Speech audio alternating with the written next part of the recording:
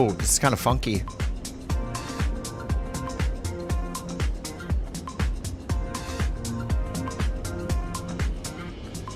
What's up, Delta? Thanks for dropping by, Delta. What's up, Phil? Chase? Old school Mike? Game speaker? Cool jams? Yeah, it's kind of funky. This is very cool Doge head bob. Wish we had more aircraft in career mode. Yeah, it's gonna happen eventually, but you know, we gotta take breaks every now and then and fly other things.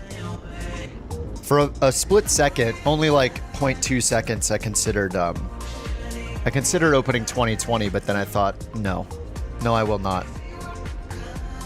I'm gonna hold on to that feeling like it's some kind of badge of honor to not open 2020 since 2024 came out, which is totally untrue, but you know. Live weather flying from the UK. Oh, we could make our way to the UK. I just picked San Francisco to start. San Francisco to John Wayne, Orange County. This is a short flight.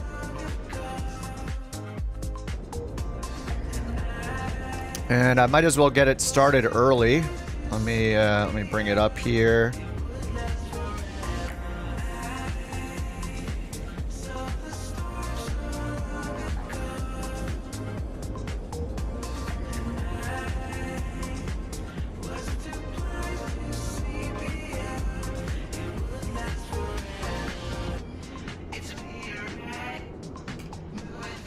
One sec.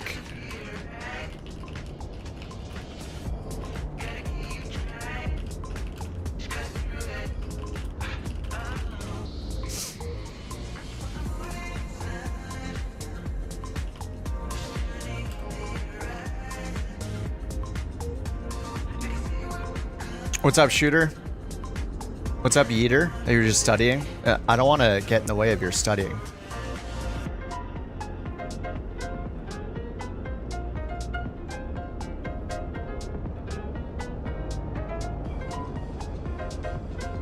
All right, let me hit close and then hit reopen. Hopefully the bot is, there we go. AA key, okay, AA key.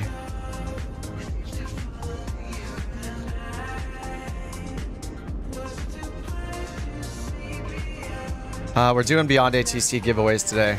I got 10 keys to give away. I'll just start it now. At the end of each flight, I'll pick, I don't know, maybe 2 winners, I guess. Maybe we'll do 5 flights. We'll see if I get tired. And then, yes, BeyondATC graciously gave me 10 codes to give away. They just handed them to me.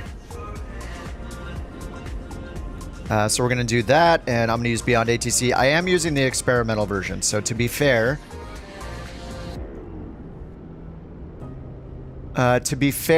there were some bugs yesterday in the experimental version, I think, that I was running into. So we'll see how it goes today without using the in-game ATC. But I got it loaded up already, so let's tune in. Tune into the ATIS real quick and grab that. Temperature 13, 2.11. Altimeter 3022. Landing runway 28 right, 28 left. Departing runway 01 left, 01 right. Respectful hold short instructions. Advise on initial contact. You have information, Romeo. Okay, info Romeo. And that's all we really need. We'll get the rest from the METAR. So I'll switch over to clearance frequency.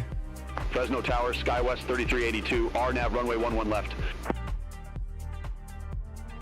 Alright, we got some arrivals coming in already, so yeah, we'll see how this goes. I'm on the experimental one, we'll see. And if you guys want to join on the flight, San Francisco, USA West. SkyWest 3382. What's up, Jacob? Mentioning a setting regarding the controls, you recommend turning off.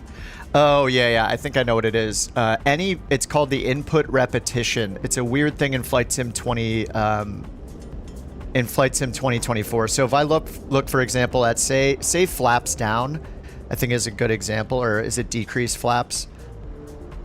Or sorry, I think it's increase flaps. I forget, is it decrease or increase?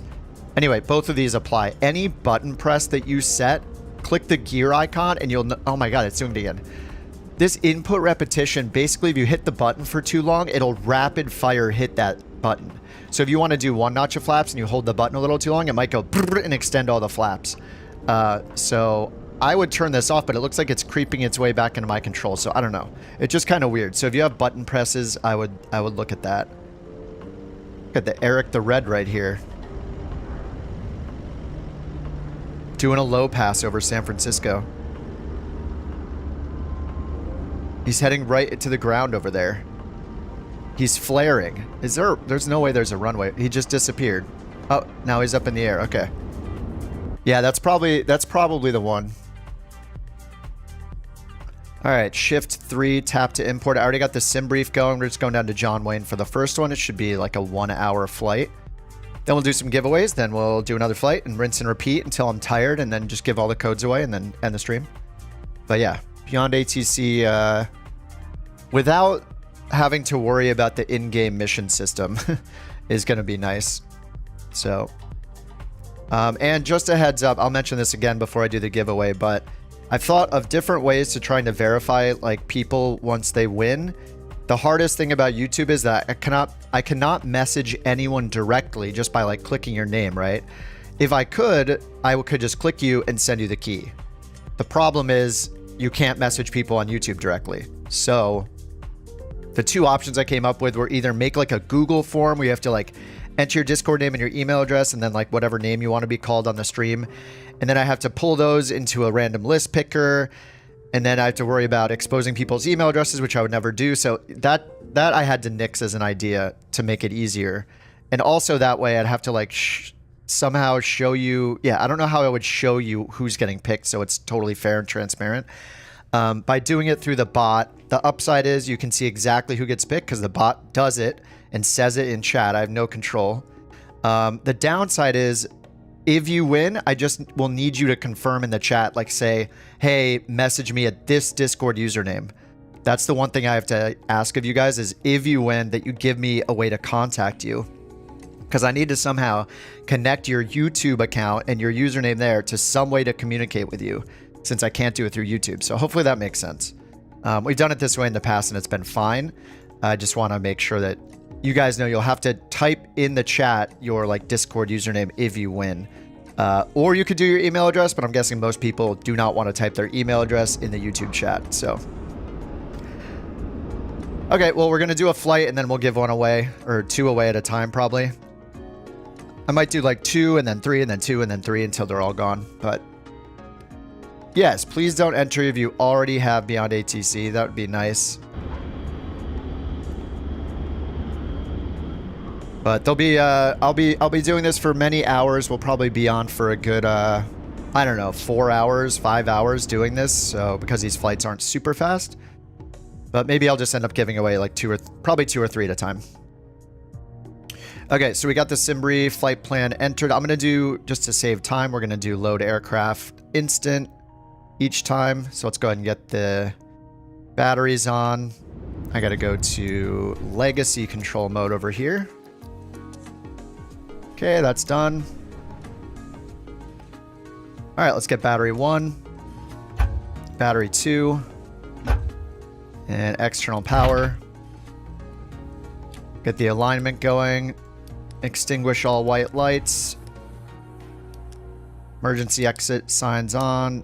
No smoking and seatbelt signs auto. Nav and logo to 1. And we're good there.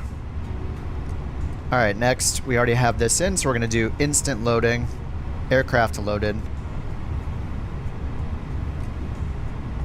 And down here, ATSU, AOC, and start the flight initialization data request. I already got everything in SimBrief, so I'm going to use the EFB app, SimBrief here. Not signed in. All right, let's do that again.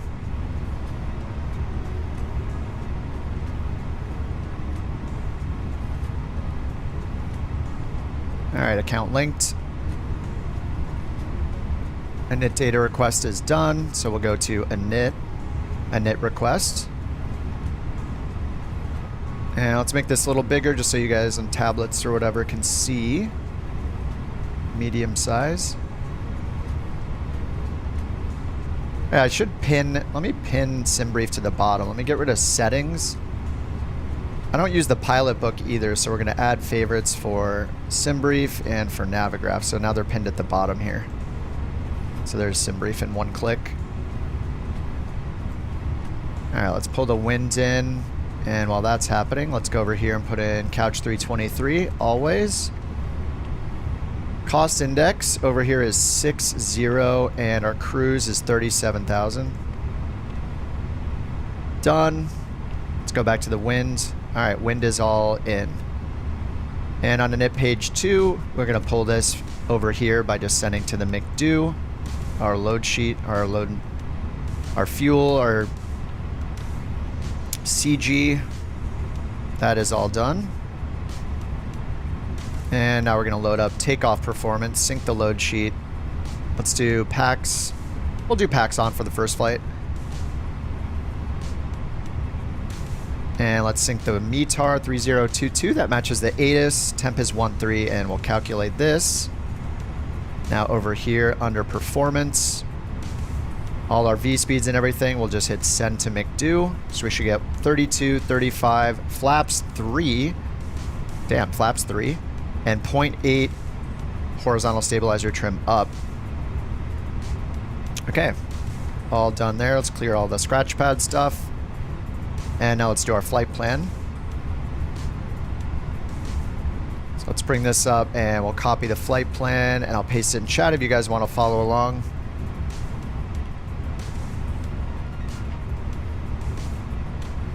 Gonna be fun later. Yeah, sorry for the Streamlabs spam. Maybe I could turn it off so it doesn't say if you're verified or not. I know it's nice to see that. But it really spams the chat, doesn't it? Oh, it's required. Okay. Yeah, I can't get rid of that, unfortunately.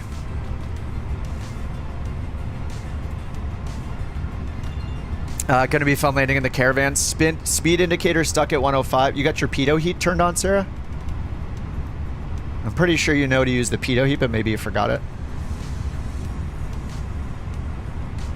Oh, speed indicator issue bug. It could be because of icing.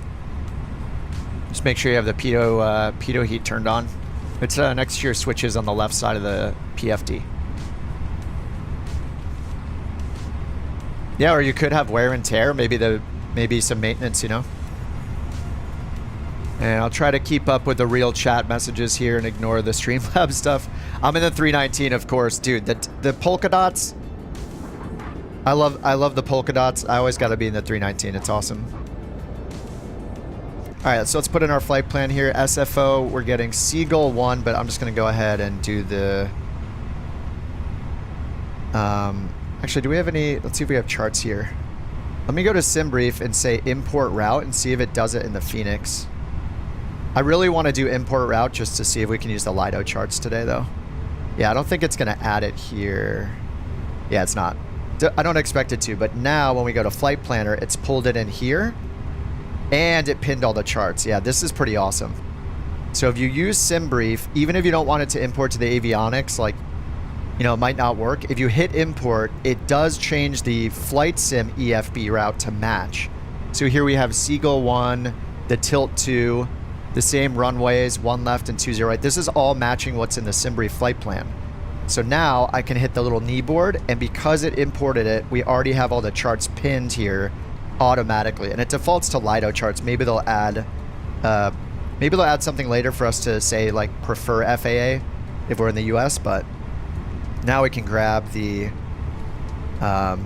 you know, all the Lido charts. I just want to use these to get used to them. So anyway, we got that, and let's go ahead and actually just grab, we'll do airport ground chart and we'll grab the frequencies.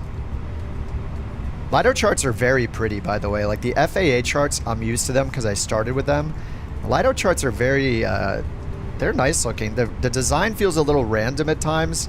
You know, like Jeppesen charts make really good use of like spots that are dedicated for frequencies, where the Lido charts, you really have to hunt around like to find this green frequencies box, but pretty nice. Oh, pitot heat was off. Yeah, it's probably just your pitot heat. You can just turn on the pitot heat whenever you're under 10 degrees Celsius. Or I think in some planes they recommend 5 degrees, under 5 degrees Celsius. Okay, we got the ATIS. Let's go to clearance. Delivery 118.2. Oh, we're on 118.2. Nice. San Francisco clearance couch 323 IFR to John Wayne. Couch 323, I didn't get that. We'd like to pick up our IFR to John Wayne. It's my Aircraft calling, did not copy. Oh, I wonder if my mic's... Hold on, this might be a microphone problem. Input device. Let me test my input device. I have to read this sentence here to test it. United 253, turn left heading 060, contact departure 125.2. Oh, it's good. Aircraft calling, I didn't get that.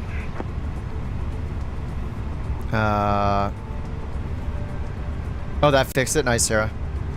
Most insane career mode grind. Not today, but maybe after this stream. Oh, wait. It says we're on Fresno Tower. Did I put in the wrong frequency? Wait, we're in San Francisco. Okay, this is San Francisco ground. Clearance? Oh, clearance is giving me Fresno Tower. Somehow. Okay, I'm going to get it with Oakland Center. Okay, that might be a bug with San Francisco. Oakland Center, couch 323 on the ground at San Francisco, looking to pick up IFR to John Wayne. Couch 323, Oakland Center, clear to John Wayne, Orange County. Seagull 1 departure with the Young transition, then is filed. Climb via SID, except maintain 16,000 feet. Departure with me, squawk 5053. Interesting. It's departure with them. Cleared to John Wayne, Oops. Orange County. Oh no. Seagull 1 departure. I had the with co-pilot Young on. Transition, I'll turn them then as off. Filed. Climb via SID, except maintain What's up, Shadow Gallery? 16,000 feet. Departure with you. Squawk 5053. Couch 323. Couch 323, read back correct. Alright, I'm actually going to switch to ground, though. It's kind of weird. I think that, yeah, the clearance frequency is just wrong here.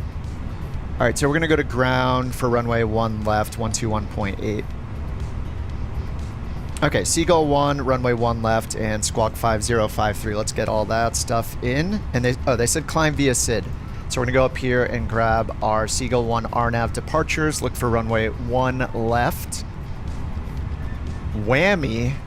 Here's Seagull 1, 16,000. Oh, they said except maintain 16,000, which is there at Seagull. So, all right, we already know 16,000, so we'll put in 16,000. All right, and then heading and altitude will be managed once we get going. We're going to get constraints on, nav. Altimeter was 3022. All right, 3022, and we'll put that in down here.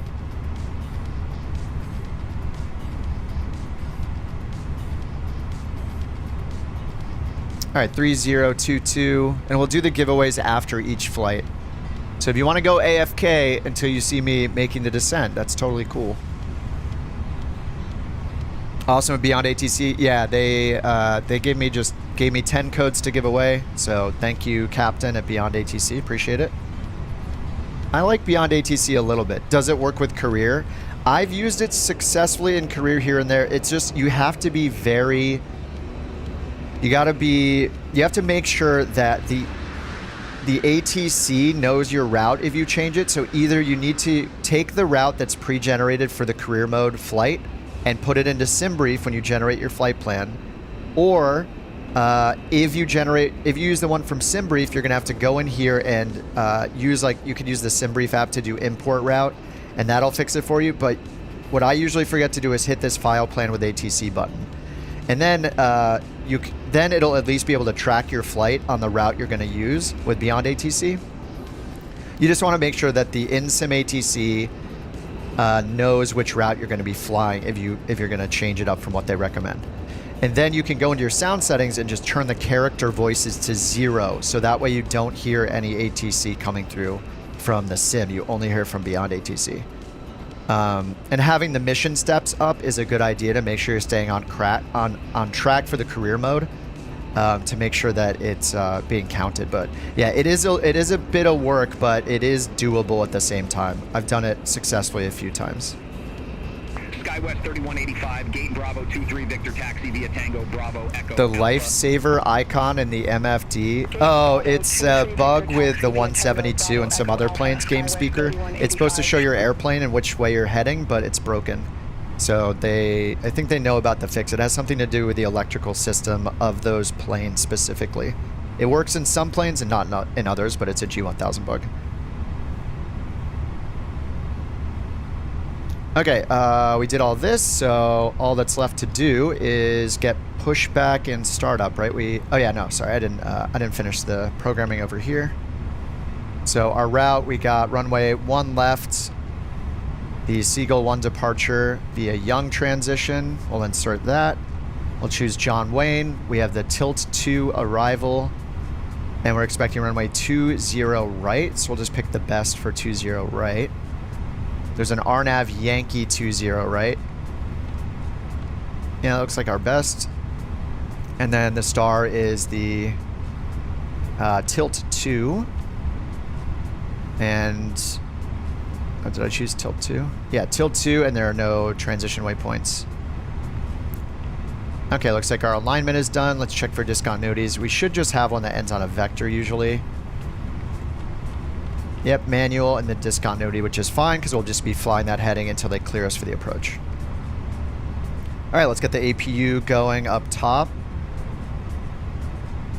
Master switch and APU start.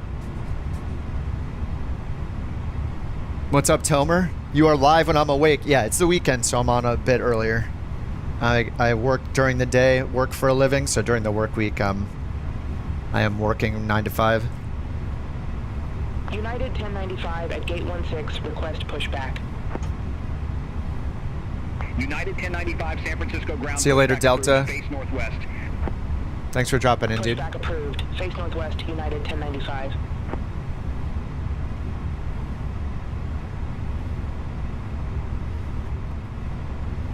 Day job. It's been said that I'm a foot model.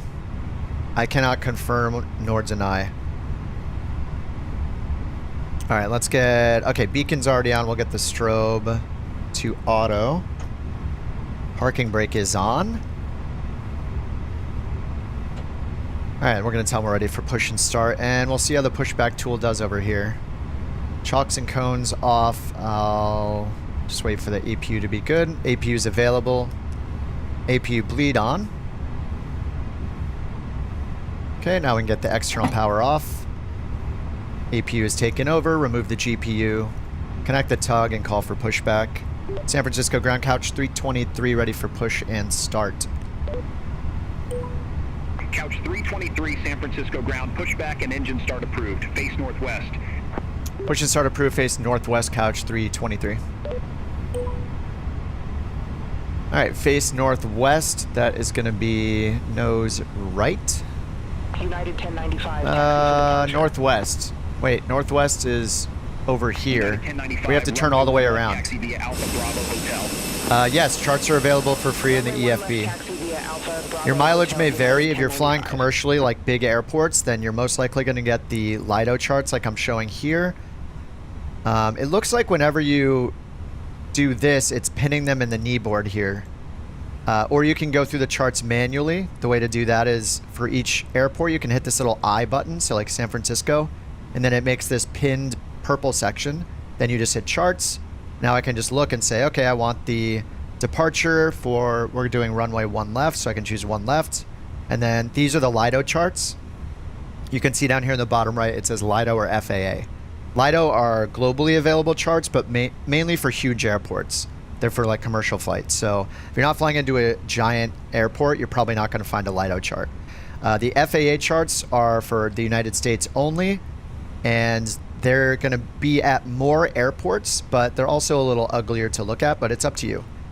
If you ever get into using ForeFlight like a real pilot would, you'll probably start with FAA charts if you're flying in the US, and you can pay for Jeppesen charts, and Jeppesen charts are what Navigraph provides. Do I model the feet with the dog? You know, I can't give away my secrets. Holy crap, there's a lot of traffic on the ground. I turn the graphic settings to like 3 out of 10, by the way. 5 is recommended. I think 10 is like 100% of the flights, but yeah, this is the traffic injection is part of the supporter pack with BeyondATC. So yeah, I have multiplayer on, and yeah, we're seeing these are BeyondATC injected. The ones without names over them are BeyondATC. The giveaway is for the base edition, so there is no traffic injection in that edition yet because they're still bug fixing it, but you can upgrade to the supporter pack if you want to.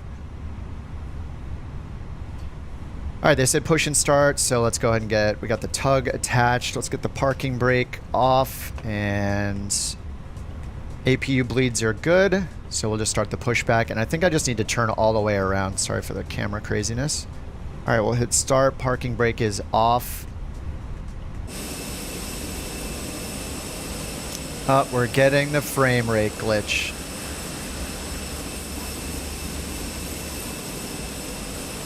Let me try something here. Pull down my render resolution a little bit. Just enough for 1440p to work on the stream. Sometimes that can help. We have a lot of planes loaded in, so FSLTL, BeyondATC, and multiplayer. I see you, Chase. Chase is in the purple livery. 319. Any good courses or tips for learning radio communications? Funny, you should mention that. I mean, I actually paid for Pilot Edge to get started with it. Pilot Edge, I think, is a really good service. Maybe not for long-term usage because it's monthly subscription, but Pilot Edge has really good training.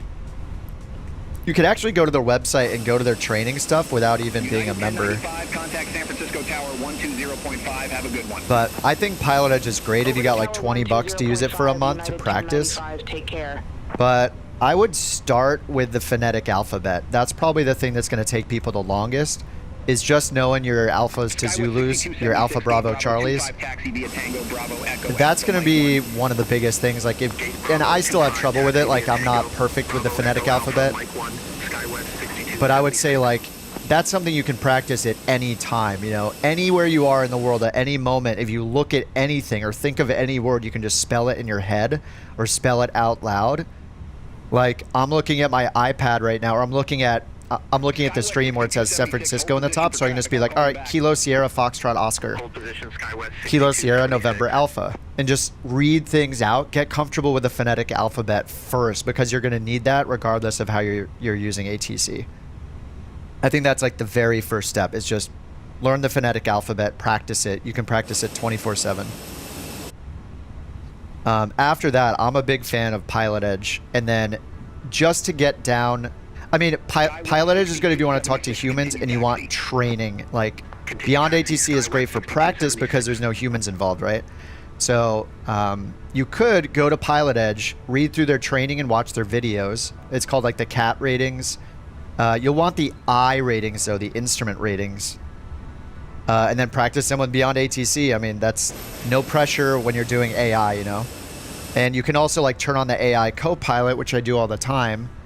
And you can just click the buttons to see how they say things, and use this as a practice tool. So, okay, let's get the engine started here. Start with engine 1. Oh, why is that on?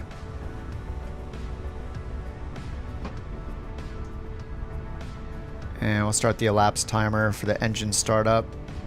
All right, engine 1 is turning.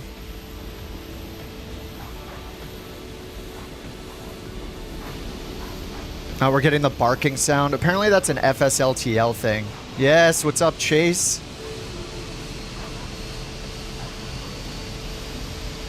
Alright, I need to start the flight over here and in NewSky.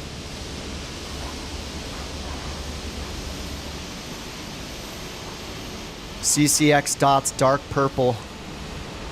It looks so good.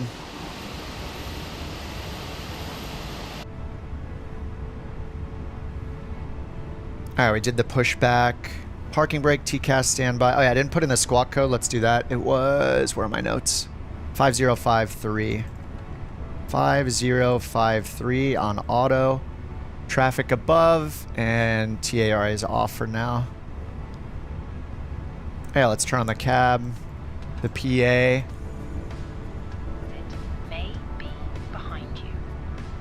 Emergency lighting will guide you to an exit. In an emergency, All right, see our engines. Engine 1's good. Let's get engine 2 going, and then we'll say we're ready for taxi. adjusted and released as shown. Hopefully they update these ground charts to show our position. It's kind of hard when you don't know exactly where you are. If the air supply fails, masks will drop. Preference flying, Boeing or Airbus. Airbus is much easier to fly. I feel happy whenever I fly either one. I love both of them. Hold the mask. Boeing, I feel more accomplished when I make a good landing because the fly-by-wire system in the Airbus is so good for having nice smooth landings that it's definitely a cheat code for sure. So when I land a Boeing well, I feel really good about it because you have less assistance as you're kind of flying by hand without the assistance of a full fly-by-wire system. Inflate the life jacket inside. But I love both of them. I love the PMDGs. I love all the Phoenix variants. I love the fly-by-wire planes. I love the iFly Max 8 is incredible. There is a light and whistle for a So it's just up to you. You're gonna have more success flying the Airbus first, though, especially if you go with like the Phoenix or just do the fly-by-wire to start because it's free. armrests down. But they're all awesome. All right, engine 2 is on. Let's get our flaps to 3. All right, flaps 3. And we'll have auto brake max turned on for rejected takeoff. Predictive wind shear needs to come on down here. JetBlue 1734. Cabin door is locked. Pushback and engine start. JetBlue getting a pushback. 1734 San Francisco ground. Is SNA big enough for an A380? I doubt it. Start approved. Face southeast. Do you need like a 10,000 foot runway or something like that? I barely have flown it, but airport ground chart. John Wayne has a 1700. Let's check the FAA chart. I want to see feet. 5,700 feet? No, I don't think so. I mean, maybe with max reverses and braking, maybe you could make it work in the sim, but I mean, no, it's a small airport. An A320, yeah, but probably not an A380.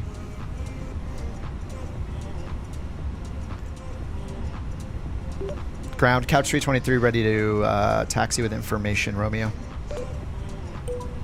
Couch 323, runway 1 left taxi via Alpha Bravo Hotel. Runway 1 left, Alpha Bravo Hotel, Couch 323. Alright, where is Alpha Bravo Hotel? Alpha's over here. And we're going to 1 left. So that's down here. Alpha's where we're at, so we just follow that all the way around, and then here's Bravo, and Hotel is at this intersection with the 2 red dots. So they want us to go Alpha, then switch over somewhere to Bravo. I'm not sure when to switch over, maybe over here at the turn. And then stop at Hotel, which is here. So not Mike or Mike 1, those are even longer length, but they're having us go to Hotel. So I'm going to close that just so there's no confusion on my part. I'm just going to use the BeyondATC map. I hit the little pin in the bottom right, and that's going to show based on the sim data and our scenery where we're going here. Is the livery thumbnail real? Yes, it's right here. Couchcaptains.com. Yeah, just go to couchcaptains.com. I got them linked there. All of our Couch Captains liveries. All right, let's get the APU off and get the lights going for taxi. Nose light to taxi. Seatbelt signs are on, and APU bleed is off. APU master switch is off. And we need to just set our trim for takeoff. So we'll hit performance and then flight controls. Flaps 3 we have already indicated there. And then up 0.8. So we're going to change our pitch trim to up 0.8 elevator pitch trim or horizontal stabilizer. All right, 0.8 up, that's set. Back to the flight plan, and then we'll get the spoilers armed. Okay, now we just do the takeoff config test right here. Takeoff config normal. And APU's cooling down. TCAS is on standby. Okay. Cabin crew, seats for takeoff. And let's make sure both our throttles work. They do. All right, they said they're ready, so we'll click this button. Hi, Captain. The cabin is now secure. Cabin is secured for takeoff. Or secured for something. All right. Thank you. Apply livery and missions? No idea. I don't know if you can yet. I'm sure somebody will figure it out at one point, but not yet.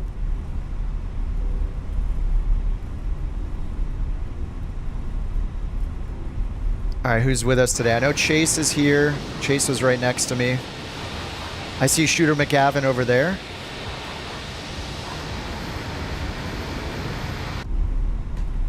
What's up, Emilio? You'll meet us in at John Wayne? Okay. I don't know if we'll end up taking off from John Wayne, though. We'll probably pick a new airport somewhere. All right, we're getting some just a little bit of frame drop. It's fine. On the map, you can also see all the blue planes are all AI injected. They're all BeyondATC planes. Joining the next flight, testing out the RJ. Nice. I can't get the RJ. Cries in Marketplace. I won't have it until next year. Until the new year.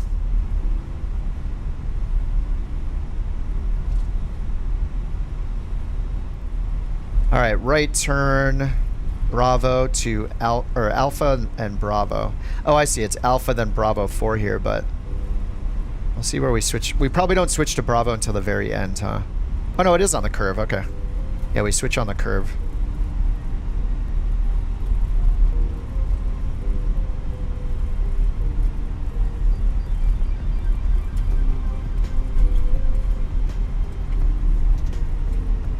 The only thing I don't like about flying the Phoenix is the detents.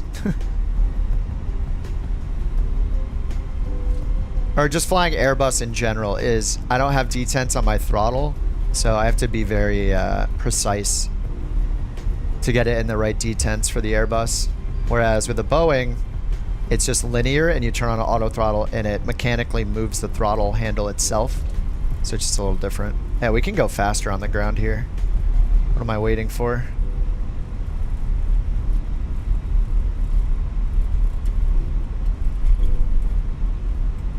That rumble.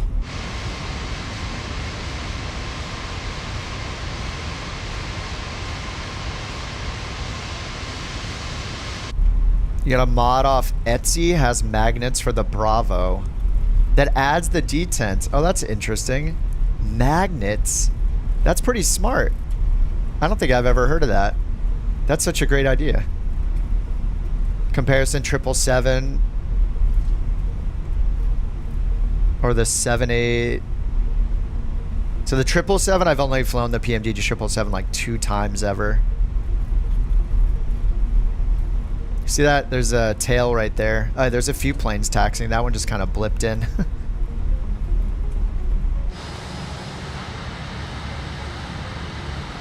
That Alaska flight's taxiing right in front of us. So we should be, if they're going to the same runway, I should see them on the map here. Yeah, they're on our taxiway in front of us. So they'll have us hold short.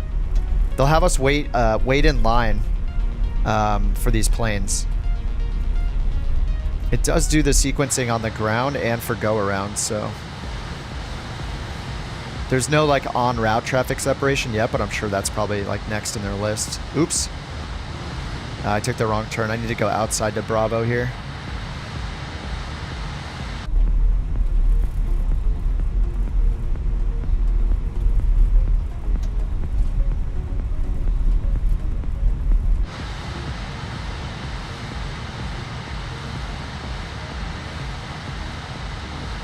All right, we're going to runway 1 left. Love the teal. How dare you? Yeah, it's turquoise, and I picked it on purpose. Okay, it's just, I don't mind turquoise. I mind one color. If the whole thing is turquoise, that's what I don't want. Can't do it. Same about the white. Yeah, I don't mind turquoise or teal. The color is fine. When the entire plane is a single color with no other colors, that's the problem. It looks gross. What's that huge plane? Holy. Couch 323. Contact Turkish Airlines. Tower 120.5. See you. Is that a 777? Say again, Couch 323. Couch 323. Contact San Francisco Tower 120.5. See you. 120.5, Couch 323. So we have an Alaska flight right here in front of us. They're already lining up. So we just switched over to tower. Well, we should hear the takeoff clearance. Or they probably already got it, actually. Let's see if they tell... Oh, they might be on one right. San Francisco Couch 323 holding short runway 1 left, ready for departure. Couch 323, San Francisco Tower, wind 025 at 4, fly heading 240, runway 1 left, cleared for takeoff. Fly heading 240, runway 1 left, clear for takeoff, Couch 323. Heading 240. Couch Captain liveries are on couchcaptains.com. There's a link to them at the top of the page. All right, 240 for the heading. That's interesting. We got dots there, 16,000. We're flying the Seagull 1 departure, so let's pull that up. San Francisco Tower, Southwest 2896, visual runway 28 left. All right, parking brake is off, holding the brakes. Let's go up here and get our lights on. Landing lights, turn off lights, takeoff light, and strobe light are on. Parking brake is off. Let's get this to TA, RA, and the rest is set, and we're clear for takeoff 1 left. There goes the Alaska flight.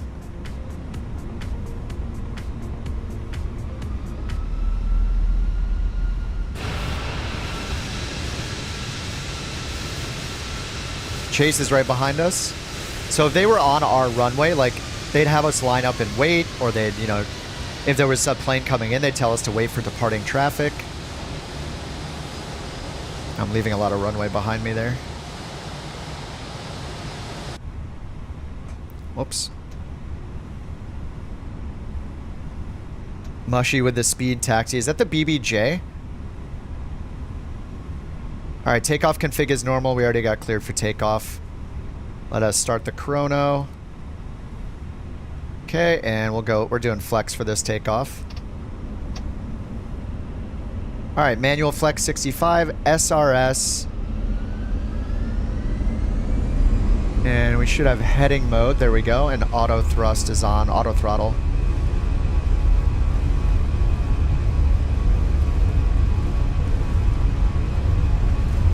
And then we are flying the heading. We are not flying the departure yet. All right, 120 knots. V1, rotate. Couch 323, hold position for traffic. I'll call you back. What? Unable, Couch 323. What? That's a bug. Negative, negative, hold position for traffic. We just departed, Couch 323. Negative, negative, hold position for traffic. Oh no. All right, let's go flaps 2.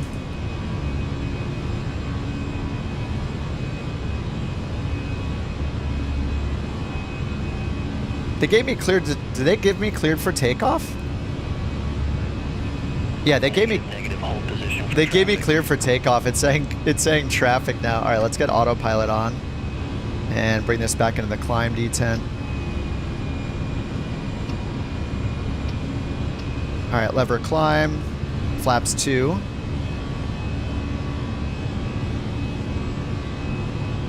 Couch 323, San Francisco Tower. Couch 323. All right, we're above S speed. Hold position for traffic. Flaps up. Oh, I'm on the experimental version, so I'm just gonna say acknowledge. Hold position, Couch 323. Couch 323, contact NorCal departure. There we go. Over to departure, Couch 323, see ya. NorCal departure, Couch 323, 3000, climbing 16,000, Seagull 1. Couch 323, NorCal departure. Good evening. Radar contact, clear direct whammy. Resume the Seagull 1. Climb and maintain flight level 180. Clear direct whammy, resume Seagull 1, climb and maintain flight level 180, Couch 323.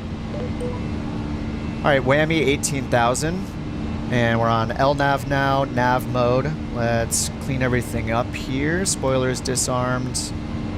Traffic is set to above. Runway turn-off lights off.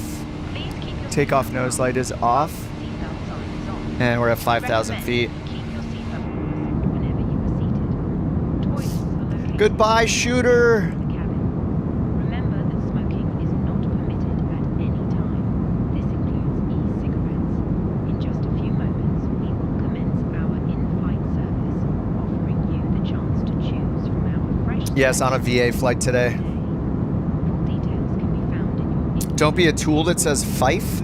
Tree Fife. Beverages, together with drinks. JetBlue 1734, contact Oakland Center. Don't be phonetically correct or people will make fun of you.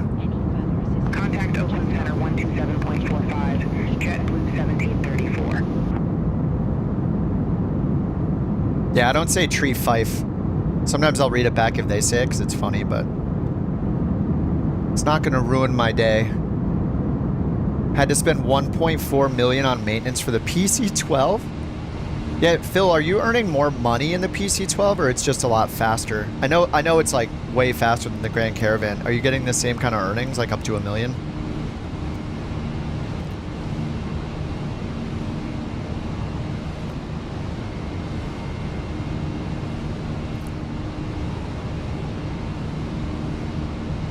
All right, we are direct to Whammy right now, and then we're going to turn left direct Seagull, 16,000 or above at Seagull, but they cleared us up to 18,000. So I'm actually going to hit... Oh, yeah, we are in open climb. I'm just going to hit it again to make sure it doesn't try to follow this. Oh, it's 16,000 or above, so we're good. Yeah, it was already open climb. Makes sense. And let's get the plan view over here. And we'll get this on the flight plan screen.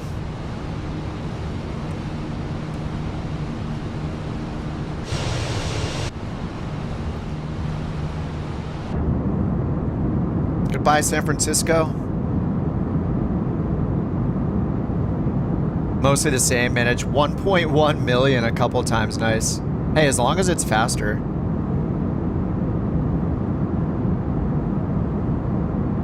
Why do you crash on the ground or when going to set? I have no idea.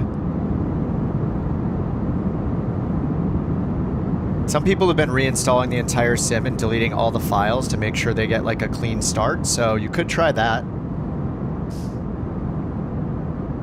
BeyondATC, specifically beyond Zobo's ATC. VA is a virtual airline, Phil.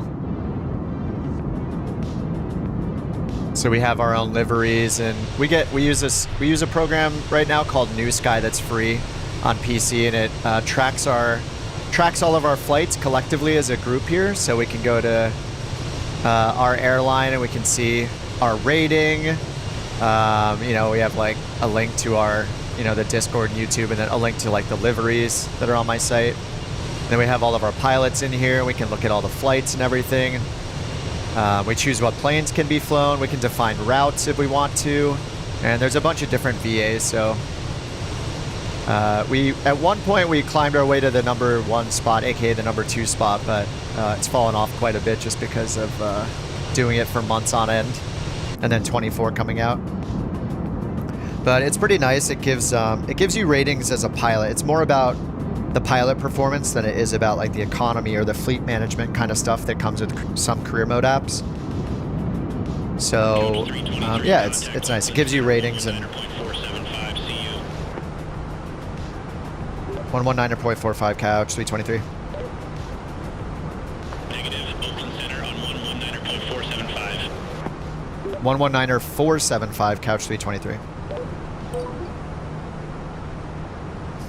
I read back the wrong one.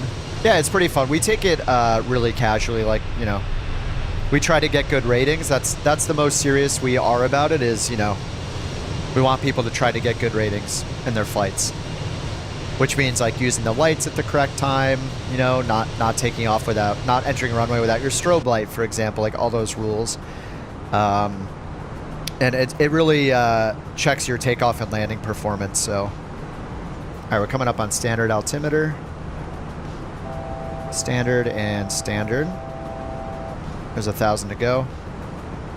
Oakland Center couch, 323, flight level, correction, 17,500 climbing, flight level 180. Couch 323, Oakland Center. Climb, maintain flight level 370. Climb, maintain flight level 370, couch 323. All right, 370. Let's make sure down here we have 370 in. We do. And looks like no restrictions along the way. So yeah, we're in open climb, flight level 370, on our way to Seagull. Seagull's in 19 miles, and then after that, Cypress, right over here. Master caution, flight control, stick fault, calibrate null zones. Okay, can I do this while we're flying?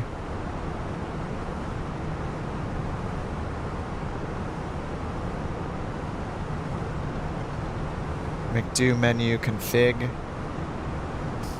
Controls config. Null zone is 2. It's in the detent. Oh no, I'm not going to do calibration in the air. And I'll put a null zone of 3 maybe, see if that makes it happy.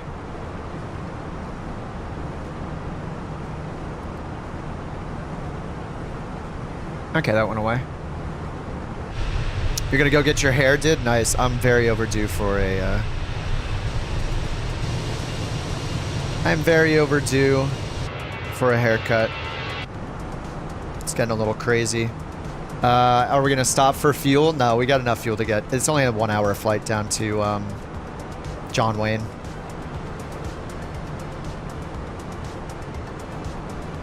And let's check the METAR. Oakland Center, Alaska 28, climbing via night 3 knot winds, 7 miles of visibility and clear, so it's a little like hazy. Alaska 28, Oakland Center, roger. 3013 for the altimeter at John Wayne. What's up, Kodiak?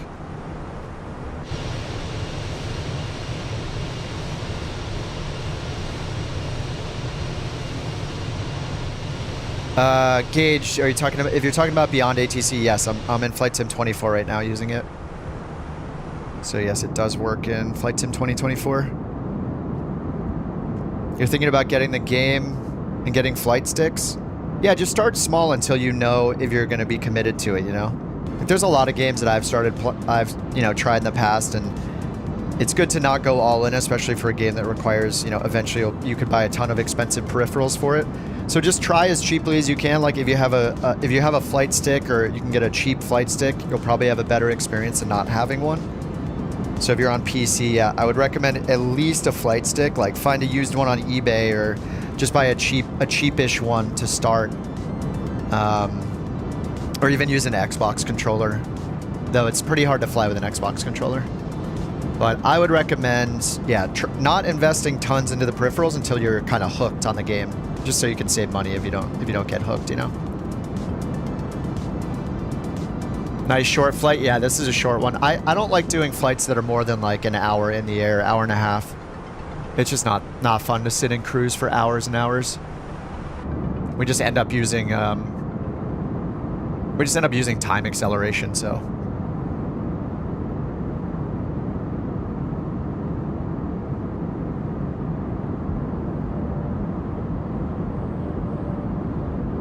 Here's where we are, down to John Wayne.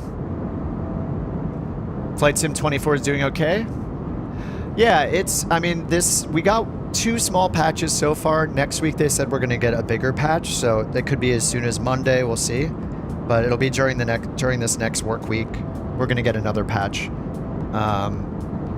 Yeah, I mean, they seem like they're aware of most of the problems. So hopefully we're going to get like the fuel bug fix, some of the like throttle fixes with like the Grand Caravan and stuff like that. PC-24 landing gear fix is in there, supposedly. Or just the PC-24 in general says there's a bunch of fixes for it. But yeah, I mean, it's only been out 2.5 weeks. It's fine.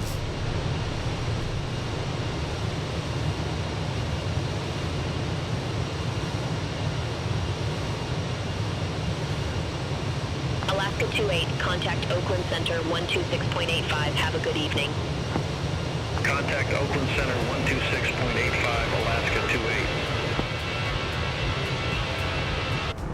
Do anything more on the whole removing sim rate in career? Do I think they'll remove sim rate? I don't think so. If anything, maybe they'll give people more money. I hope they consider giving people more money if they do it in real time. It should just be based on, I think the simplest solution would be every mission, there's a known mileage and a known cruise. Like, there's a known duration, right? Like 3.5 hours for some of them, 30 minutes for others. All they should do is just track how long in real time it took somebody to do the mission and base the time bonus on that. So if you did it in real time, you should get maybe 150% of the bonus.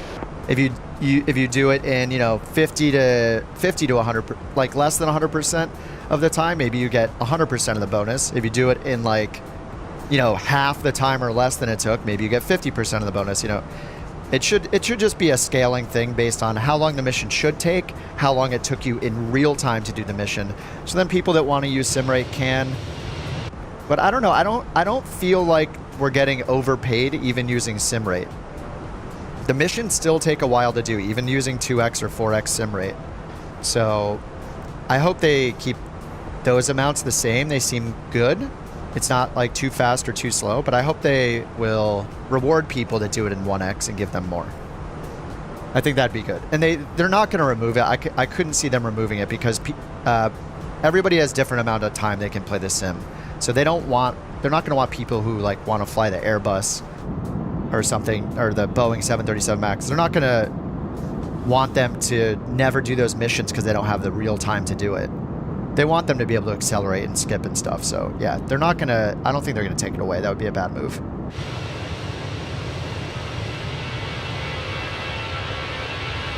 I don't know if multiplayer is down or what, but I do not see Chase anymore or Shooter. Everybody is gone. Someone's right behind me.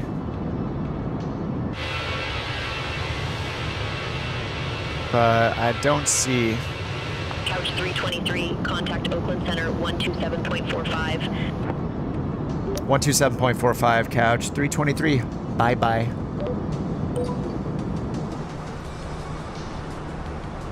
Oakland Center, Couch 323, flight level 294, climbing 370.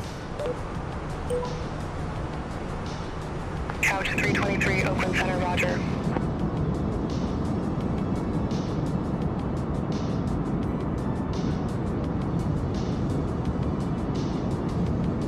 I gotta give the puppy her kibble. Be right back. 1 minute, she needs some breakfast.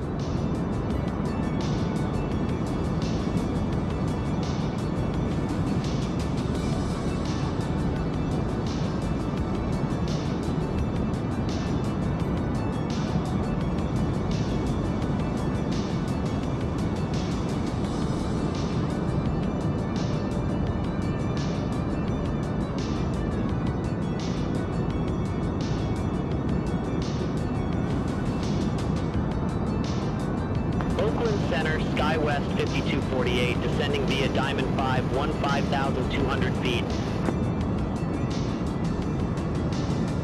Skywest 5248, Oakland Center, roger.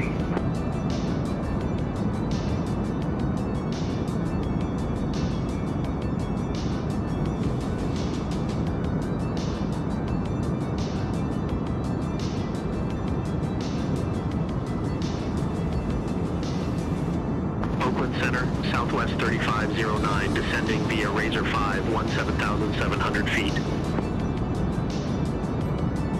Southwest 3509, Oakland Center, roger.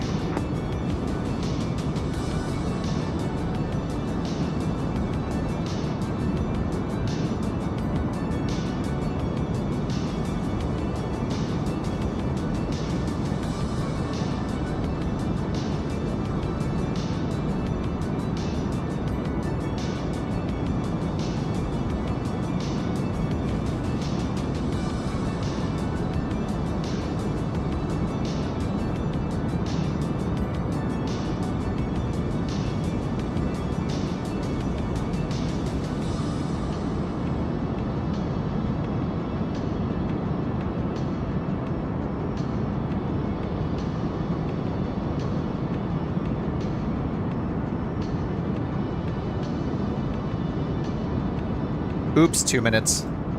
My bad. All right, puppy. has her breakfast. Couch Captain liveries are sick, yeah. We have Chase and Manny and Av and Crisp to thank for all the liveries. It's awesome that they work on the Phoenix in 2024. I mean, I just copied them into the community folder and they just worked, so. Not upset. All right, we're at flight level 340. We got 3,000 feet to go. I've had the seatbelt sign on the whole time.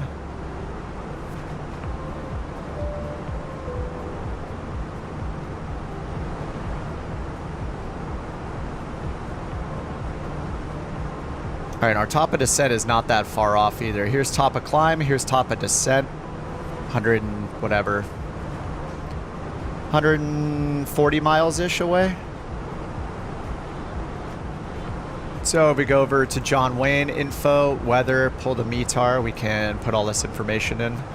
Should really get the ATIS because the METAR winds are true, not magnetic. We can just tune the ATIS in advance, 1260. All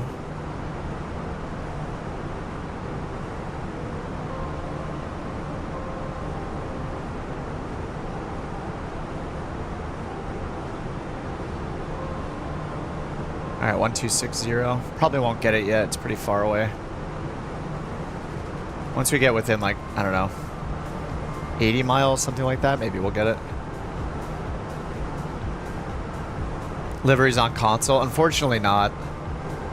Southwest 3509, contact San Jose, approach 122.905. Contact San Jose approach, Southwest 3509.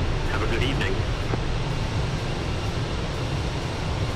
Skywest 5248, contact NorCal approach 120.35. Contact NorCal approach, Skywest 5248.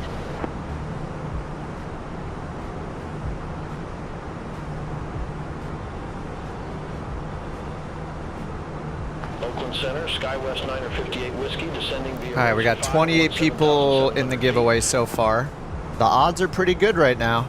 Skywest 958 Whiskey, Oakland Center, roger. Once I land and I taxi to parking, we'll just give away 2 keys. Then we'll probably give away 3, then 2, then 3, and then we'll be done. Got 10 to give away thanks to BeyondATC. Sorry, Phil. It's fine. The number goes up and down. Like if somebody enters and then they leave, there is a giveaway. Yeah, BeyondATC gave me 10 keys to give away today. Very generous of them.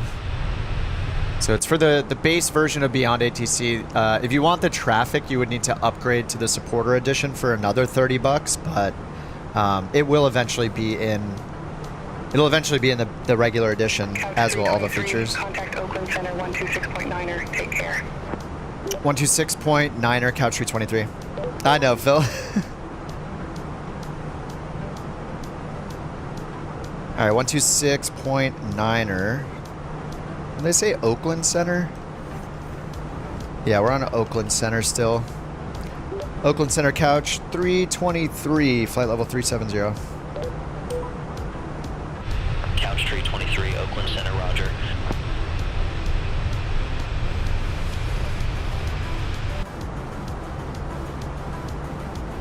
All right, up to 40 entries now. I mean, I'm gonna do them throughout the day. We'll probably do like 3 or 4 flights. Maybe I'll give away, wait, 2, then 3. Maybe I'll give away 3, and then 3, and then 4. Yeah, I'll do 3, 3, and 4. I think will be good, so we can do 3 flights. Each flight is gonna take like an hour and a half to 2 hours, so. All right, we'll see what happens, Phil. You never know. I think one time we did a giveaway and it was like all the mods got things, and it's like the Streamlabs bot picks on its own. There's no waiting or anything like that. You don't have to subscribe, you don't have to follow, you don't have to be a member. There is like an option to turn on like this whole ticketing system or something. I just don't want to deal with it. Like, it's just fair. Everybody has one ticket. Like if I go over here and look at I can just show you guys the screen. Like, this is the giveaway screen. right here, so you can see how many people are in, how many tickets. Everybody has the same chance. 1 ticket each. Say again, Couch 323. Couch 323, contact Oakland Center 128.7. 28.7, Couch 323. They just passed us off.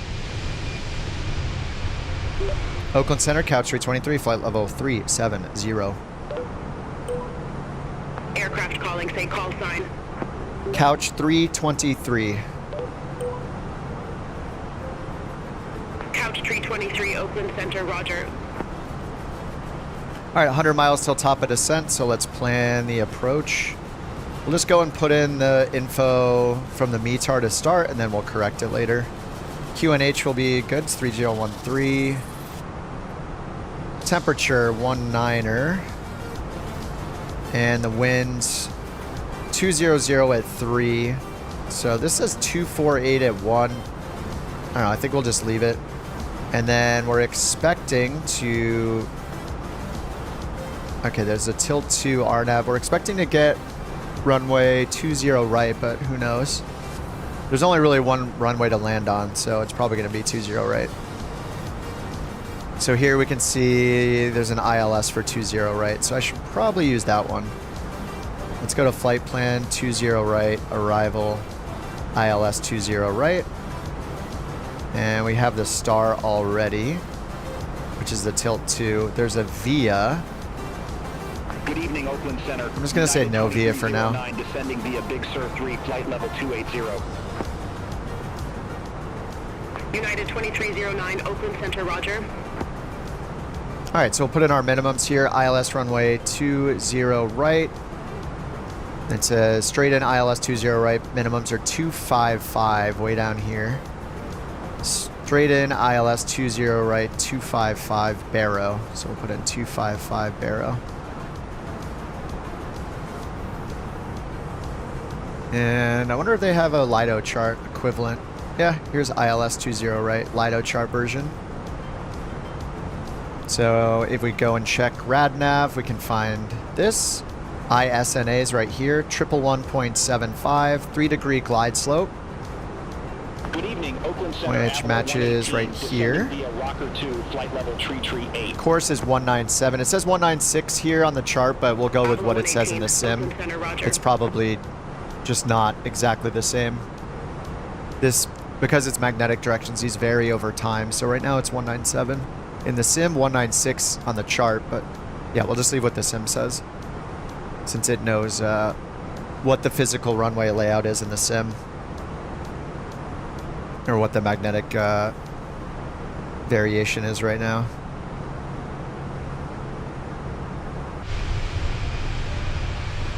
Couch 323, Oakland Center, expect tilt 2, runway 20 right. Expect tilt 2, runway 20 right, Couch 323. All right, that's what we have as the tilt 2, so that is what we were planning. Here's the tilt 2. And I think this chart doesn't have us in an accurate spot, so we'll ignore that. We're on the way to Young still. So we're not even on the way to tilt. We go Young, then tilt, which is not to scale. It's not to map scale until we get to teacups, but these charts have been wrong when I've looked at them. It looks like the approach charts, the geolocated plane location here, plane icon is usually accurate on those, but not on the arrivals. So okay, we do the tilt 2. Contact Los Angeles Center 119.05. That's us. 119.05, Couch 323. Could also just turn on the co-pilot if we want, but I'm just doing it myself, doing all the stuff. Los Angeles Center, Korean Air 9207 Heavy, descending via base 1, flight level 314. Korean Air 920. 9207 Heavy, Los Angeles Center, radar contact.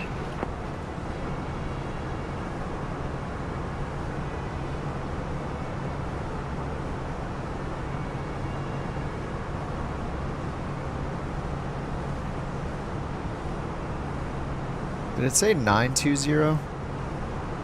Sometimes I like looking up the flights to see. Oh, Korean Air 9207. So that's KAL 9207. Yeah, we've looked that up. So this one happens to be from like a day ago. But yeah, this just was, you know, what, less than 24 hours ago it landed at LAX. Oh no, this was on Thursday local time. So this was almost 2 days ago then. But yeah, this is the traffic we hear with BeyondATC. It's all like real world routes. So this plane, Korean Air Heavy. What kind of plane was it? Where does it say?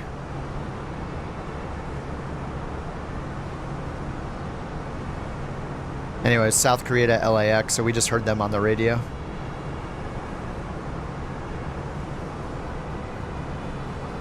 Alright, top of descent now.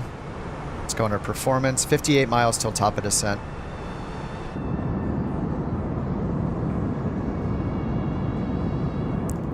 Let's see where we are. Kind of central coast right now.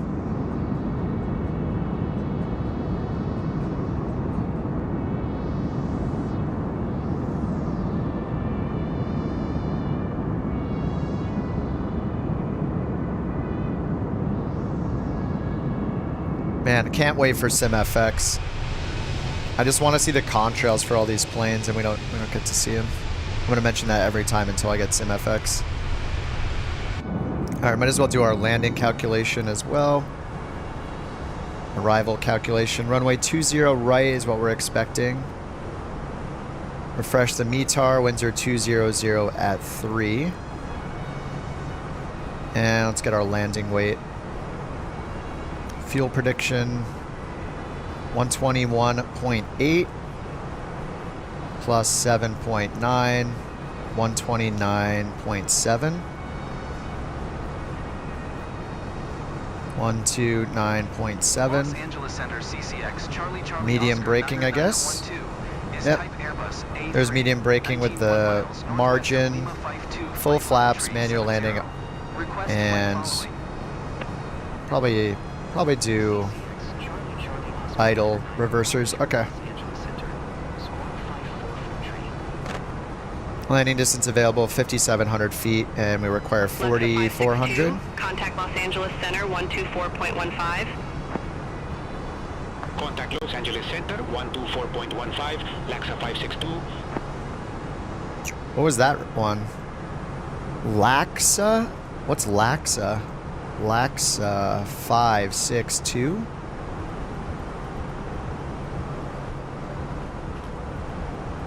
LAXA Airlines. Oh, it's Avianca, Costa Rica.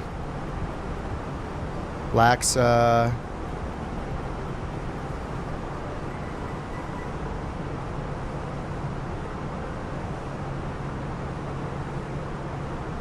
LAXA airline code.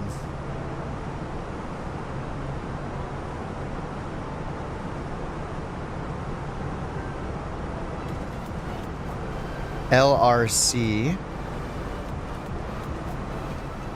That was LRC 562. Avianca, Costa Rica. It says arrived over 12 years ago. I don't know about that. Is it really? I don't think it's that old. I don't know. Maybe it is. Oh, this is San Francisco, though. So I'm not sure. Where did it say they were going? They're on Los Angeles Center.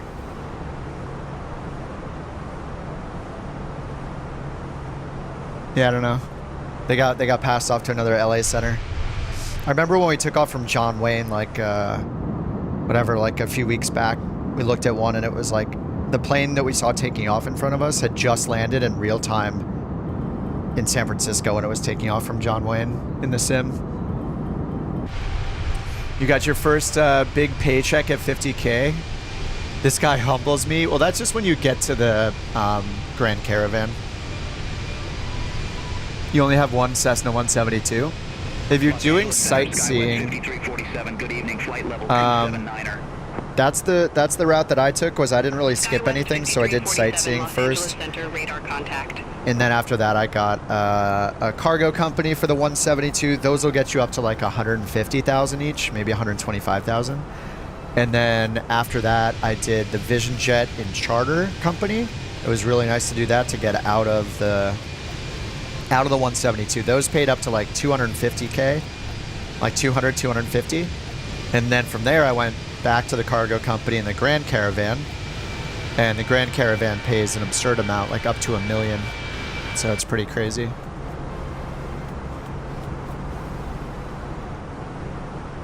On Xbox, how do you get out? You can just open the door. Is probably the easiest way. If you have a door handle, just click it. And that should take you out of the plane. I don't know what the shortcut is. Does anybody know the shortcut on Xbox to get out of the plane? On PC, it's Shift C.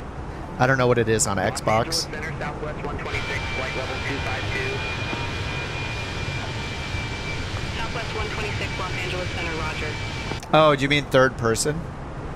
I don't know if you can do it in... I don't know if you can do it on Xbox, but the way to do it is here under General.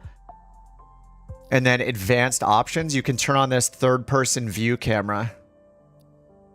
So this is so you can see yourself while you're on foot. You can just hit whatever button is for third person, but I think you have to turn that on first. Oh, left bumper plus B to get out of the plane. And then the select button to go to third person mode. Oh, third person is left bumper and move around? No, I think third person is select.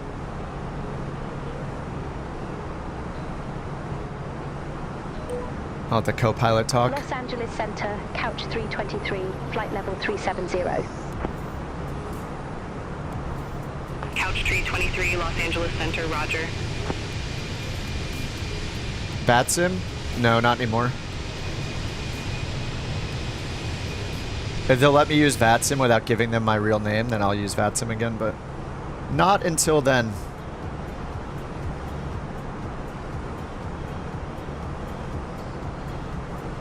Los Angeles Center, Avalo 118. Good evening, descending via Rocker 2, flight level No problem, 278. Stevie.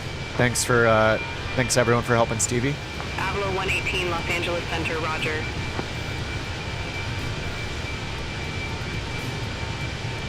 Should you keep grinding, or is 225K enough to start a cargo company and a caravan? I think that... what's the cheapest caravan? Was it 1.6 million? Or 2 million? I think I got the 2 million caravan. Something like that. 1.5 million. You wouldn't... Wouldn't I just be Kip on VATSIM? In theory, but if you remember the story from V1, they basically demanded or something that they... I think from what he said, they said that they need his photo ID to prove who he is. And he's like, yeah, I'm not doing that. I'm not doxing myself. So then he stopped using it. So they'll just... You know, and a bunch of people have said that they've done the same thing to them. Just random people on Reddit have said that they've demanded photo identification. I'm like, that's creepy as hell. That's a security thing, so I'm just not using it anymore. It's ridiculous. They don't require it? Well, the last time I looked at their privacy policy, they do require it. And there's been a lot of stories on Reddit of people saying that they demanded that they give them photo ID to prove their identity and that their name is real. It's just creepy behavior from what people have said on Reddit too, so I'm just like, I'm not going to deal with it. Yeah, but just because you weren't asked doesn't mean that people are lying about being asked, especially if other streamers are doing it and switching to IVAO because of it. So if they make some update, then I'm glad to use VATSIM again. If they say, hey, you know, that was uncalled, you know, we don't need that information. But as far as I know, they've never made an announcement for that. I bet if I go to the VATSIM privacy policy right now, or the terms of use, they will say you're required to give your real name again. Yeah, it's still in there.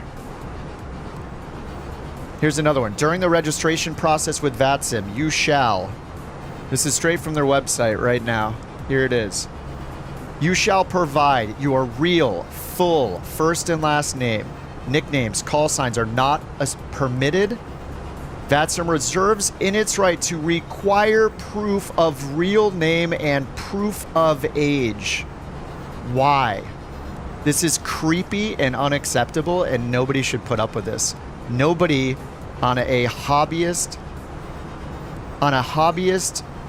make-believe ATC for flight simulator service should be asking for your real proof of identity. It's insane. Like that opens them up to a lot of like potential privacy issues and like, you know, like PII problems, like personally identifiable information, how they store those records, how secure is it, who has access to that information when you send them. There are laws in countries that have to be abided by when you ask for and like have that kind of information. Yeah, GDPR, like no thanks. I'm just not ever giving them that information. When I used it, I used fake names anyway, so whatever. They can't, but if they ever ask me for my real world identification, it's never happening. It's insane. So until they remove that from their privacy policy and announce that it's no longer a requirement to use your real name, I am not comfortable using their service. I'll continue to have the same response about it. It's weird. And I say the same thing about PMDG. Like, as much as I love the PMDG planes, oh yeah, I need to be descending. As much as I love the PMDG planes, I think it's super weird that they tell people to sign with their real names on their forums or else. That is also just super weird. All right, we'll start our descent. Yeah, I've been ignoring ATC, getting on this rant. They said descend via the tilt 2, so I'm just gonna hit descend here. And let's go ahead and bring up the chart again. Yeah, it's just so strange. They called me 3 times. I know, I can't help but rant against how weird it is that they have that in their policy. And yeah, that is not for me, no thanks. 210, 11,000. Are we gonna go to stiff or jaws? 22 left is here, 20 right is here. We're supposed to be 20 right, so that's gonna be 7,000, below 7,000, and then 5,000. So we'll bring this all the way down to 5,000. Southwest 3292, Los Angeles Center, radar contact. All right, more drag. Let's go ahead and get this out a little bit. Center 135.5. 135.5, couch 323. All right, we'll check it and then we'll get the ATIS.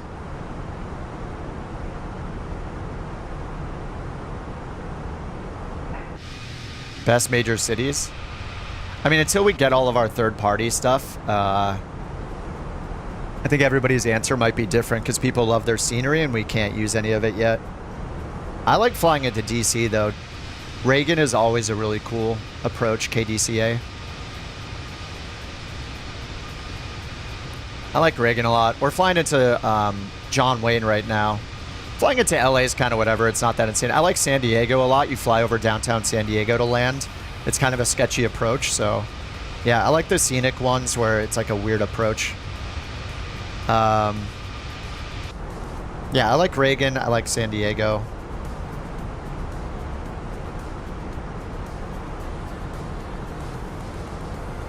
Oh yeah, Boston is great too. Anything when you're near the water is really fun. Entry for the giveaway. It's for BeyondATC. I'm going to give away 3 when we land, then 3 when we land a second flight, and then 4 when we land the final flight. Yeah, you can just type !enter to enter, and then if you win, you just need to tell me your... in the chat, you'll need to tell me your Discord username so I can message you a key for it.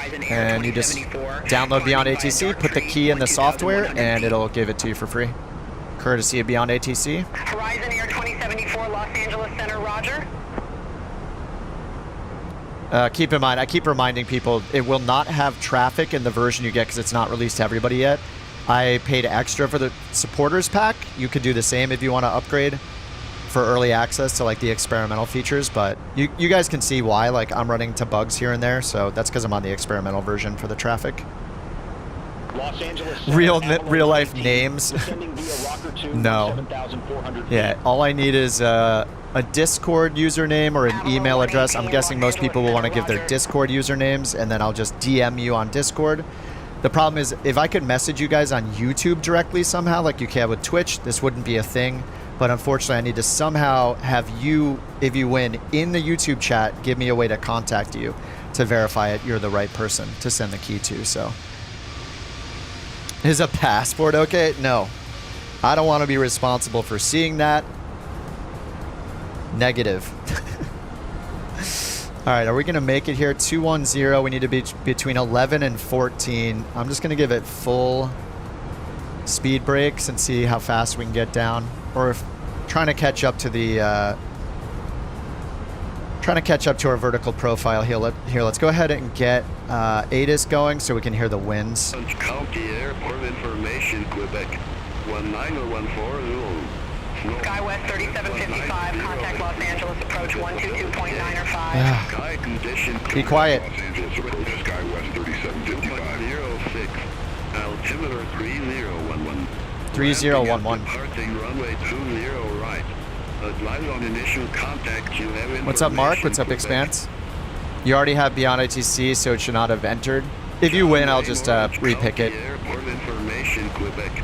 1914. All right, here comes the wind. Slope. Wind 19 at 3. Visibility 8. Sky condition clear. Temperature 2.06.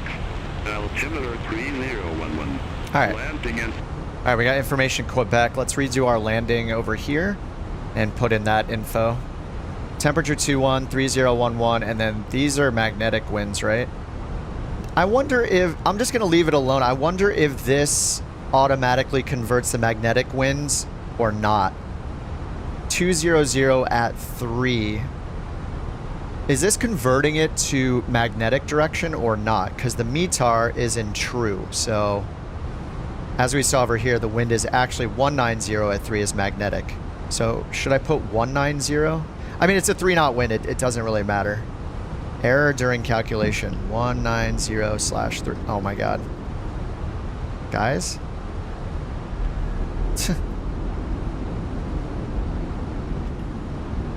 It's not letting me type it. All right, well, I guess we're just gonna leave it. That's weird. Okay. Can I just change? No, it clears it every time. All right, I guess I can't change it. That's fine. It's a 3-knot wind. It's not gonna matter. You've been thinking about buying it, but if I can get a free copy, that would be nice. Yeah. We'll do 3 on every landing. 3 on the first landing, 3 on the second landing, and 4 on the third landing.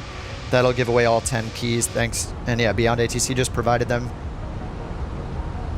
They just handed them to me. So thanks again to Captain if you're here watching, dude. Really appreciate you guys. Yes, I like giving away free stuff too. So, and in the future, I'll probably do some more, like if they can let me grab a bunch of keys, you know, even at my own cost, that's totally fine. I can give back some of that YouTube's money and give away more of them. I'm just a fan. I do use the premium voices. The basic ones are still very good though and free. So yeah, it's up to you if you want to use the premium. It comes with a certain amount of credits to use the premium voices. So, but yeah, you don't have to use them. You don't have to give them another dime if you don't want to. So it's totally up to you. I use a Virpil flight stick, the Constellation Alpha left-handed. Constellation Alpha Prime left-handed. I wonder if Virpil is still having their sale. Virpil was having a Black Friday sale. Looks like the sale... Yeah, it's still going on. Cyber Monday Encore sale. They're still having it. I don't have a Virpil code. I'm literally sponsored by nobody. So I'm just telling you guys what I use. But yeah, I have the Alpha Prime, this one. Oh, what? Web server is down. Okay. Interesting. Might be my VPN. Let's try again. Oh, there we go. It came up this time. Yeah, I have this one with the RGB lighting turned off, but yeah, these are on sale. There's a cheaper version that's not like metal. Premium metal grip body. Instead of metal, you can have like a more plastic one. And you have to buy the base separately though, so it is like more than that. But yeah, they're having like a sale. I got rudder pedals. We'll see how it goes. I'm supposed to get them next Friday. All right, 3011 was the altimeter. Let's get that set down here. 3011, 17,000 feet. We're not on the profile yet. We're still descending like crazy. Trying to get to that 14,000 requirement. We're almost there, thanks to the speed brakes. What's up, Hawk? Thanks for hanging out. Is Virpil the best brand? As far as I know, they're one of the best. I think there are ones you can get that are less well known, but I'm not really familiar with any other brands that are better. I'm sure there are some with like crazy ones with force feedback and, you know, $1,000 sticks that are as real as possible. But consumer level stuff like that people know about, Virpil, as far as I know, is the best quality. Yeah, I've used like the X56, like Rhino or whatever it's called. I've used the TCA Airbus side stick. I've used the Honeycomb stuff. I've used the Logitech throttle and rudder pedals. And now Virpil stuff. So I've upgraded over time over the last like 4 years. So, I mean, Virpil so far has been 100% the best. The quality is incredible. Time frame for WindWing. Yeah, WindWing has become really popular. I haven't used their stuff yet, so I can't say how much I like it, but people seem to really love the WindWing stuff. WindWing is popular, VKB remains popular, and if you go a little higher end from that, then Virpil is pretty popular. People seem to just not have any complaints about any of their stuff, so yeah. Gladiator, yeah, VKB Gladiator is popular. And getting mounts too, like, for me, one of the big reasons I went with Virpil, or I would have gone with VKB, I think, if I wanted to save a little more money. But it's just the mounting options. There's like, some of the mounts are a little ridiculous because they have to push it far away from the desk. So like my arms are generally like turned out to the sides 45 degrees. I would love a desk that had like recessed like corners cut out of it so I could move them forward. I don't know if that's possible, but anyway, it works just fine. I really like having them mounted in like a more of a permanent setup. I'm even using a small desk. I mean, my desk is like 48 inches maybe by 24 inches, something like that. I have like a just the standard size like uplift sit stand desk, and it just, yeah, it's nice to get them off the desk, you know, get a mount. It's good stuff. Love to find a gaming pad that has all the extra stuff built in. I don't know the names offhand, but I have seen like controllers that are built for flight simming where they have like, yeah, little throttle sliders and all sorts of stuff. Like picture an Xbox controller with a bunch more things on it specifically made for flight simmers. I've seen stuff like that. I've never tried one. Yeah, I've seen pictures of them, yeah. Flight sim controller. I've seen one and it has like little sliders and stuff on it, like an Xbox controller made for flight simming. I have no idea what it's called though. Oh, here's one called the Yawman Arrow. Yawman controller? Yeah, this is the Yawman Arrow. So see, it's got like a little pitch trim wheel down here, 2 little push-pull throttles and 2 little slider throttles. So yeah, things like this. Like there might be more, but I guess that's the Yawman. I don't know what it's compatible with. I've never used one, but there are some controllers like that. And I don't know how long the sticks are, so I don't know. Like, hopefully it has longer handled, like, analog sticks. Oh, it says it's 3D printed. 3D printed flight sim controller.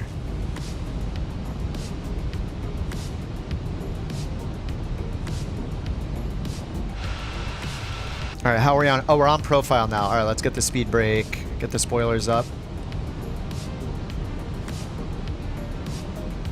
Oh, we're not on the right frequency again. Yeah, I keep running into these problems. I think the experimental version's having some issues with frequencies. I'm just gonna switch it myself. Good evening, Los Angeles. I'm gonna turn on the co-pilot as well for the approach. Descending via tilt 2, 9,100 feet. All right, let's get the landing lights on. Couch Tree 23, Los Angeles Center. Roger. Oh, I never turned them off. Oh no. Wait, I never turned the landing lights off. Couch Tree 23, contact SoCal approach 128.1. Contact SoCal approach. Looks like a 3D printing project, yeah. SoCal, Couch 323, good evening. Okay, and we're gonna do medium auto brakes. Where is it? Shift 7, there we go. Medium auto brakes. SoCal approach, good evening, altimeter 3011, expect the visual approach, runway 20 right. All right, visual 20 right. Altimeter 3011, expect the visual approach. Runway 20 right, Couch 323. All right, ISNA 11175 will do the visual, but we have the ILS set. Usually they'll tell us to intercept the localizer for the visual. We will shortly be landing. Please ensure your cabin bag is safely stowed with your laptop inside. All right, and we are still on the arrival here, so we're gonna go up this way, 20 right, and then we are gonna turn around for 20 right. Please help us by handing in any rubbish. And we're going down to 5,000 feet, and we have 5,000 set over here. Toilets are no longer in service. Thank you. And we are on the profile. This little green dot says we're on the VNAV profile when it's in the middle here. You like her accent? Yeah, dude, everybody likes the UK female AI voice. Many fans of that voice.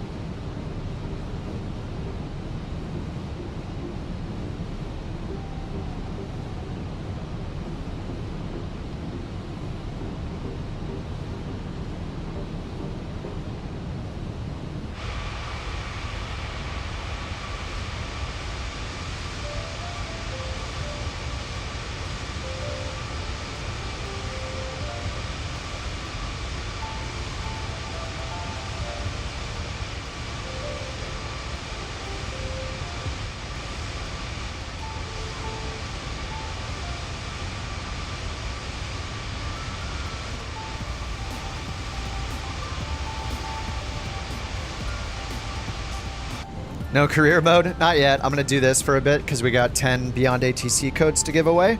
So rather than deal with the career mode, in-game ATC versus, you know, BeyondATC complexity, I'm just doing some free flights. Did my multiplayer get turned off? I don't see anybody. I haven't... Oh, there we go. I see Chase now.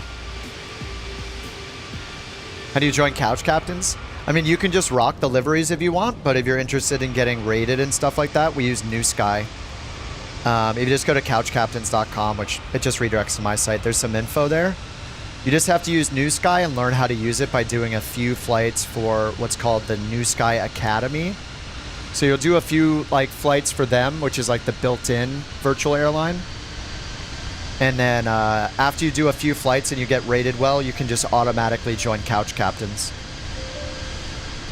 And yeah, just rock the liveries, and when we fly together, you know, a bunch of us are usually using it. Yeah, NewSky is good. The only issue we've had with NewSky with Flight Sim 2024 is that some of the newer planes aren't compatible just yet. It hasn't been updated to like use the new Vision Jet, I don't think.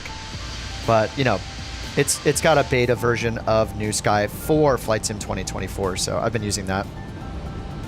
But any of the 2020 planes seem to work just fine. The next code. When I land, I'm going to give away 3 of them. We're going to do 3 flights and a giveaway at each landing. And then if you, all that I need the winners to do is tell me like their Discord name is probably the best way to do it, so I can verify them. They're the one that won, you know what I mean? Because I can't message you guys directly on YouTube, unfortunately, so there has to be some other way to contact you guys and verify that it's you to give you the code. But yeah, we'll do that, and then or you can, I mean, you could do an email address, but I wouldn't recommend putting in an email address in the chat. So I think Discord is probably the best way to do it. If you go to my website, or I'll just put the link to the Discord in the chat now. Discord is free to use. Like, you don't even have to join our Discord server if you don't want to. I can just message your username directly. But if you win, I'll just need you to tell me in the chat your Discord username, and then I'll message you the key. There's no way for me to message you on YouTube, so yeah. Unfortunately, there has to be some other way that I can get in touch with you. Obviously, I'm not just going to put the key in the YouTube chat, you know. And then to redeem it, all you have to do is download BeyondATC. You just go to BeyondATC.net and download it. If Discord's banned in your country, you can give me an email address. You can make a throwaway email address if you want. But I need a way to contact you, so without a way to contact you, there's no way for me to know that I'm sending it to the right person. Anyone happen to have a VKB throttle?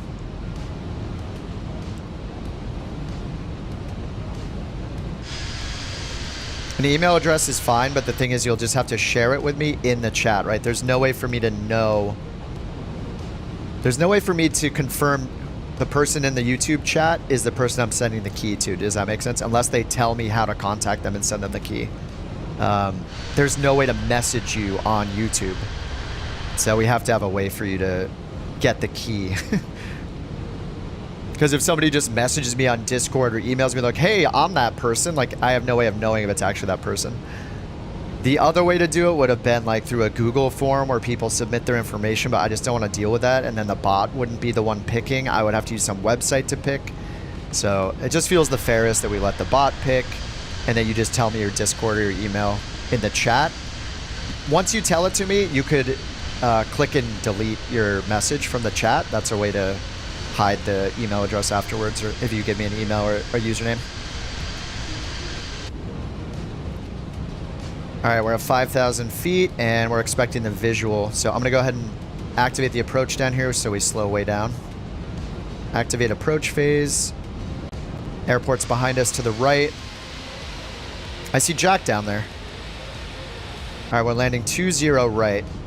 And we got landing system on. We got the glide slope, which is below us right now. So we're gonna need to go outbound quite a bit further. Oh, who's right in front of me? Trepid Day. We're getting intercepted. Oh, you placed the order for the Yaman. Nice. Heading 015. Expect radar vectors for visual approach runway 20 right. All right, 015 vectors. Leave pier heading 015. Expect radar vectors. All right, we're for visual leaving. approach, Whoa, runway 20 heading right, 015. Couch 323. So we're on 015 heading right now. And we're just expecting vectors.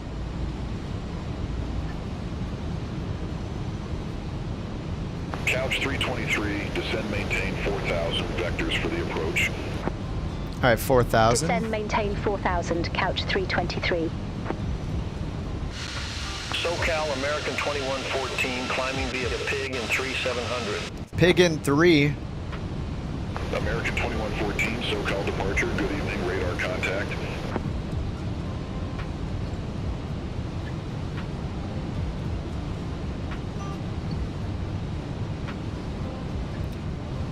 All right, so let's bring up the approach. They're going to give us the visual, but we had the ILS ready to go here. 20 right. Missed approach is climb to minnow 3,000. And we have our minimums in 260 for the Cat 1. And we're just flying this way. They're going to vector us around. Final approach is 196. We got all that info in.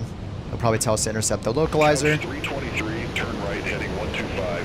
Intercept the 20 right localizer. Descend, maintain 2,500 feet. 125, 2,500. Turn right, heading 125. Intercept the 20 right localizer. Descend, maintain 2,500 feet. Couch 323. 125. SoCal, White Cap Tree, C Bravo, 700. All right, we got localizer, and we're going to go down to 2,500. Open descent 2,500 and intercept. All right, spoilers are armed, seatbelts are on, auto brake is set to medium. Resume the Anaheim 1. Climb, maintain 12,000. All right, we're descending below the glide slope right now. Loc Star. It's already turning to intercept the localizer. Airport's back here.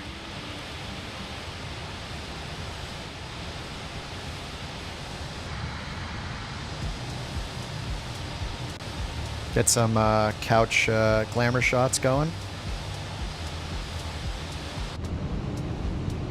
All right, we're below the glide slope and Loc Star. I'm gonna get flaps 1 down. And we're in managed speed mode.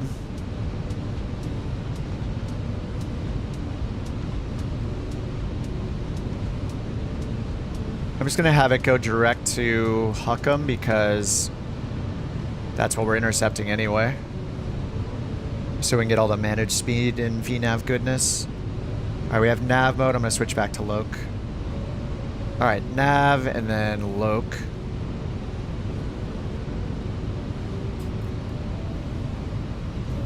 Altitude star 2,500. All right, Loc Star. 23 airport is at your 1 o'clock, 11 miles. Report the field in sight. Oh God. Where? Looking, couch 323. I don't see it yet. Visibility 7 miles. We're gonna hit approach mode though because the glide slope's coming down. Oh my God, where is it?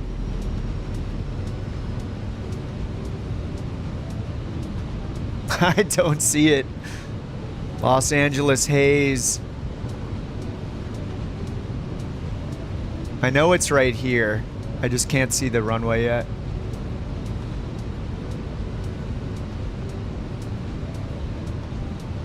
DME is 7.8. I'm gonna get flaps 2 down. Okay, I see right there, I think. Field in sight, couch 323. Oh no, I see it right there. Couch 323, I didn't get that. We have the field in sight, couch 323. Couch 323, cleared visual approach, runway 20 right. Cleared. Oh yeah, she's gonna take care of it. 20 right, couch Alright, I see the runway right there, barely.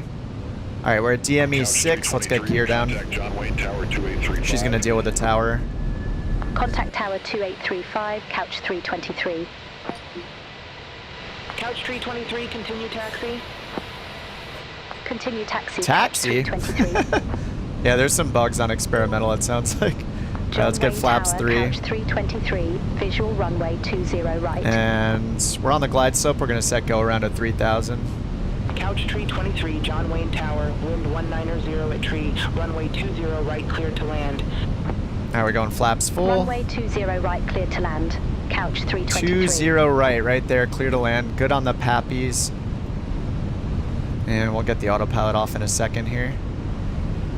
It is very hazy. Contact SoCal departure. Contact SoCal departure, SkyWest 3417. Minimums are 255, but we can still go down a good like 300, or sorry, 400, 500 feet. 600 feet even.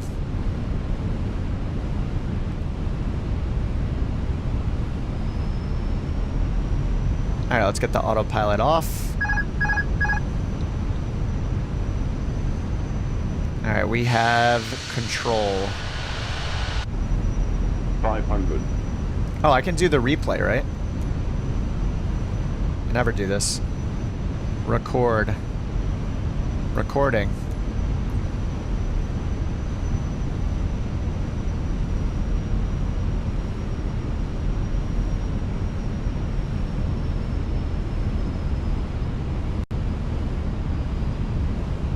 Above.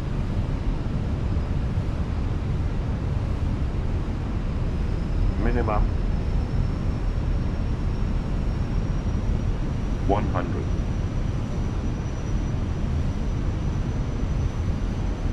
50, 40, 30, 20. Retard. 5.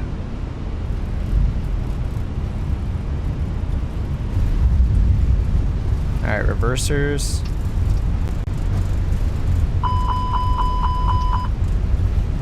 Are the reversers on? No, they're not. Ooh. Max braking. Oh my god, the reversers aren't working. Holy. Couch 323. Oh my god, the reversers didn't work. What's wrong with the reversers? This happened last time? I was about to go back around. It put it into toga. Yeah, the reversers are broken. Let me try them out here on the ground. Ooh. Let me try them just to confirm. That was really weird. Couch 323, contact ground 1, tree 2. The poor brakes. Yeah, if we had SimFX, the brakes would be Ground steaming 1, right now. 2.25, couch 323. Well, we're getting the glitch. Nice. As soon as you get on the ground, bam, DLSS frame gen glitch. All right, we'll just get it cleaned up real quick. Ladies Flaps and up. gentlemen, the cabin crew will shortly be leaving their seats to perform safety-related duties. However, we ask that you remain seated until the fasten seatbelt sign has been switched off. Portable electronic Wait, did it not start devices for recording? messaging, Oh, it says calls, recording. or Oh yeah, internet you click access record may to not be stop the recording, which is super Please weird, make but sure okay. you take all your personal belongings Yeah, with let me you. try this again. If I flip the reversers, Underneath the yeah, seat it does and nothing. overhead lockers. My reverser button does nothing, so I was giving it full throttle without knowing it. Delta 9er 32. Maybe I need to do the configuration. Until you reach a designated smoking area. Maybe that's the problem. John Wayne ground, pushback approved, face northwest. Set thrust reversers to max reverse. Northwest, Delta 9er 32. Complete your journey. I'm not using a... I don't have a reverse.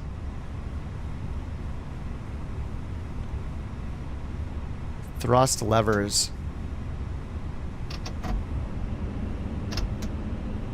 I'll just do it for the next flight while the engines are off.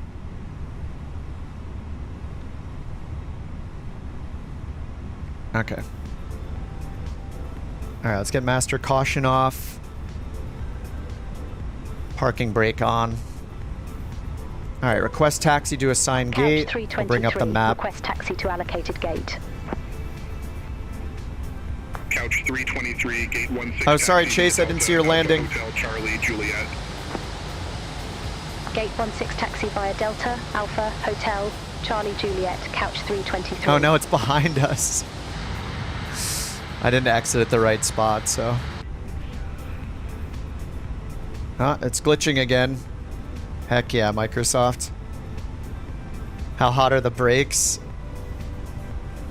Oh, there we go with the Delta 9er frame 32, problem. taxi for departure. Hopefully they figure that out. It's pretty bad. Delta 9er 32, runway 20 right taxi via Alpha Lima. Runway 20 right taxi. Right, these are the via brakes Alpha right here, right? Lima, It's not Delta showing 9er hot. 32. They should be super hot, unless they just cooled down super fast. I'm not sure.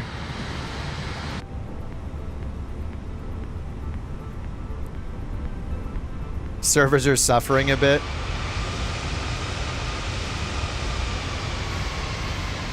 What's up, Chase? Ooh, Jack in the A400M. I haven't flown the 400M yet. Dropping the video for all types of landings. I've just been streaming a lot, so I got a lot of work to do on that. It's specific. It would be specific to the Vision Jet. I'm just gonna park over here near Jack. It's fine. What are these stores over here? Looks like there's like a TGI Fridays over there. Oh, that's the regional jet. That's right. Yeah. Delta 9er 32, contact John Wayne Tower 128.35. I don't have the update, but it looks like it's showing it. Yeah, the 400M would be way bigger than that. And, you know, not have jet engines on it.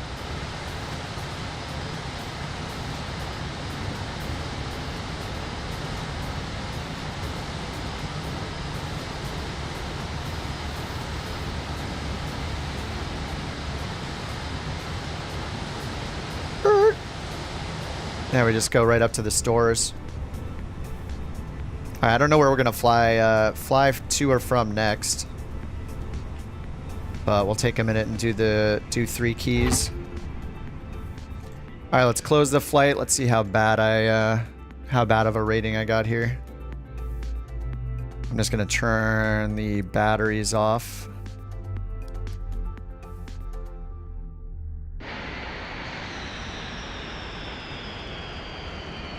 Manny, I see you too.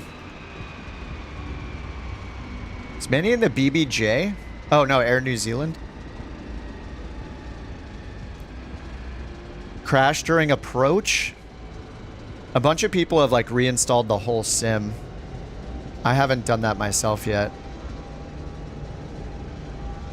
Alright, if you guys want to enter the giveaway, type exclamation enter. We're going to give away 3 keys now for BeyondATC. Then I'll do a flight. We'll give away 3 more. Then another flight and give away 4 more. 1352, gate 6, request pushback and engine start. There are 78 people in right now. And if you win, I'm just going to need you to type in the chat giving me your Discord username to send the key to.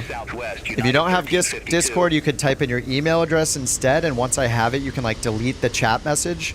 But I would recommend, you know, not using an email.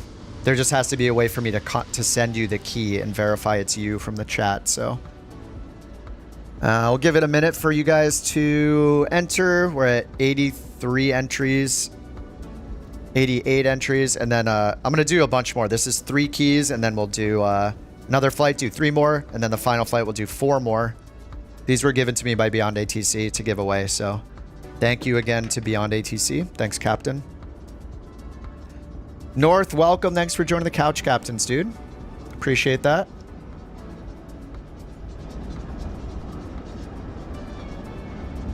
There'll be more, we'll do 3 rounds, so I'll pick 3. I'll need to close the entries, pick 3 people, and then reopen the entries is how the bot works. But I'll just give you guys a minute to enter. All right, 97 entries. What's up, Ryan? How you doing? North Gaming, thanks again for joining, dude. Appreciate it. United 1352. Man, thanks for the 20 gifted memberships. United 1352. 21 new Couch Captains. Dev, Sander, John, Isaiah, Demetrius, Smoke, Just Me, Kyle, Reich, United 1352. Pranksta, Brad, and Sumo, and Grim, Over to tower 128. Andreas, United Mark, 1352. Mr. Snowhill, Jonathan, J-Man, Jesper. Welcome to the Couch Captains, courtesy of North Gaming. Thanks a lot for the 20 gifted, North. Pull up your stools. Really appreciate that, man. Okay, we got 99 entries. I will show you the list here. And the bot is what picks it, so I have no control, as you can see.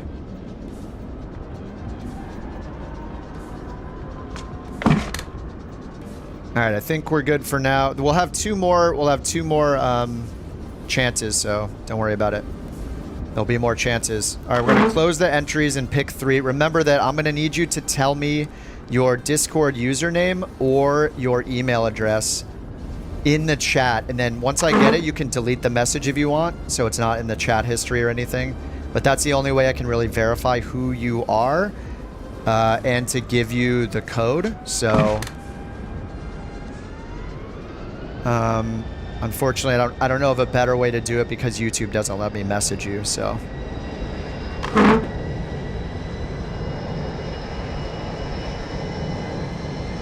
All right, I'm closing the entries right now.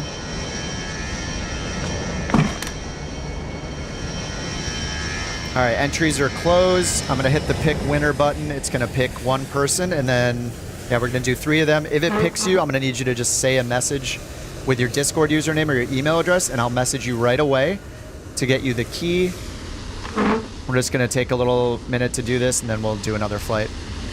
All right, Ethan, welcome to the Couch Captains, dude. Thanks for joining. Okay, we're picking winner number 1. The bot is doing it. Michael paying winner number 1. Michael, just type in your Discord username so I can verify who you are, like to message you and give you the key. 2928.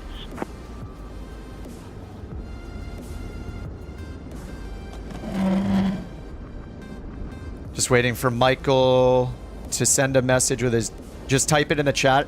Once I get it, I'll tell you I got it, and you can get rid of it off the... You can delete the message, basically.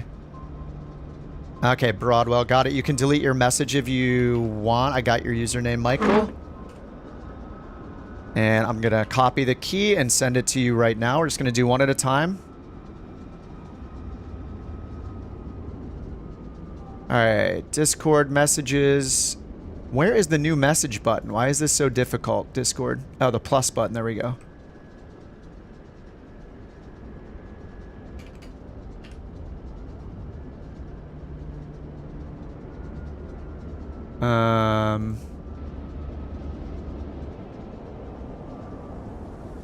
Oh, I have to add you as a friend, don't I?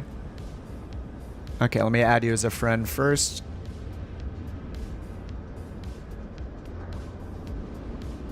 My god, Discord UI is so crappy. American 2928, ready to taxi to the active. My god, all I want to do is send a message. Why is this so difficult, Discord? Select friends. Runway Friends. 20 right, Add taxi via friends. Alpha Lima, American 2928. Do not have to add as a friend. It's... When I hit direct message, create DM, it says select friends. 2928, contact John Wayne Tower 128.35. Have a good evening.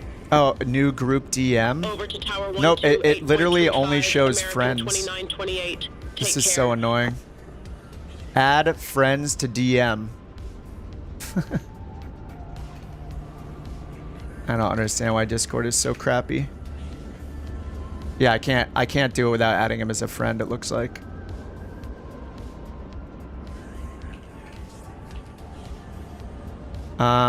Wait, don't you need numbers at the end of your... Oh no, I added you as a friend there.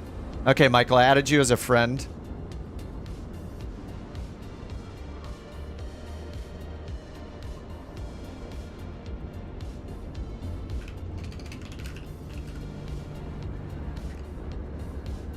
Okay, sent to Michael. All right, let's pick another winner here. Michael's is sent.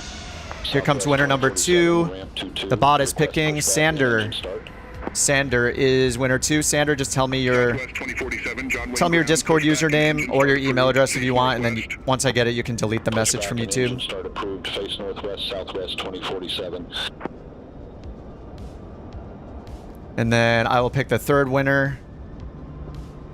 Tobias is number 3. Sander and Tobias. So Sander, just tell me either your Discord username, just say it in the chat, or tell me your email address. Up to you. Discord is probably better. And then just you can delete the message after I say that I got it.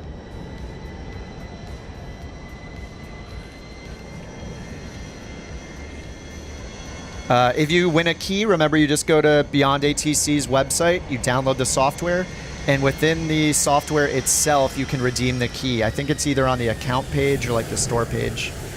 All right, Sandra, I got your Discord username. I'm adding you as a friend. You can delete the message if you want.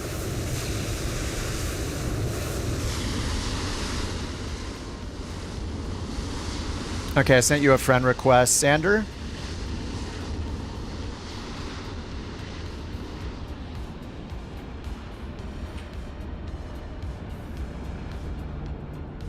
When you're ready, Sander, accept me there, and then I will send you a key. And then Tobias.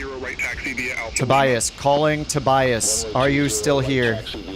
Tobias, Tobias. I'm going to need you to tell me a Discord username or an email. American 2928 at gate 5, request pushback. All right, Sander just sent you the key.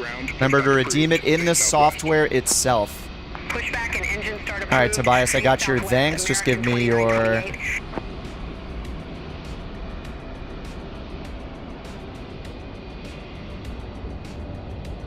Just give me a Discord username or an email. Once I have it, you can delete the message from the chat if you want. And then I'll send you another one. And then we're going to do a few more flights. We're going to resume the entries. Everybody that's already entered is still entered. And then, yeah, we'll do another short flight. Then we'll give away 3 more. Another short flight, give away 4 more. Total of 10. 2047, contact John Wayne Tower 128.35. Tobias, just need you to give me your Discord username or an email address. No need to enter again. The entries are closed right now, but I'll reopen them in a second. Which mods? Nothing. All I have installed in community folder is the Phoenix. Tobias, I just need you to give me your...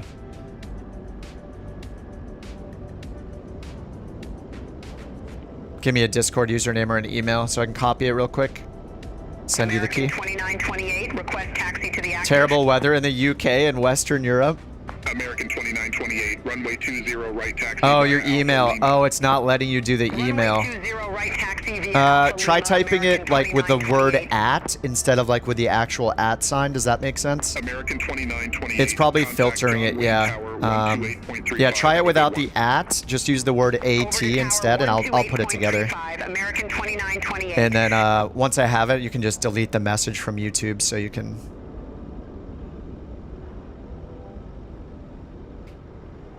So you can hide it.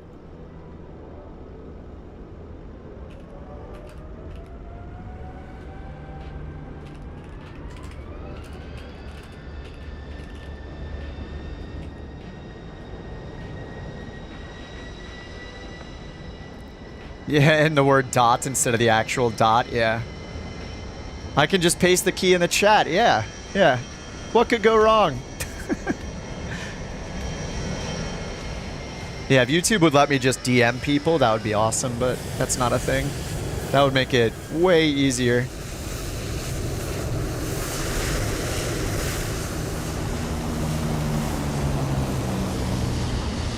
Nice, Bobo.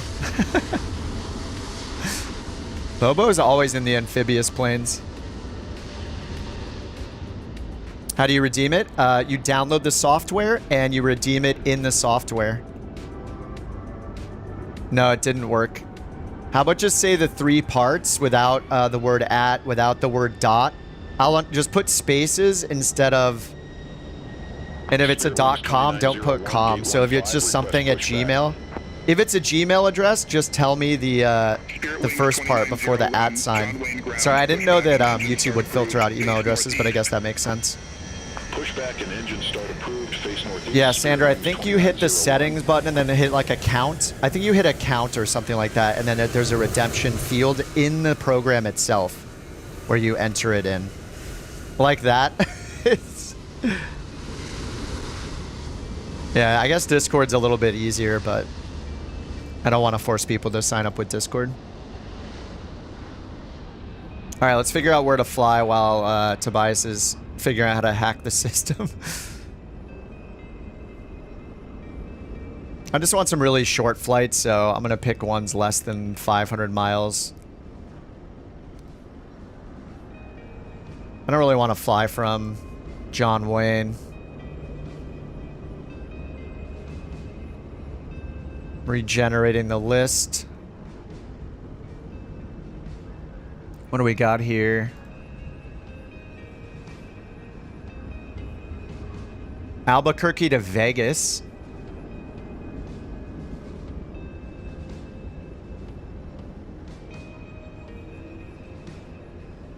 LaGuardia to Detroit.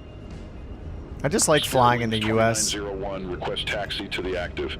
Your name without any spaces at Hotmail. Okay, your full name on YouTube without any spaces at Hotmail. Via Alpha Lima Spirit Wings 2901.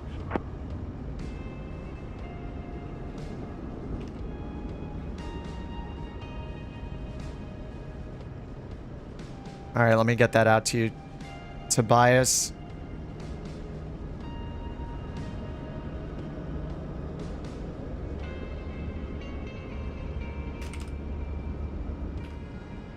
Spirit Wings 2901, contact John Wayne Tower 128.35. Over to Tower 128.35, Spirit Wings 2901. All right, Tobias, I just sent you an email. If you want to let me know that you got it, that'd be awesome, but I just sent it. You can delete your email address message in YouTube if you want to delete that from the chat. You can just click on the dots and delete your message. All right, we're going to resume the entries, and we're going to do the next... United 1800. We're going to do the next one. Oh, Chase is saying Denver to... Is that Jackson? Is that... what's K-Jack? Is that Jacksonville? Why are we saying emails? Because, well, it's up to you, but I'd prefer Discord, but there is no way for me... Like, I have to figure out who is who in Discord.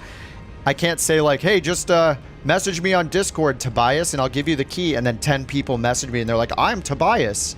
So, like, there has to be a way to verify the person in the chat that won and was picked in the chat is getting the key. The only way to do that is to get some information from them to send them the key. Otherwise, I can't verify it's that person, and somebody could pretend to be that person because you can't message people on YouTube, unfortunately. So that's really the only way to do it. And also involving the bot to choose that person from the chat. So it's fair and it's totally random and the bot is doing the work. So that's the best thing I can think of on how to do it. So yes, I am Tobias. Exactly. Email your license to Kip on VAT. Jeez. Okay, let's do... I can't help but do whatever Chase wants me to do. He's made so many liveries. I think we need to do Denver. So let's back out and do Denver to K-Jack. K-Den to K-Jack. United 1800. Is it Jackson Hole? Is that what KJAC is? All right, Tobias says, got the message. Thank you. Awesome. Thanks for verifying that, Tobias. Sim is freezing. Entire PC is freezing. My entire PC is frozen. What is happening? I don't know if the... United 1800, contact John Wayne Tower. Now it's kind of back. 128.35. Oh, the sim crashed exiting. Okay. All right, we're gonna restart the sim. At least we got the flight finished. Denver to Jackson Hole is pro, and the taxi at Denver is to die for. Yeah, I'm very excited. Looks like the stream is going into an extra hour of time just to get the taxi done at Denver. Wonderful.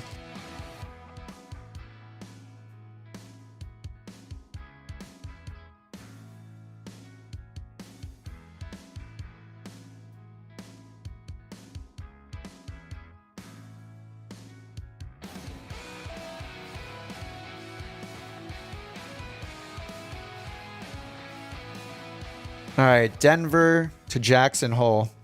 The taxi to runway 8 is always a good time. What I normally do is like, I'll just look at the runway that Microsoft Flight Sim recommends, and then I'll just pick a gate close to that runway to shorten the... Hopefully it's the right runway that they pick as the recommended runway.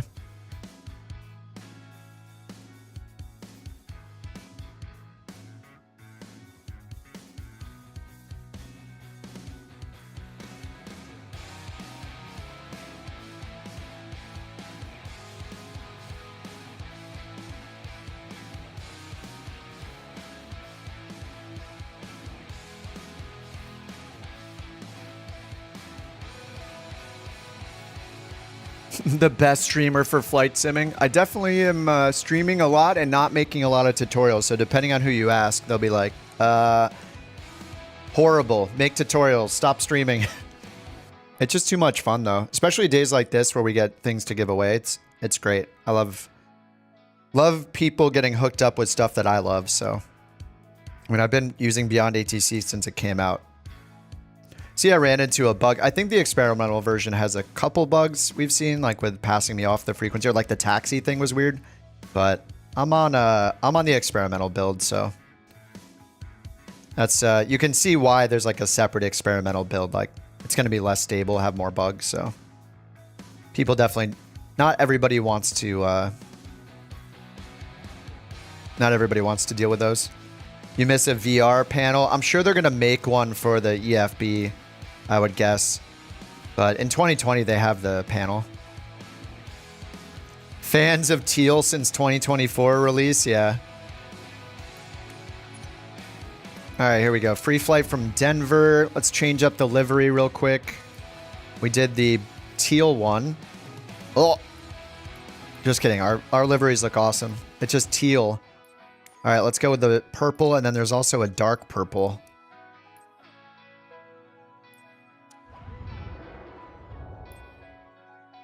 All right, Denver is where we go. So here, if I type Denver, we're gonna get a recommended runway 16 right. So when it zooms the map in, I'll usually just look for 16 right. Oh, it doesn't highlight it anymore. Oh, yeah, it does. Here it is. 16 right's up here. So I'll just go down and pick a gate close to it, like over here. Set as departure, 23 Charlie. And flight conditions, all players, live. Should be live time of day still. All right, Charlie, 23, start flight. Yeah, 1 hour of taxi fuel. Yes. All right, I'm going to go over to NewSky where we do the VA stuff. And I'm going to... Oh, I got a 10. Ooh, I didn't even look at it. I got a 10. Yes.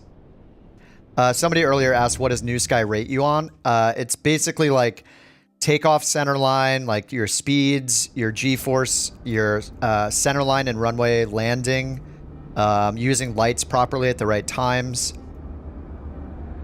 Not configuring flaps below like 1,000 AGL, like being fully configured for the landing before you get there.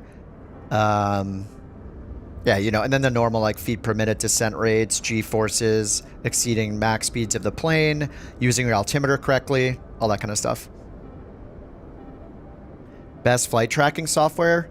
If you mean just to like track your flights, like to have a log basically, then Volanta is very popular. Volanta, Volanta. All right, K Denver to K Jackson Hole. We're in the 319 CFM. And we're getting 150 passengers. We're going to change our departure time. It's 20:31. 20:45 is good. Try to get it fast. An hour and 15-minute flight. Nice. This is a good time.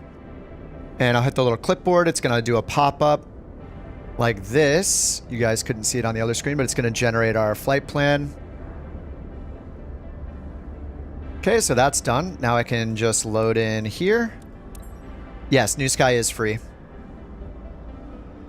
It's not comparable to Pilot's Life. Pilot's Life is more like a full-on career mode where it like tells you where to fly.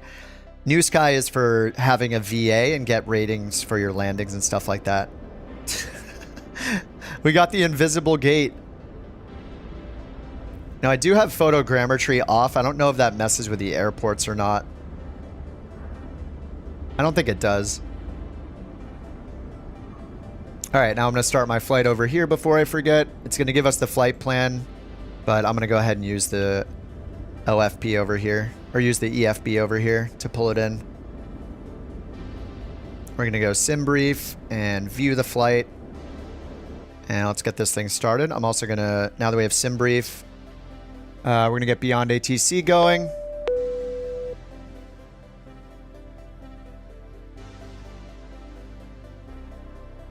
Thanks, Shearsey. Appreciate it. 319 available for Premium Deluxe. 319 is a third-party plane. You have to buy it from Phoenix. It's on PC only. And it actually runs its own software in the background on Windows. How am I flying? Where so many other real players are? People from the stream join, but if you pick any major airport, you're gonna find people there. But yeah, people on the stream will join. But if you fly to a huge airport. All right, we're gonna go to the clearance, and I'm just gonna let the co-pilot get the clearance for us. Couch 323, ready for airways to Jackson Hole. Oh man, we are getting bad performance. Couch 323, Denver clearance, cleared to Jackson Hole Airport, Darth 1 departure, then is filed. Climb via SID departure frequency 128.25, squawk 1315. All right, Darth 1, climb via SID 1315. Cleared to Jackson Hole Airport. Darth 1 departure, then is filed. God, they really need to fix frame gen. It's one of the worst bugs. 128.25. Squawk 1315. Couch 323. All right, battery 1, battery 2. Couch 323, read back correct. Contact ground 131.9 or 75 when ready for push or start. Ground 131.9 We're in the Phoenix A319. when ready for pushback or engine start. Couch 323. Nav and logo, seat belts, no smoking. All right, this is all good here. Phoenix EFB imported. Ground services, GPUs on chocks, mass and balance. We're going to do the instant load again. Load aircraft, instant. Aircraft loaded. 150 passengers and 6,400 pounds of cargo. 14.6 on the fuel. All right, let's go get the sim brief pulled in here. Actually, I'm going to go and do this again. I'm going to hit import route. I don't think this is going to work fully. We'll see. But on the SimBrief EFB app, if you hit import route, the best thing about it, especially if you don't have Navigraph, is you can see it says it's been imported. It hasn't actually worked with these avionics, which is fine. Don't really expect it to. Sometimes it'll work with your avionics. But why this is very useful if you don't have Navigraph is if you import through SimBrief, if we go over to the flight planner, you'll see that it's pulled in our SimBrief flight plan into the EFB here. So we have the route, we have the departure, the Darth 1.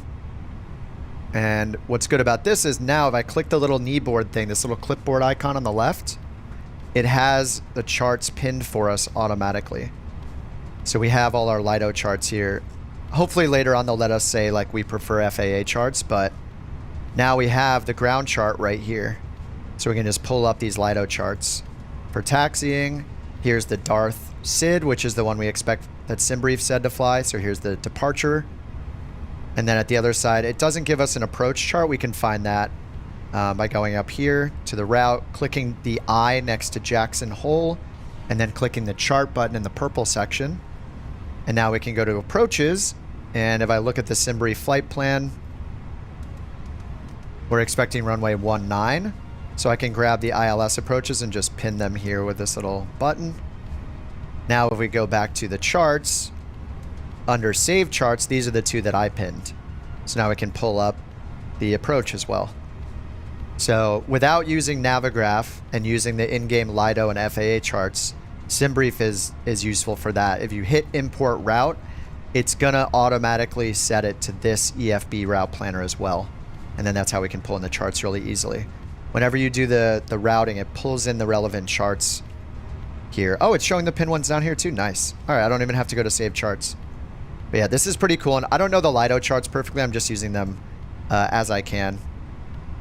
Okay, now we'll go here to init and we'll get the, we'll use the Phoenix's SimBrief import over here. How's performance? My performance is generally good until I go to huge airports like this. You can see this is the frame generation bug that keeps happening. This is an NVIDIA specific thing, or it's because Microsoft didn't implement it perfectly or something. So really I should go in here and turn off frame generation because it's so annoying to deal with the bug. But this really only happens when there's a ton of us loaded in. There's all these different planes loaded in. We're at a major airport.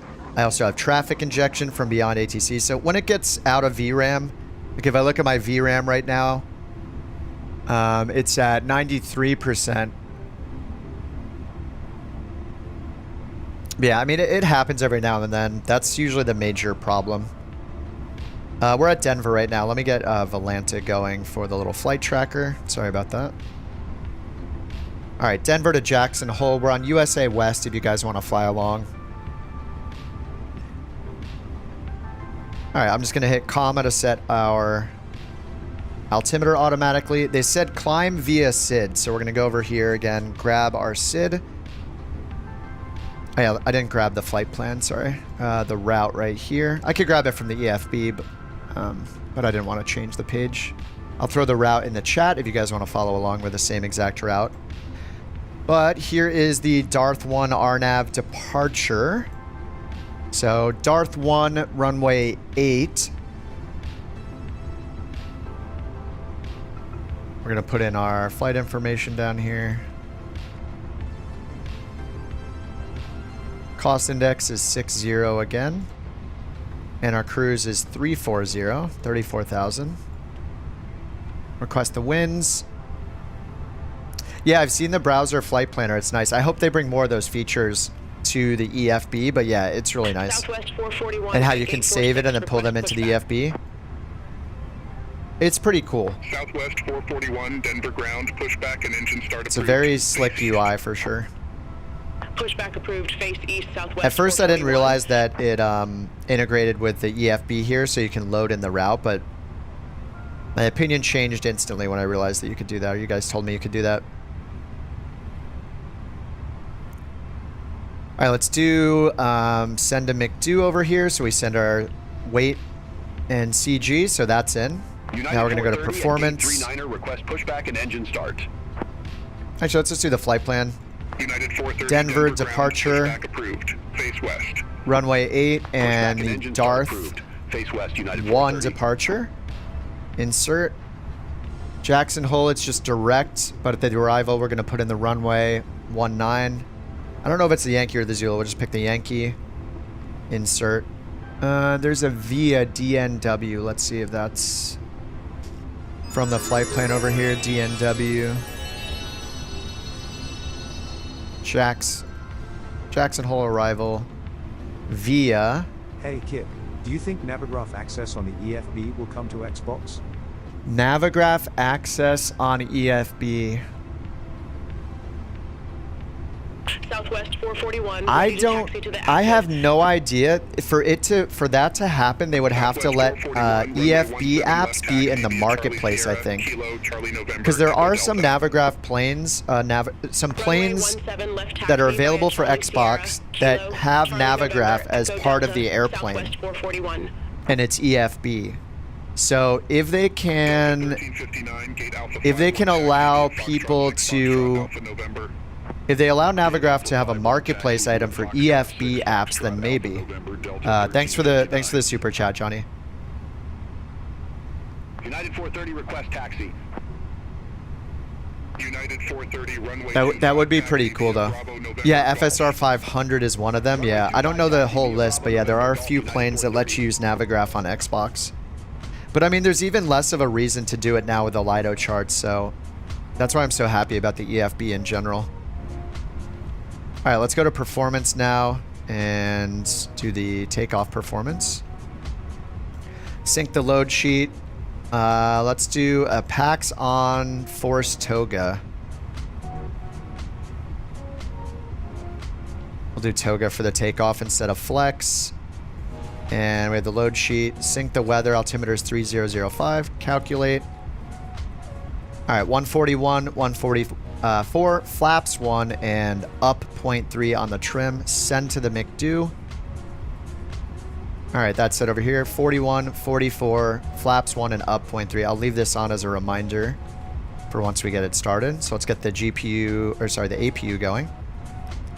Oops. Master switch and start. Beacon is on. Oh, is my beacon switch working? Oh, yeah, it is. All right, beacon is on. Strobe's on auto. Oh, yeah, check the thrust reverse. Yeah, I don't know why it's not working. Thanks for the reminder. Yeah, let me configure controls. Calibrate. How do I tell it?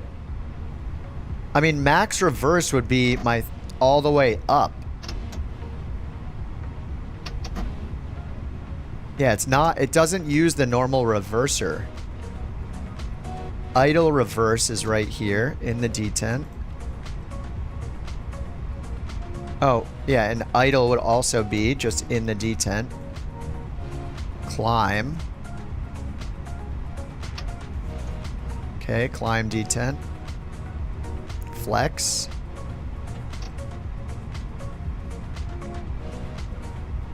And Toga.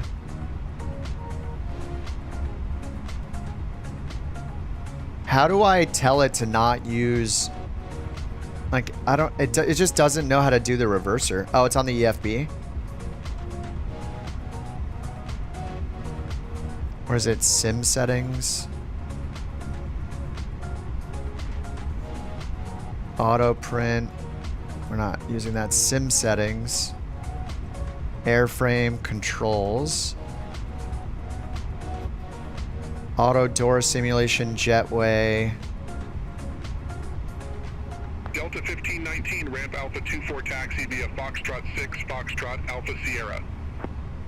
Ramp Alpha 24 taxi I'm not sure. via Foxtrot 6, Foxtrot Alpha Sierra, Delta 1519. I don't know. How did I learn this stuff? Just using the checklist. Just, I use, what checklist did I use for this one? I forget which checklist I used for the Airbus, but if you go to flightsim.to and just get an abbreviated checklist, like for the 737, I used the British AvGeek one. His was really great for the 737s, like an abbreviated checklist. It's a little cumbersome the first few times you do it, but you know, once you figure out where all the buttons are, it's not really a big deal. Now let's get APU bleed on and external power off. And go to ground services. GPU's off, chocks gone, and parking brake is on. My switch is on. And there's also tons of YouTubers that fly the airliners. So you know, there's like what, like EasyJet Sim Pilot, A320 tutorials, A330 driver tutorials. There are a ton of those available, and those guys are great. So yeah, definitely hit up YouTube. All right, let's get the squawk code in, 1315. and on auto. We're climbing via SID. I think I started looking at it and then stopped. So we're taking off on runway 8, so that's going to go to the west. And it looks like we're getting up to 16,000, then 17,000 at the end of the SID here. So we'll put in 17,000 for climb via SID. 17 or above by the time we get here. They'll give us a climb before that probably. So that's all set. And then we have the ground chart if we want to use this for our taxi. We are right over here near Concourse Charlie, near Charlie November. And we're getting runway 8, which is right over here. So we're expecting, you know, Charlie Kilo or Charlie November, Mike, just to Mike basically. And then there's either Mike or maybe Romeo 9, probably Mike for the takeoff or for our hold short point right there. All right, let's get constraints on. I'm going to turn this to plan. Plan view on this side. We'll have flight plan here.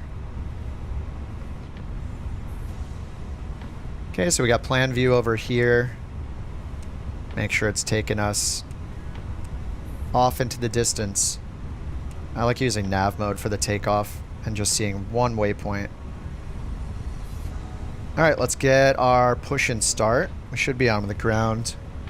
Denver ground, couch 323 ready for push and start. Our co-pilot will reply. Denver ground, pushback and engine start approved. Face west. Pushback and engine start approved. Face west. Couch 323. All right, let's connect the tug. And west is going to be nose right over here, 270. Nose right. And there are a lot of us here. What's up, Jewel? Use toggle reversers rather than hold. Yeah, toggle reversers kind of scares me because when I was using that, I'd hit it and it just wouldn't work. I'm just going to do idle. It's fine. We'll just do braking with the idle reverse and yeah.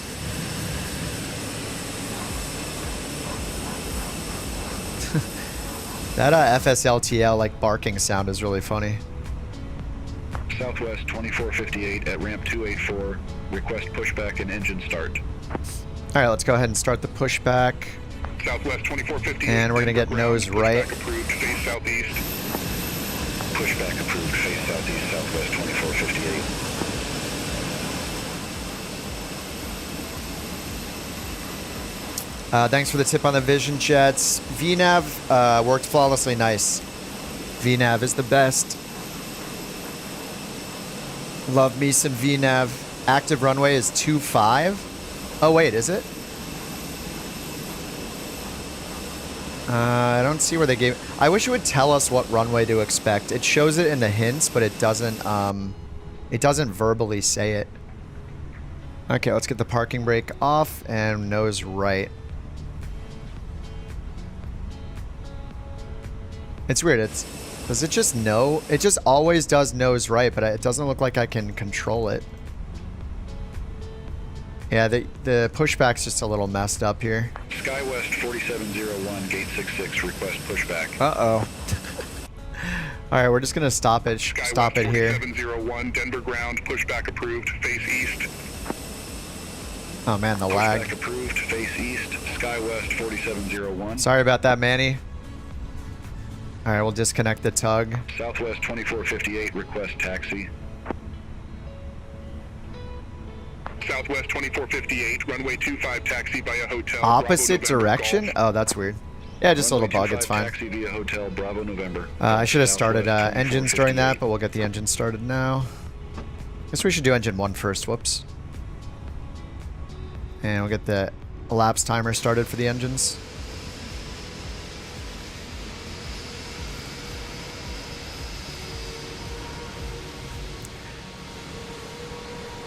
Already committed to runway 8. Yeah, we might have to change here. I'll just ask for taxi now and switch. Couch 323 ready to taxi. Frontier Flight 2576, gate Alpha 34 taxi via Mike 4 Mike Alpha Sierra Alpha Alpha. Gate Alpha Tree 4, taxi via Mike 4 Mike Alpha Sierra Alpha Alpha, Frontier Flight 2576. Couch 323, runway 25 taxi via Charlie November, Juliet, Charlie Sierra, Golf. Runway 25 taxi via Charlie November, Juliet, Charlie Sierra, Golf, couch 323. Yeah, we got runway 25. All right, let's switch our plan then. Southwest 965, gate Charlie 48 taxi. Flight Delta plan, 5, Whiskey Denver Bravo, departure. Foxtrot, Charlie Sierra. Oops, that was a toga. All right, runway 25, Darth 1. Southwest 965. Insert, and we're good. Check takeoff data. We'll just go back to performance. 4701, taxi Go for over departure. here and just choose the new runway. SkyWest 4701, runway 17 left taxi via Kilo, Runway Charlie 25. November, Echo Delta. Load sheet is good. Runway 17 left Calculate taxi via Kilo, Charlie and November, send to the Echo McDo. Delta, SkyWest. All right, we're good now. 4701. All right, we still need flaps 1 and up 0.3. Let's get engine 1 started. What's up, Isabella? You forgot free flight existed? Yeah. Yeah. Free flight is a thing. We got hot air balloons here. Bobo, your balloon. Wait, Bobo's on the ground and his balloon's floating away. All right.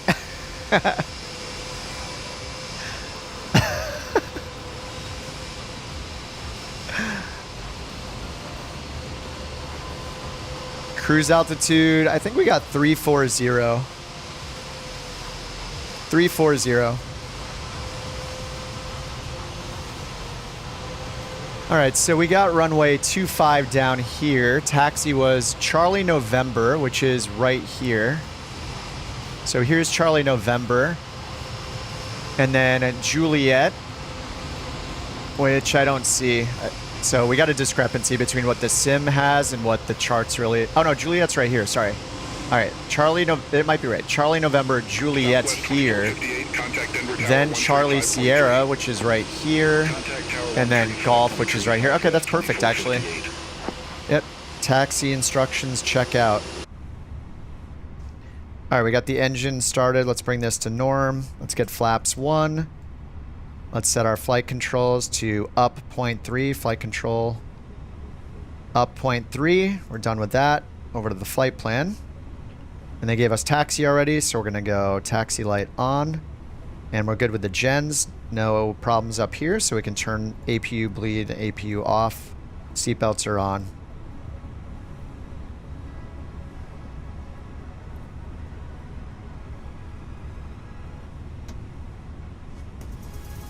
Southwest All right, and it was angry because of me having toga, so that's fixed.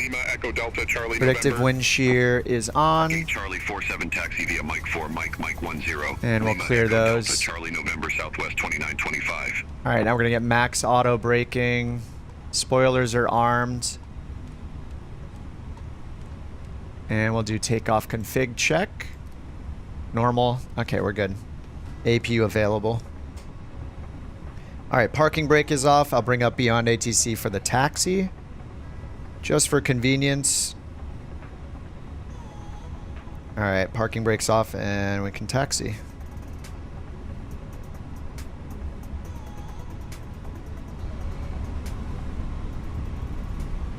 Get the music off for the taxi. All right, so this did match the real world taxiways.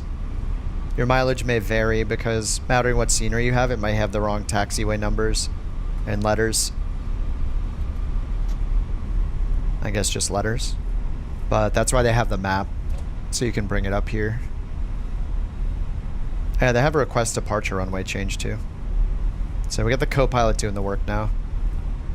I talked most of the first flight. SkyWest 4701, contact Denver Tower 135.3. See you.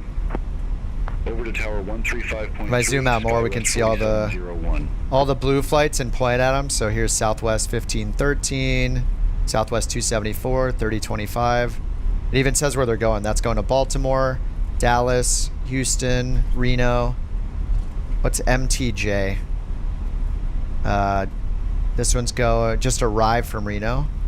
This one's going to Salt Lake. So you like point and see the information on the planes too, which is cool.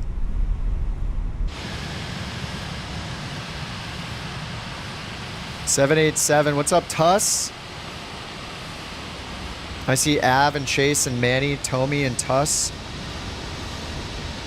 And Jack and Studi? Oh, he's gone. All right, Jack's in the lead in the RJ. How do you get the map? It's got a little pin button in the bottom right. You just click it. See this little pin icon down here? The very bottom right? That'll open the map. And then you can zoom it in and out. You can pan it. You can see traffic. You can see yourself. This is the best way to taxi just because the... I mean, not only is... Whoops. I'm going the wrong way.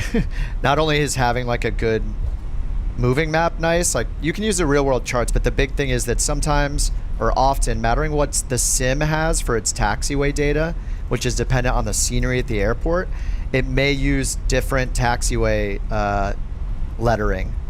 So it'll say like taxi via, you know, Alpha, Bravo, Charlie, and you're like, wait, there's no Charlie. It'll be called like Sierra or something. So if you use this, you're seeing what BeyondATC sees when it comes to the taxiway naming. So this will be accurate to use. It's really nice if you have it on a second monitor too. You can just like keep it up.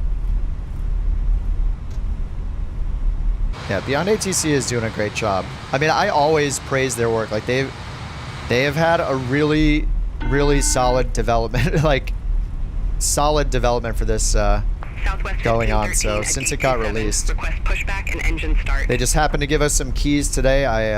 Southwest 1513 Denver ground. I will also say when it messes up on things like vectors and be like, oh, that sucked. Southwest 1513.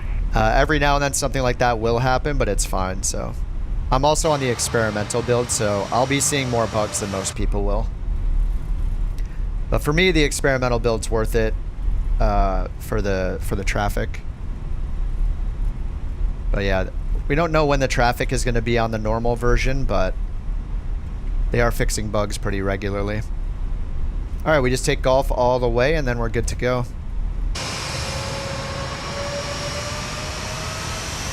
Oh yeah, Steve, I used to use that for the Honeycomb Bravo as well.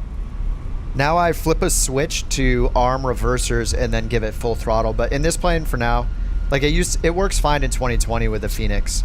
There's just something about it not working in 2024, so I'm just gonna land with braking only and not even worry about the reversers. Nice. Av's got a good couch captain's taxi going here. Is that the is that the 330?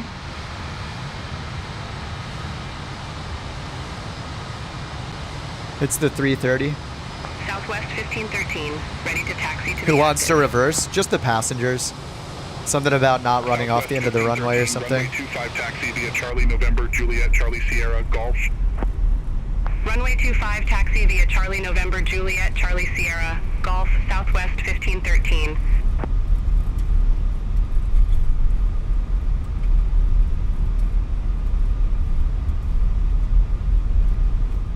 Maybe during this one we'll do the giveaway during cruise. We'll see how long the cruise is. You like BeyondATC so far? The air traffic? Yeah, the air traffic is awesome. Man, if they ever made it so they had multiplayer, that would be so cool. Like just you could hear random multiplayer chatter or hear people on your frequency would be so good. That's the one thing that Say Intentions had that I really, really liked. But BeyondATC, everything else feels better and faster and more accurate, and the readback stuff is incredible. So that is the one feature that I would like them to consider. Just hearing other people's voices is so great. 135.3. All right, 135.3. Contact tower 135.3, couch 323. Oh, T Martin gave me a shout out for the G1000 video. Oh, awesome. Dude, that's super nice. I do got to get my butt to work on some new tutorials for sure, but streaming has been so fun the last few weeks. Videos are lifesavers, yeah.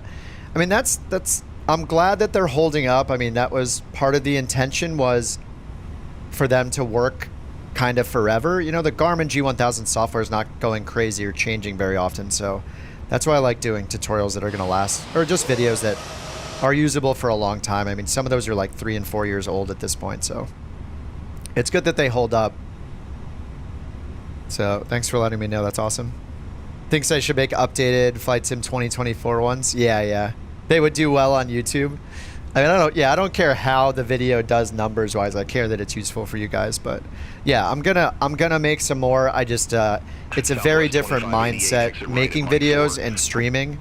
Making videos is a very solo process where you're sitting there editing for hours and hours and hours in you know, Premiere or DaVinci, and it just takes forever. So streaming is so fun because it's just like you just turn it on and go. Which is great, and getting to chat with everybody. So yeah, they're just different things, but yeah, I will be making more tutorials, but I don't have a timeline. I'm probably gonna do Vision Jet first. Yeah, 4 years ago. Yeah, I didn't even start streaming 4 years ago. I'm not sure when my first live stream was, but we've only had the memberships on the channel going for like a year and a month or something like that. But all right, let's let them know we're ready for departure. Wait, what is the... Where are we? Denver? Denver Tower Couch, 323, holding short runway 25, ready for departure. Alright. 323 Denver Tower, wind 200 at 3, fly heading 290, runway 25, cleared 290. Fly heading 290, runway 25, cleared for takeoff. Couch 323. Alright, 290 on the heading. And okay, we have heading here. Let's get the lights going. Runway turn off lights on, landing lights on. I'll try to remember to turn those off this time. And we're cleared for takeoff, so we'll do nose light to takeoff. Seatbelt signs are on. We're doing toga. Flaps 1 and takeoff configs normal. Brakes are max. And lights are good. Kevo, thanks for the 5 gifted memberships, dude. Thanks so much, man. Danley, Maverick, DK, Juan, and Ron, welcome to the Couch Captains. You know, maybe you didn't want a half-broken stool to start with, but enjoy your stools. Pull them up. Someday it'll upgrade to a couch, but, you know, you got to start somewhere. Thanks, Kevo. NewSky is an app that you can run a virtual airline through, VA Virtual Airline. It gives you ratings for flying, landing. You can see all your friends that have joined it, see your ratings, and get, like, type rated on a plane and all sorts of stuff. But it's a way to... just make it a little more hardcore, I guess. Southwest 1513, ready to go, runway 25. But we take it really casually. We just fly wherever we want, whatever planes we want. Southwest 1513. Just a fun way to get rated. See if your landings are nice and soft, and how you hold the center line and all that stuff. There's no career system. It's kind of a DIY thing. So it's just to track your flights and get ratings as a virtual airline, a group of people together. All right, we're going to do toga takeoff this time, and we're already clear for takeoff. Flaps 1 and TARA is set. All right, let's get 50% throttle, holding the brakes. All right, let's bring it all the way up to toga.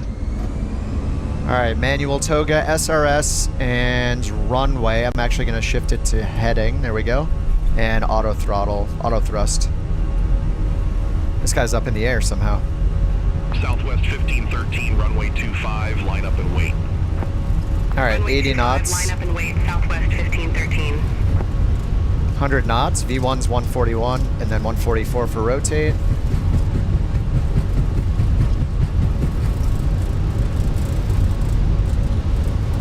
V1, rotate.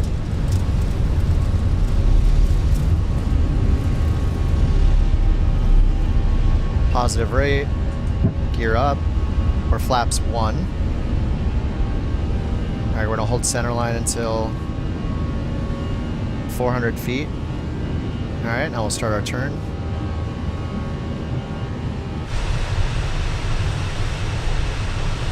Southwest 1513, Denver Tower, wind 180 at 5, fly heading 250, runway 25. All right, autopilot's on. Let's get climb detent. Fly heading 250, runway 25, cleared for takeoff, Southwest 1513. All right, thrust climb. Couch 323, contact Denver departure. Contact Denver departure. Co-pilot's got it. 323, have a good evening. Field in sight, commutator 4855. Side stick fault, calibrate null zones. All right, we're coming up to our slats retraction speed, so when we get a little above that, there we go. Almost. All right, flaps or slats up. Good evening, Denver, couch 323, climbing via Darth 1, 7,400 feet. All right, Darth 1, we'll pull the chart up. Couch 323, Denver departure, radar contact, cleared direct Mugby, resume the Darth 1. Direct Mugby. Cleared direct Mugby, resume the Darth 1. There we go, direct couch Mugby. 323. Insert. Denver, Frontier Flight 69, flight level 199er with information. All right, there we go. Direct Mugby, 8,500 feet. So shortly we're gonna do Flight 69, Denver approach, altimeter landing 30 lights. tree. Expect the visual approach, runway 17 right. Altimeter tree 0. Bobo, I see you. Expect the visual approach. Runway 17 right. How did I learn to fly them? 69. I started over this summer. I mean, I've had a lot of time in other planes like GA planes and a little bit in the CJ4. The CJ4 is a really good stepping stone if you want something smaller and a bit more agile, but it has the Collins ProLine avionics, which looks similar to these airliner avionics with a flight computer that looks like this. So I would start with the CJ4.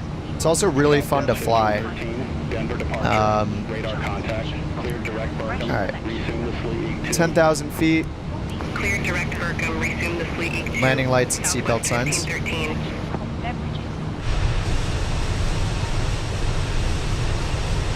Yeah, the ProLine upgrade. Yeah, Working Title upgraded them a lot. It's pretty awesome.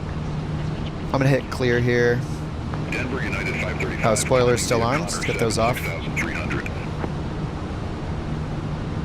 United 535, Denver departure, radar contact, cleared direct foams, resume the Connor 7. Clear direct foams, resume the Connor 7. Perfectly normal. You can clear the fault. Yeah, I just need to bring the dead zone up to like 5 probably. That would probably fix it.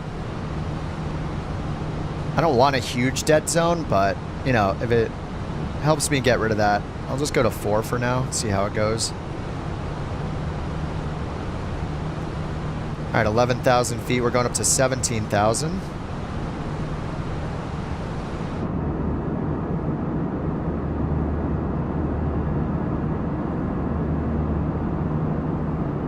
What could excessive wear on the alternator be caused by? That's a good question. I don't know the answer to.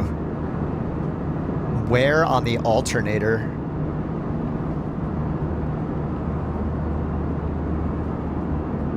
Yeah, you think it's a bug in the Phoenix? Yeah. I remember having it in the Phoenix in 2020 before. Navigate in the cockpit. Just move the camera yourself and set custom camera presets. So if you're in Flight Sim 24, they changed all the shortcuts around. So if you hold down Shift, you can use WASD and either your mouse or arrow keys to turn. So you can just go all the way back into the cabin using WASD. Hold Shift while you're doing it. And then just get to the seat that you want. So if I want a camera way back here, you can try to bump into the window, you know, just set it where you want it. And then the defaults in Flight Sim 2024, you have 4 camera presets. So while holding Shift, the 4 cameras are stored in F1 through F4. So you hit Shift F1 through F4 to use the cameras. And then to set them, use Shift F5 through F8. So those function keys are kind of, you know, mapped to each other. So F1 and F5 would be use camera 1 and set camera 1. So I would just hit Shift F8 or whatever if I want this to be, or this is my Shift F4. So I have this is F3 and F4. This is F2. And for some reason F1's up here, so I need to fix this one by using Shift F5. So I'll just go back here, get a camera. You can zoom in with your mouse wheel, Shift F5. And now when I hit Shift F1, because it was camera 1, that'll just bring me back. Oh, working with the instruments. Yeah, the instruments, I just use the instrument camera presets. Shift 1 through 0 are the defaults. So here's Shift 1, Shift 2. So I just memorize them. Like eventually I know that Shift 1 will bring me to the flight computer down here, to the McDo. Shift 3 will give me the tablet. Shift 5 will give me the overhead. Shift 6 will, I think, give me the throttle. Yeah. And Shift 7 will give me the autopilot. So I just use those to quickly get to them.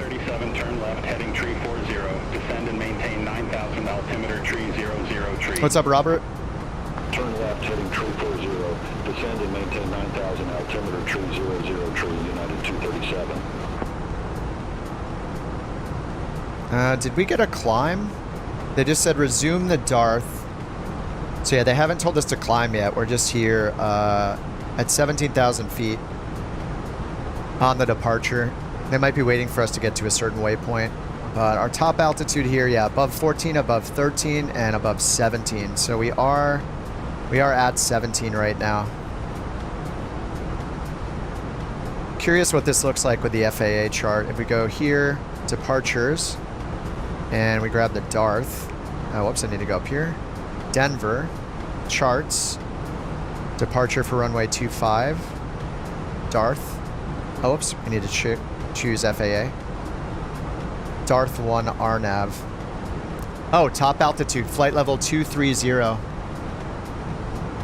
Yeah, I'm not sure. I don't know if you guys know this, but see here on the FAA chart and also on the Jeppesen charts, it just gives you this very clear top altitude. I don't know how to look at this on the LIDO charts. So here's the LIDO chart. I just need to look for 230 somewhere. Where does it say top altitude? 230. We have transition level and transition altitude. We're going to go standard right now. But how do I get 230? Departure, RNAV, jet only. The last altitude I see here is above 17,000. So yeah, I don't know how to get that information. Am I just missing it? How would I know from this chart to go to 23,000 feet the way the FAA chart shows it? United 237, turn I mean, this is the SID. Intercept the 17 right localizer. The last thing I have here is 17,000 or above. Yeah, this is, I'm not sure. Intercept the 17 right localizer. Descend and maintain 7,000. I wish there was a top altitude shown somewhere. I don't see 230 anywhere. United 2058, turn left, heading tree 40. I don't think it exists on this chart. Altimeter tree 00 tree. Vectors for the approach. Is there like another departure chart I need? Facility chart. Maybe there's a second chart. United 237 airport is at your 10 o'clock. Obstacle departure. The field in sight. No, we only have one called the Darth 1. United 237 cleared visual approach runway. And these are obstacle departures. Clear visual approach 17 right, United 237. 25. Couch tree 23. Contact Yeah, I'm not sure. 125.9er. Contact Denver Center 125. Who's right on my butt? Couch 323. It's an invisible Denver tuss. Center, couch 323. Climbing via Darth 1. Maybe somebody's already asked, is 213. SimBrief free? It is free. SimBrief is free, Navigraph charts are paid. 23 Denver Center, good evening. Climb and maintain flight level 340. Climb and maintain flight level 340. All right, 340, open climb. We're at 22. We got standard altimeter set. Do I think buying this for Xbox, or do you need a PC? It is going to cost much less to get in on Xbox. What I would say is, if you want to fly super casually and you don't really care about having really precise control and stuff like that, Xbox is fine. Especially if you're just playing with a controller. It can be a little squirrely though. It's hard to do precise movements with just an Xbox controller. If you want to take it a step up from there, you could get an Xbox if you don't have the budget for a PC and set up the Xbox at a desk as if it's a PC. Plug in a mouse and a keyboard, and you can use a controller, a mouse, and keyboard. The mouse is crucial for using the instruments and stuff. It's so much easier with a mouse. So if you can do that, I would recommend it. PC is obviously going to be the best option, right? You can't get as good performance on an Xbox as you can on a PC. There's more add-ons for the PC. There's free stuff to download, free mods. There's a lot more you can do with a PC in Flight Sim. But it's kind of a feat of science that they got it to work on an Xbox. And it just matters how much control you want to have, how seriously you want to take it. But you can get peripherals for the Xbox, like the Turtle Beach yoke, the Airbus TCA stick and throttle for the Xbox. And you can plug in a mouse and a keyboard if it's compatible, so you can basically get a PC-ish experience on the Xbox. So at that point, the only thing you're going to be lacking is like higher graphic fidelity, you know, maybe higher frame rate, and all the tools that are PC exclusive, like BeyondATC that I'm using for ATC. You know, there's a lot of add-ons that you can get only on PC. But, you know, it's just about your budget. So if you want to start, if you can only start with an Xbox, there's no chance you're going to get a PC for like $2,000 or $3,000 or something, you know. Start on Xbox. But yeah, PC is just another, it's just a big step up, but you can get by with an Xbox for sure. All right, we got a discontinuity here. Let's delete that.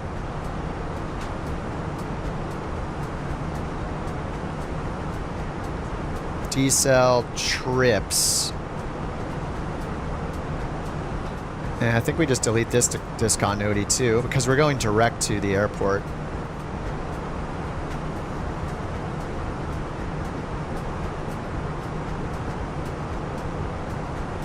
DNW, and then, okay, trips is going to be the arrival. All right, that's all connected now.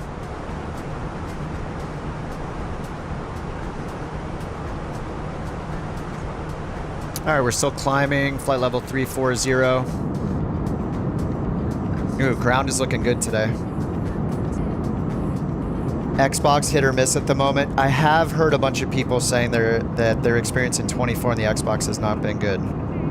Seems to be like, I don't know, 50-50 or 60-40, people saying it's fine versus people saying it's not fine.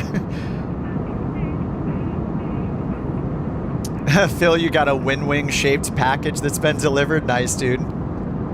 Send us a picture on the Discord.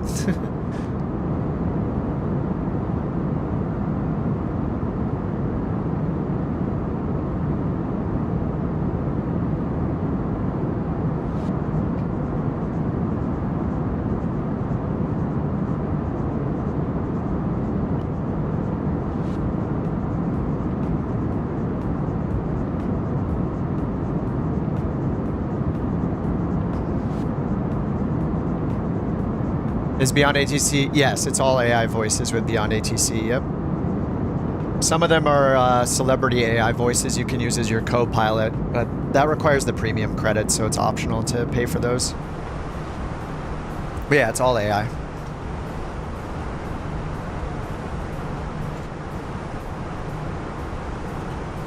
All right, top of descent. We'll just check Prague. Or sorry, performance. 32 miles till top of descent. 200 until, or sorry, 32 till top of climb. About 200 till top of descent. I think we should do an en route.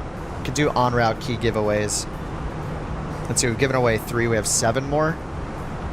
Let's do 2. We'll do 2 keys now. Then we'll do another flight and do maybe 2 more, and then the final landing we'll do 3 more. That should equal 10. If you guys want to enter the BeyondATC giveaway, type !enter. I'll give it a few minutes here. And then we'll close the entries temporarily. There are 102 people entered right now.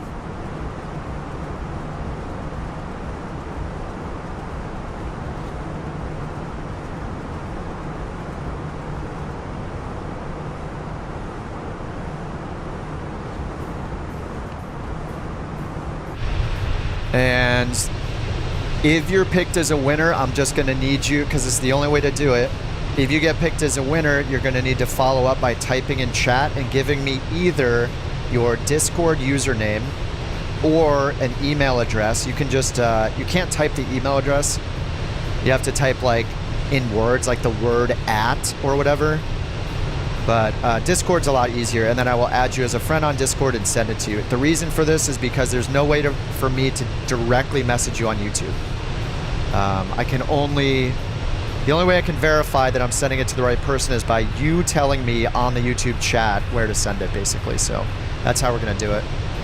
And the bot is, the bot chooses who wins, and nobody has an advantage over anybody else. You don't have to sub or turn on notifications or any of that stuff, or join, nothing. Everybody has the exact same chance. Nobody has an advantage for any reason. And just a reminder that BeyondATC is for PC only, and it's going to get you the base version, like not the supporter edition that gives you the experimental, but just the base version of it. And you just need to make a SimBrief account, which is free. SimBrief integrates with BeyondATC for the flight plan and the route and all that stuff. So, and thanks again for BeyondATC. They sent 10 codes to give away.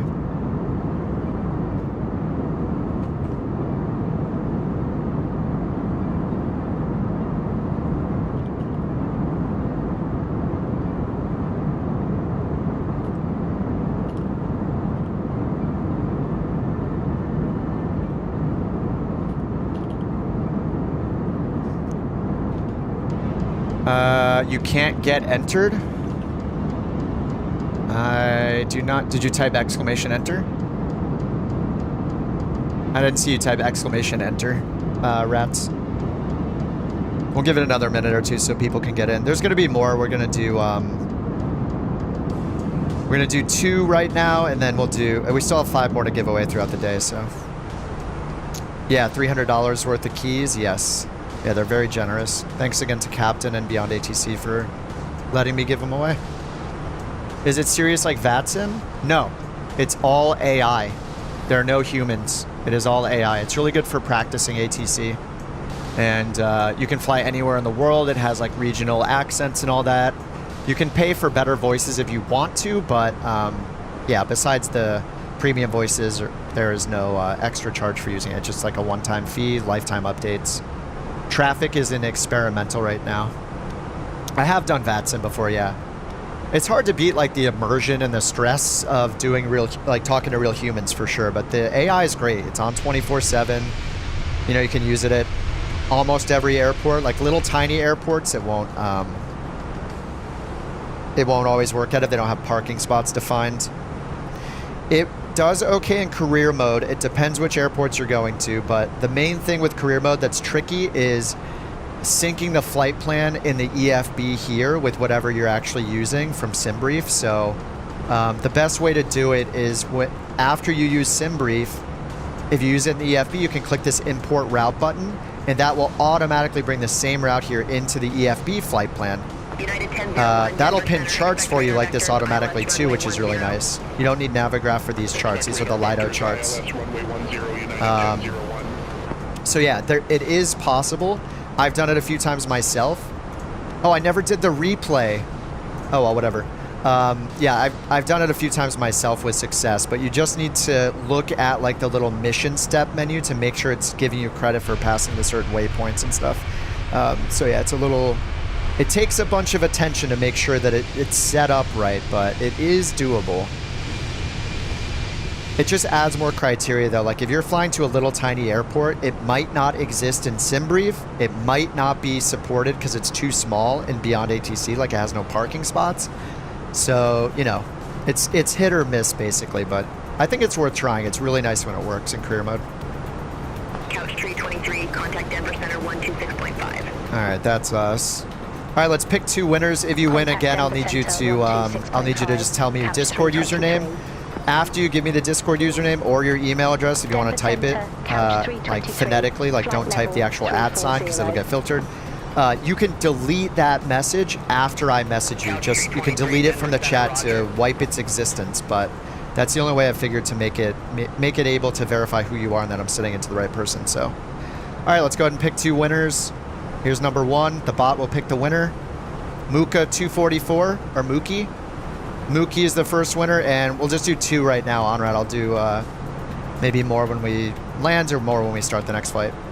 Winner number 2 is Darenzig and Mookie. So you guys just let me know your Discord username or type out like a phonetic email address, and I will message you and send you the keys right now. But I need you to tell me it. Otherwise, if you don't tell me in the next like 10 minutes or so, I'll probably pick someone else. Okay, Mookie, I got yours. I'm gonna message you on Discord right now. You can delete that message out of the chat, Mookie, if you want to delete your Discord name from the chat. And to redeem the code, you just need to go to the BeyondATC website, download the software from their download page. You'll just scroll down and click download. And then within the software itself, that's where you redeem the code. Within the program itself, you click on like the account button. Level 340.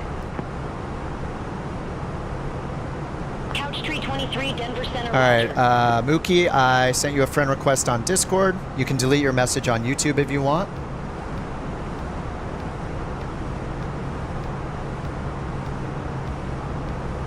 And Der Einzig, calling Der Einzig. I need you to come alive in the chat. Tell me a Discord or an email address. If you're trying to type an email address, you can't type it with the @ sign and everything. I need you to spell it out for me with words. Accepted? Okay, I got you.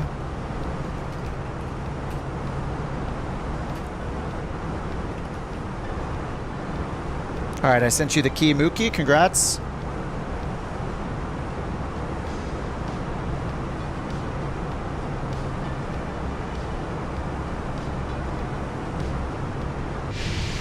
Proper German enunciation. I don't know what it says, so I don't, I'm a little worried about what it might be saying.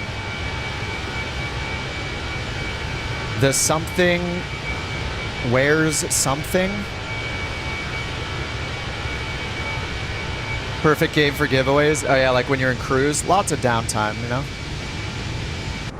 It's a candy. Denver Center, Envoy 3985, good evening, flight level 310. Der Einzig.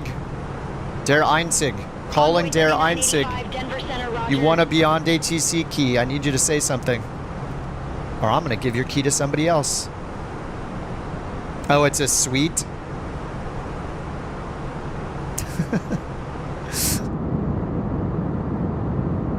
Der Einzig, are you there?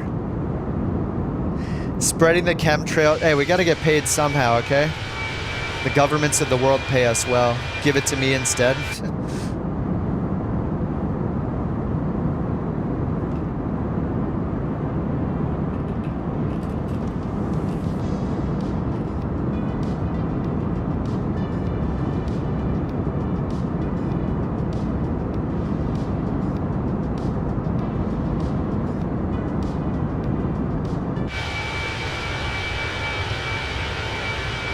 Where's the curve?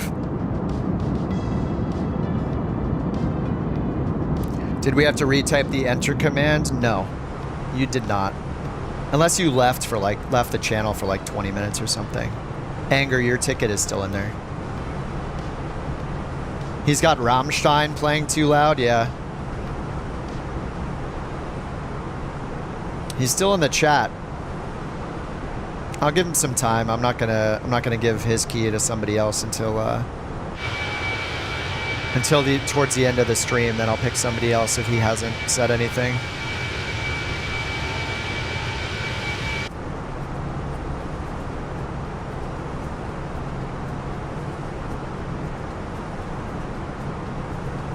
It's possible he left to go to another stream. The entries are turned off for now, just until Good evening, Denver Center. we get him to say something. Oh yeah, it might have stream delay or like rewound the stream. That's why I'm hitting him in the chat. Alaska 620, Denver. Yeah, here, I'll resume it right now. Hopefully Der Einzig will come to life soon. All right, where's our top of descent here? 132 miles till top of descent. Let's go ahead and pull up the charts for Denver and get the ATIS frequency in there. Ground chart. Oh, we have ATIS on the arrival. Oh no, there's no arrival. ATIS is 120,625.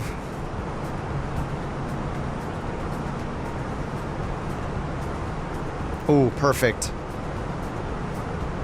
Probably too far for the ATIS, but...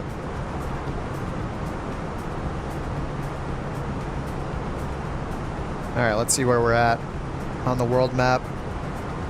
Oh my god, look at the traffic behind us. That's insane. Holy crap. And a lot of it's probably multiplayer. Pronounce his full name. I even added him in the chat. No response.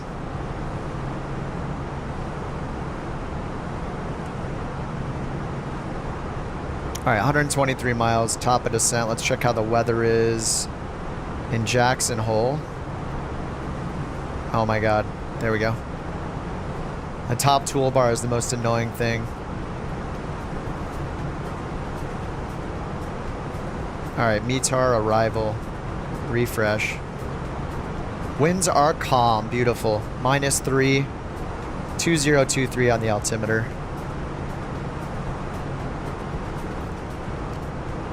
Der Einzig, are you there?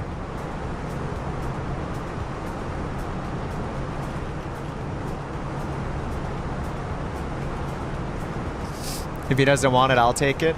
Yes, we will re-roll if he does not respond.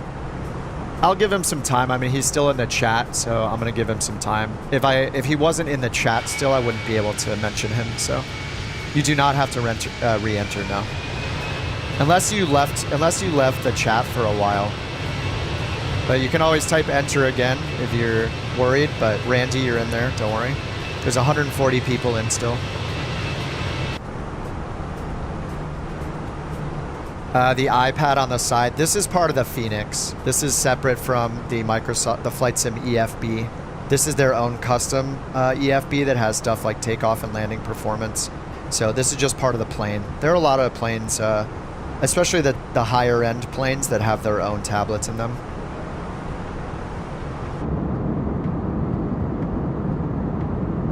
What's up, Cyber? How's it going? Phil says, in the extremely unlikely event I'm picked, since I may well be in bed, can you DM me on Discord? Yes, but if you leave the stream, it's possible that it counts you as an inactive person. But yes, Phil. If you are still in the entries list and it doesn't prune the list, then yes, not a problem.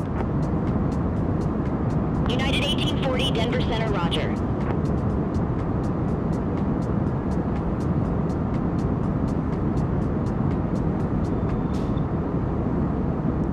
Still the best tablet. It's really good. I like the fly-by-wire tablet as well. I think they did a great job on theirs too. You have to enter more info, I think, for the landing, right? But I forget. It's been a bit.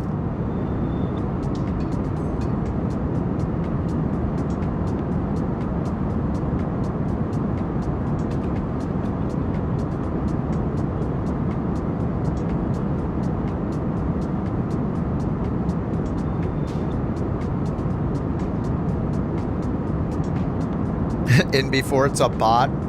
Yeah, that's why I mean, I will never put like doing a giveaway in the title of the stream, because when they happen, I want to give them the people who are going to be here regardless of there being a giveaway. And also, yeah, putting that in the title would definitely attract some bots. We're not looking to give it to somebody that's not here hanging out just to hang out. Like, we don't want people just hopping in just for a giveaway. You know, want to give it to the regulars. A380. Oh, I don't know. Is AnyBuild doing a 380? The fly-by-wire 380, I mean, it's free. You might as well grab it and try it out. It's great. We have 3 liveries for it, too, that Av and Manny made. It is pretty nuts. Couch Tree 23, contact Salt Lake Center 133.25. Contact Salt Lake Center 133.25. All right, Salt Lake Center. Couch 23. Jim, we want fans willing to endure watching a man fly teal-colored planes. Yes, we got another color here that you're going to love, Jim, the dark purple.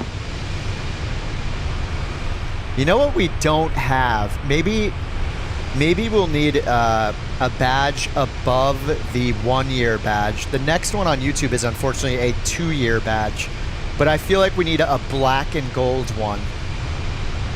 It's going to be like a leather seat from a Ferrari or something looking. I don't know what the seat is going to be.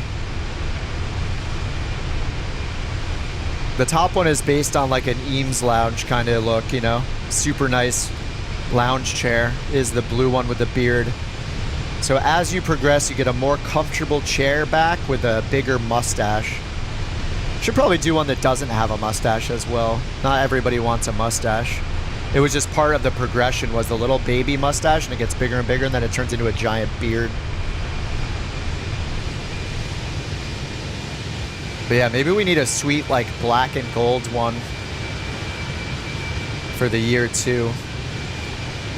Since we have passed the 1 year mark, but it's going to be until like next November, I think. I'm pretty sure November was when I started the memberships last November. So it's, you know, I resisted for a long time, but it felt good to get the emotes out there, and that's why we do the minimum price, is just so people can enjoy the emotes. All right, we are 140 miles away. It's our top of descent now, 76 miles. Enter destination data. Let's see if we can grab the ATIS over here by flip-flopping this. Jackson Hole Airport, information Juliet. 210 Tree Zulu, wind and calm. Visibility 10, sky condition clear. Altimeter tree 02 tree, landing and departing runway 19er. Advise on initial contact, you have information Juliet. Did you say temperature 23? Jackson or Hole minus Airport, 3? information Juliet. 210 Tree Zulu, wind and calm. Visibility 10, sky condition clear. Altimeter tree 02 tree, landing and departing runway 19er. Advise on initial contact, you have information Juliet. Alright, they did not give us a temperature, so we'll just use the METAR for the temperature, which is fine. I just want the winds for the magnetic direction. Oh, but I can't type them in anywhere, whatever. 3027 and... oh no, 3023. I'm gonna type that. 3023 and apply the METAR. -3 is correct. Variable at 0, so yeah, winds are calm, so it's got that. And it doesn't say snow or anything like that, so we'll do dry runway. They said landing runway 19er. That's correct. And then let's check our fuel. We're just going to add our 0 fuel weight to our fuel on board. So 133.8. So here landing weight 133.8. And it looks like we're going to need medium brakes. Medium braking, and I'll probably, because we have no reversers, I might end up doing max manual braking, but we will set the auto brakes to medium when we start the descent. Where do you find the QNH? In SimBrief, you can do, you can look up the weather if you, at the top, hit WX, or it matters where you're using it, but if you go to weather, and I can hit populate from last flight, and that'll put in the codes here, and then I hit search, and that'll pull in all the weather information. So you can do it that way with SimBrief. So here, if I look at the METAR, you can see this top one right here says altimeter 3023.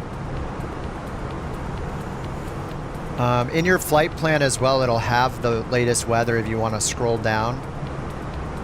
You can look for the weather info section. If I just keep scrolling, landing data, packs, right here, airport weather list, airport WX list. This will also have the latest METARs in it. So here, Jackson, I see 3027, so it's a little out of date. So it's better to use the weather section and get the latest, or use the ATIS. Tune into the ATIS radio to get it.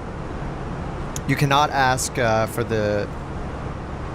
oh, it didn't announce on frequency. I'll have to click that. You cannot ask it yet. They might add that later. They add stuff periodically. Usually when you start the descent, they'll give you the QNH though. When you're leaving the flight levels, descending into the altitudes, they'll usually do it. I'm just going to say verify next fix because it's not replying to me. Please verify name of my next fix. Couch 323, I show you going direct Dunmore VOR. Dunmore. Affirmative, direct to Dunmore VOR. Dunmore. Couch 323. Alright, so let's look at the approach. It's going to be runway 19er and it's clear, so we'll probably get a visual, but we will put in the best approach we have. Arrival, we got ILS Yankee 19er. So let's go to the flight planner. Let's go to Jackson Hole and hit the little I button. And here's runway 19er. And there's the ILS 109.1. Under RadNav, we have 109.1. And then we can go grab the charts if we want. Approach, 19er. ILS runway 19er is pinned. Okay, and then we have the localizer here, 109.1 IJack. Localizer Yankee runway 19. Final approach course right here is 187. It says 189, but we'll just trust what the sim thinks it is. Since mattering how old this chart is, the runway magnetic direction changes over time because of physics and stuff and the Earth magnetism things. And then our final altitude down here, it's a 3-degree glide path. Final altitude, we're going to be at 9,600 for the glide slope. At FAPMO, nice. And then our minimums down here, 7080. This bold number is our Barrow minimums for a Cat 1 ILS approach. So we're going to go performance, go all the way to the approach phase, and we'll put in that number 7080 for Barrow minimums. Wind is calm, so we're not going to use Comp 3. Comp 3 is like flaps 3 landing instead of full flaps if you have like crazy crosswinds. But we're going to leave that. So it'll be regular flaps, full flaps landing. All right, we just need to tell them when we're ready for our descent, 35 miles out. How do you turn on oxygen in the Caravan? Yeah, above you next to the fuel selectors. There's a white lever that you pull to the on position. Yes, Earth magnetism things confirmed, exactly. Something about the magnetic poles and, you know, how over time it changes because of the Earth's tilt and such. So, yes, something about that. We'll let the real scientists explain it. I just need to know enough to know that I don't worry about there being a few degrees difference, and I trust what the sim thinks the runway heading is and not the chart, just because the chart is probably up to date or out of date, and the sim could be up to date or out of date, but in the physical, quote-unquote physical sim world, if it thinks a runway's at a certain heading, and or like I'm going to trust that heading it's pulling in because it's probably right. It wobbles over 26,000 years. Couch 323, Salt Lake Center, expect radar vectors, ILS Yankee runway 19er. All right, nice. We are going to accept that. Expect vectors, ILS Yankee runway 19er, Couch 323. That's one of the few things you need to respond with. You can either respond by voice or you can just click the responses over here. Up to you. There are certain things that Copilot will not decide for you, like, you know, confirming the approach or the arrival. It'll prompt you to, you know, give it it gives you a chance to ask for a different runway or a different approach if you want to.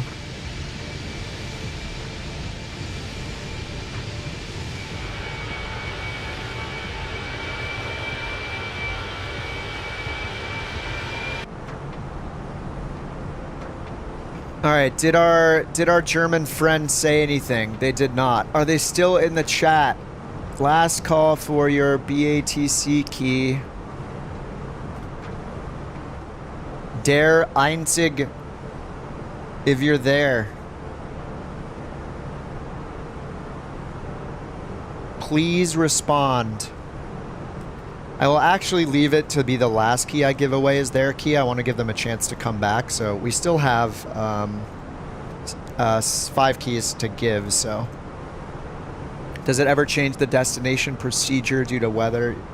Yes. It will change the arrival potentially and the approach. So you have to be able to react to that and change your approach and your arrival. The tilt processes over 26,000 years, but the poles move randomly.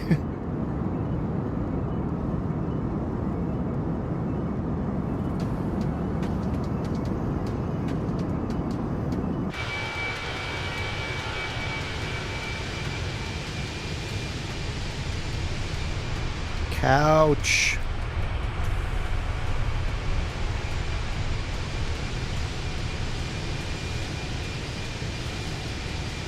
Good evening, Salt Lake Center, Southwest 1358, descending via Flat Eye 4, flight level 351. Southwest 1358, Salt Lake Center, radar contact.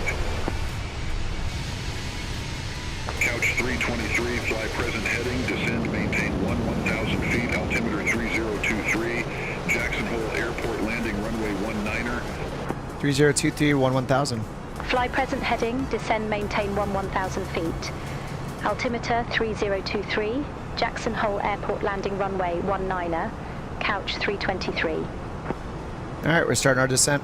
So they didn't, because we don't have an arrival for this, so they're just giving us a descent down to an altitude right now. So we are doing open descent down to 11,000. I pulled this to give us our current heading, so we're just in heading mode now, 306 degrees.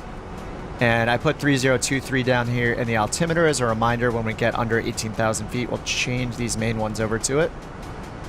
And yeah, we're descending now.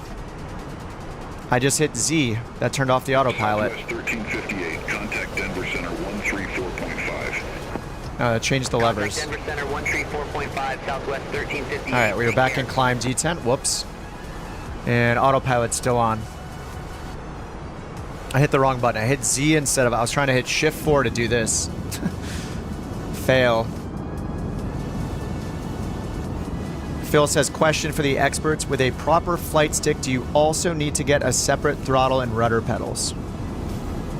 I mean, if you think about a real plane, you know, you have the stick or throttle, or you have the stick or yoke, then you have a throttle, and then you have rudder pedals. So if you want to match all the possible realistic things that a pilot uses, then, you know, you don't have to get a throttle and rudder pedals. But it's just good to start, in my opinion, just start with a stick or yoke, second get the throttle, and then third get the rudder pedals. Because you can always, you know, mattering your stick, you might have a couple sliders on the stick or on the base of the stick you can use for throttle. You might have a twist axis on your stick that you can use for your rudders and nose wheel steering when you're on the ground. So the stick, I think, is the most important. And then second would be the throttle. I mean, you know, if you're flying the Airbus, you could get away with not having a throttle because the Airbus is managing your speed down until touchdown, essentially. So all you need to be able to do is get it into the detents. You know, when you take off, you're giving it a toga or a flex. After the takeoff, you pull it into the climb detent. And then as you're touching down, when it tells you to pull it to idle, you pull it to idle, and that's it. And then you just need a little bit for taxiing. So you could get away without having that stuff. You could just use your mouse and click the gear. You could click the flaps up. So it's definitely doable. But the stick is one of the hardest things to get right? Like the stick is the hardest thing to not have. Xbox controller, you're not very precise with. Mouse and keyboard, you're not precise with. So a stick, in my opinion, is the most important. It's very hard to fly the plane on final without a stick or a yoke. But yeah, all three are great. If you can get all three eventually, then do it. Yeah, pedals are good for things like realistic ground, you know, straightening the plane out on final. You can turn on rudder assist though. Like, no shame in using the assist mode. Turn on the auto rudder assist in your assistance settings so the plane will correct itself during turns and on landing. Coordinating turns in the sim is like not a big deal either. Like in the real world, you coordinate your turns, rudder and stick, right or left together. But in the sim, like every plane is so different with coordinated turns, and you don't feel it in your seat or anything like you would in a real plane. So it's not really a big deal. If you're doing bush flying and really fast flying, you're doing like fighter jet stuff and bush stuff, and you're slipping the plane, you know, and landing in crazy crosswinds all the time. That's where rudder pedals are really nice. You know, I actually don't even use the rudder pedals to taxi in this because there's a tiller wheel. So in this plane, I have a twist axis on my stick that I use for the nose wheel steering separately, which is really nice.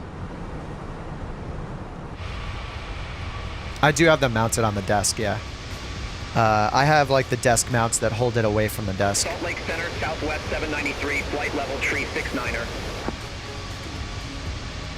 Southwest 793, Salt Lake Center, roger.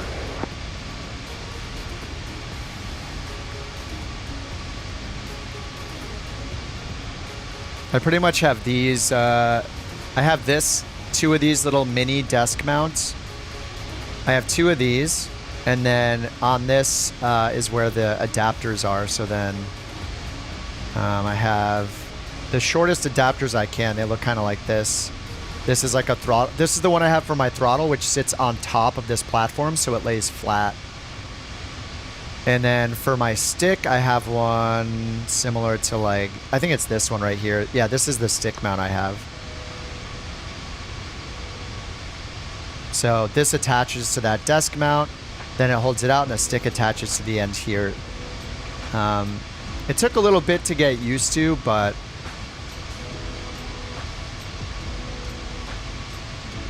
you know, it's really nice. Yeah, they're besides me to my left and my right. The downside to mounts is like how far away they're sticking out from the desk. So you have to like move your seat back a bit, or your arms end up being like angled out to the left and right, which is how I do it. It's not the most comfortable thing, but it works. It's really nice to have them mounted and not worry about it sliding around the desk. Free up the desk space. Oh, that's really nice.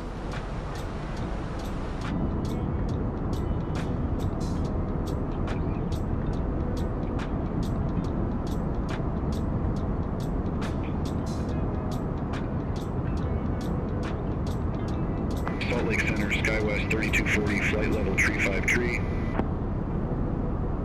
Der Einzig. SkyWest 3240, Salt Lake Center, good evening, radar contact. I'll bug him later. Flight level 360. We might end up re-giving away that key at the end of the stream if Der Einzig does not reply.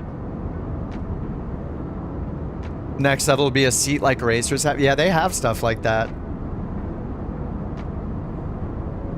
Salt Lake Center, Delta 674, good evening, flight level tree. All right, we're in the descent, so let's just set up for the approach. So we're going to use medium auto braking.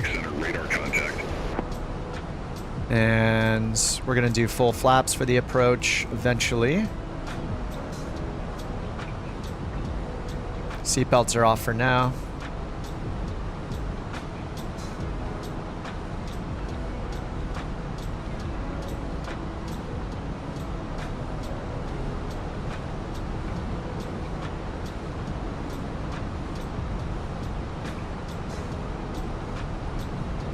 Odd hearing SkyWest.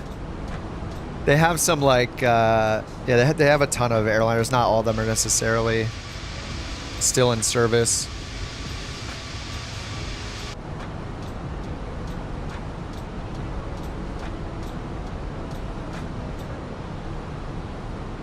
All right, just in the descent still.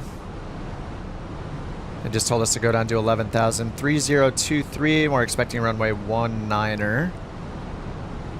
11,000 in open descent. All right, 21,000 now.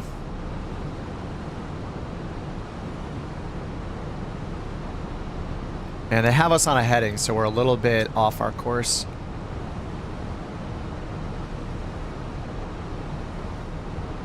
Okay, we have our minimums in and everything. I'm just going to hit LS way early. And we'll just keep an eye out for the DME to show up here. So here's the ILS. 323, altimeter 3023, expect radar vectors for ILS Yankee runway 19er. All right. Altimeter 3023. Expect radar vectors for ILS Yankee runway 19er. All right, we'll do 3023. 323. As we're getting under 20,000 feet. Yeah, all good recs. You guys can spam enter as much as you need if you went AFK for a while. Want to make sure your entry's in there. Totally fine. Still have 5 to give away. We'll do a few more when we land. Probably do 2 when we land, and then maybe 3 and cruise on the last one.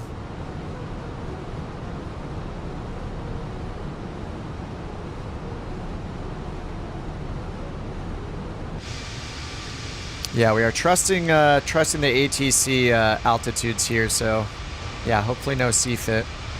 It's also very clear outside, so I think we'll be okay. As long as I'm paying attention.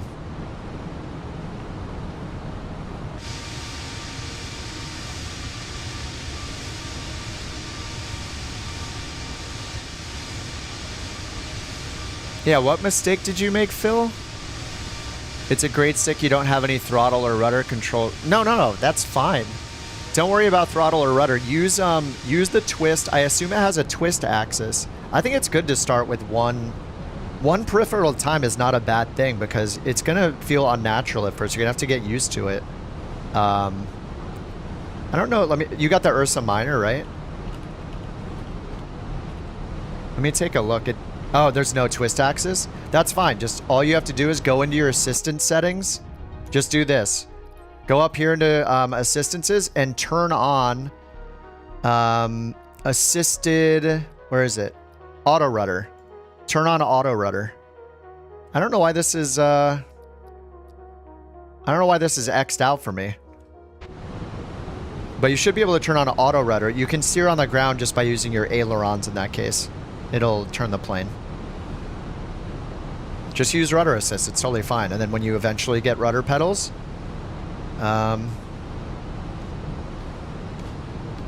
unless there's like something you can use for rudders, like I don't know if there's like if there's no twist axis, then probably not. The Orion 2. Wait, what's that? Ursa Minor. I only see the Ursa Minor. Oh, did you get the Airbus? Did you get... Oh, you got the Orion 2 base. I don't see the Orion on their website. I just see the Ursa Minor. Yeah, it is kind of weird that a stick doesn't have a twist axis. Orion's a fighter stick. Oh, combat flight control. I see. Joystick. I see it. The Windwing Orion 2 Viper Ace. They have a bunch of different ones. That's surprising. That base doesn't have a twist?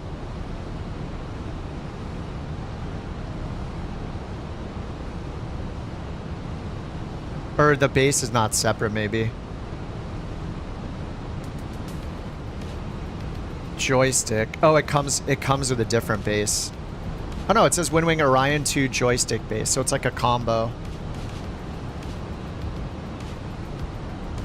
Are you sure that the twist axis just isn't locked by default?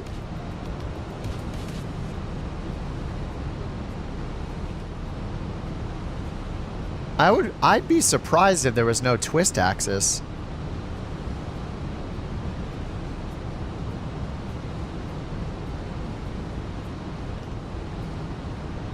Are you sure it's just not locked down by default and you just have to unlock the twist axis?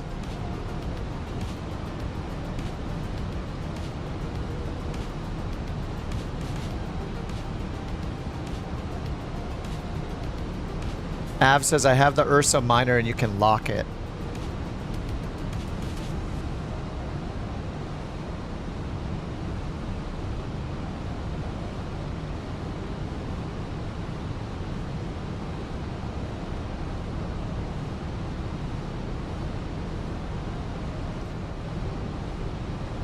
Oh, there's a Z-axis module.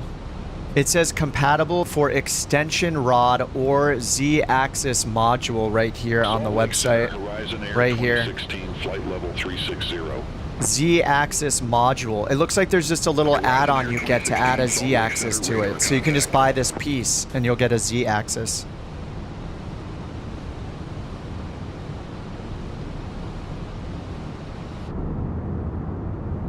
So that's fine.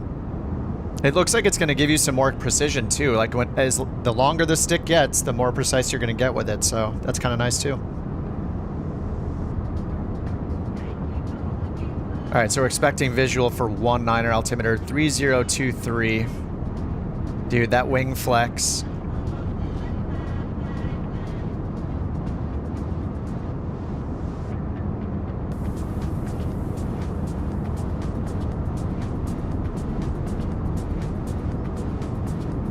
Thrustmaster M16000T. That's like essentially the same as the Airbus side stick, but with some more buttons. Loving the honeycomb, but looking for a stick HOTAS to complement it. Don't care for fighter jets. Yeah, I mean, people love it. Just matters your budget. I used the Airbus one for a while.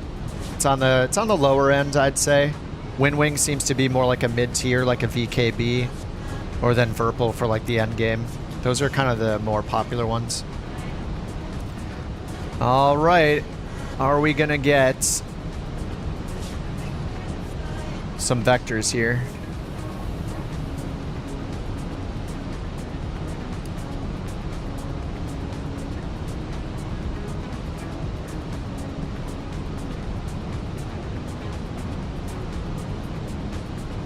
We're getting closer and closer to terrain.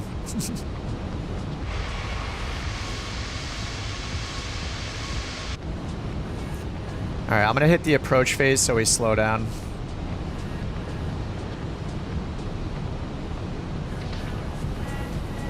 And let me double check to make sure we're still connected. We are.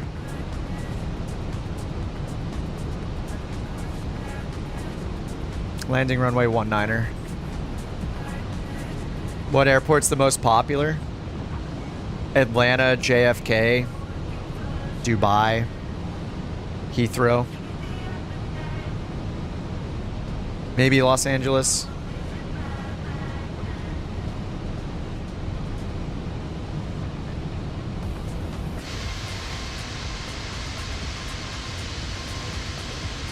If you buy the CJ4 in career mode, will you get longer VIP missions? With the Vision Jet, they're $250. I have no idea. I haven't bought it myself. I am not sure.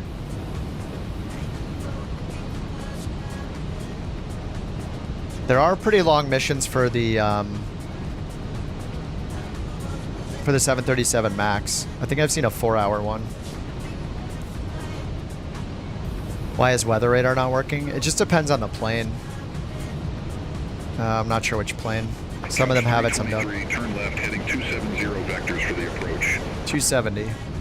Turn left, heading 270, couch 323. All right, left turn 270.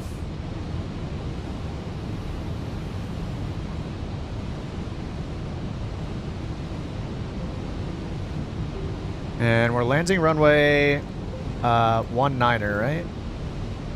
Yeah, ILS Yankee 19. And do we have DME available? Yes, we do. DME 109.1 IJack. Nice.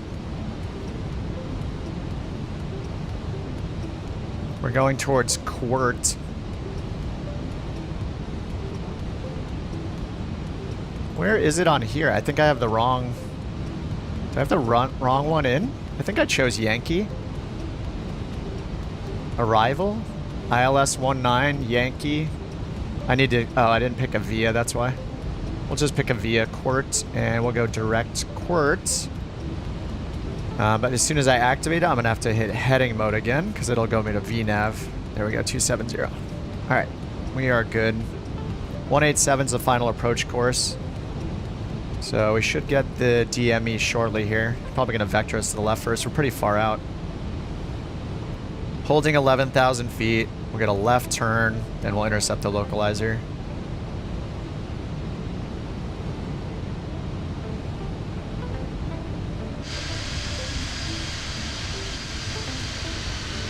Couch 323, 9 miles from Quirt. Turn left, heading 245. Maintain 9,600 feet until established on the final approach course. Cleared ILS Yankee runway 19er. Turn left. All right, 245, 9,600, and Loc. Until established. We got DME. ILS Yankee runway 19er. DME and the localizer diamond down here. No glide slope yet. Oh, sorry, that's our ground track. There's the Loc diamond. Loc star already, and down to 9,600. So, yep, they gave us the correct bottom altitude right here at FAP mode. DME 10.9, 9,600. 3-degree glide path down to the runway, and we got the minimums in already. Go around is climb 14,000. These LiDAR charts look good. The only thing I want from them is a top altitude for a sit. It's kind of weird. All right, on our way in. And we'll just tell them when we're established. Actually, we're already established. We're established on the localizer runway 19er, couch 323. Couch 323, affirmative. All right, so we are on the Loc here. Loc is set. No glide slope yet. As we get closer, we'll see the glide slope info come in. Let's change this to ARC. And yeah, we're just on our way to FAPMO, 10-9 DME. So we got 10 miles till we get to the final approach fix. And then we'll grab the glide slope down to the runway. But conditions are good, winds are calm. It is -3 degrees. Cabin crew must now be seated for landing. Thank you.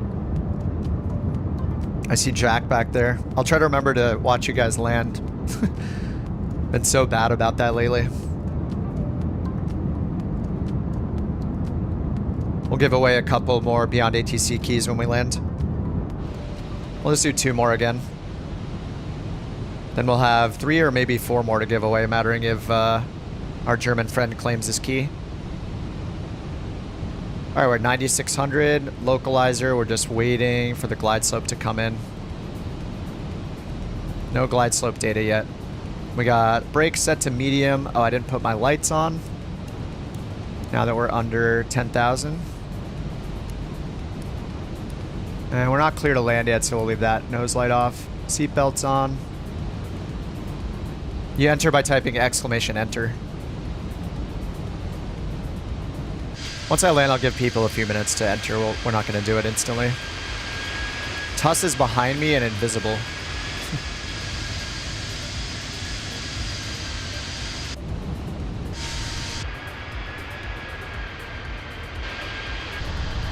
Who could complain about scenery? Yeah, I don't know. When it's working, it's incredible. I mean, we always have Bing problems. We have Bing problems in 2020. We have them in 2024. Sometimes the data doesn't load. But I mean, just the trees, the biomes, the ground detail, the rocks and, you know, stuff that are down there, the water improvements, the lighting improvements, the cloud improvements. It's pretty insane. Look at this thing. We'll get a quick beauty shot here.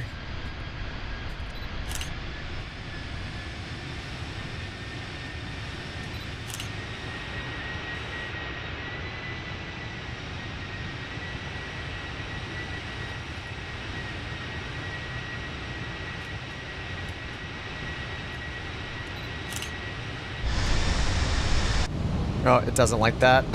All right, glide slope's alive here. We're gonna hit approach. We got cleared for the ILS already, so we're good.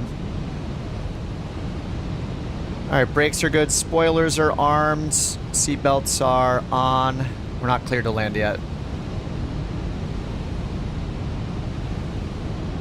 All right, here comes the glide slope. Tuss is in front of me now because I paused. Glide slope start. No tower services available at Jackson Hole Airport. Frequency change. All right, no tower, and climb 14,000. So we'll set 14,000 for our go-around altitude.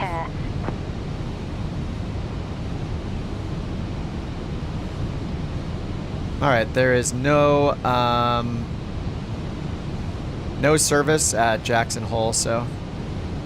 Whoops, I shouldn't have closed BeyondATC. There might be some AI traffic down there. Whoops. I just killed all the AI traffic by doing that, so I'm going to reload it. Oh, Chase is in front of me.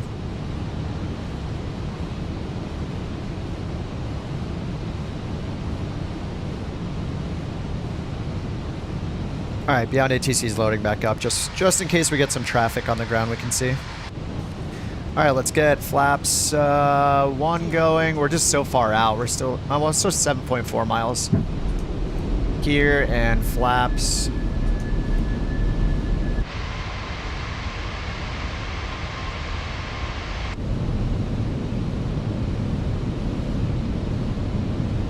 All right, flaps 2. Whoops, I didn't give it time for the speed. Let's go ahead and get a little braking here. I messed up with the with our flap schedule. All right, we're just waiting to get below VFE for our next notch of flaps. Once we're under these double orange lines, we can do our next notch. Wait until we're definitely below them. All right, next notch. Under the next VFE, we can do 1 more. 1,000. Spoilers are armed, 1,000 AGL. Flaps full.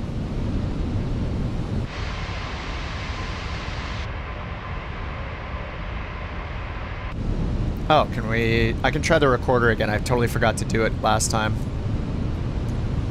Oh, it's not opening. Let's try it again. Recorder? What the... Oh no. Doesn't like me.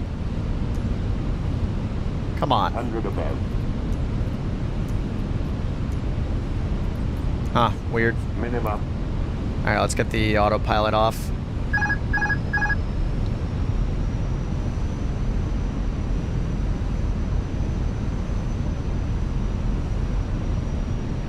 Winds are calm, no excuses.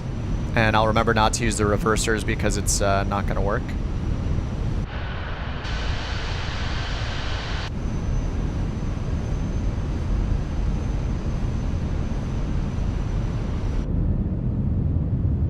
Trees. 100. 50. 40. 30. 20. Retard. 5.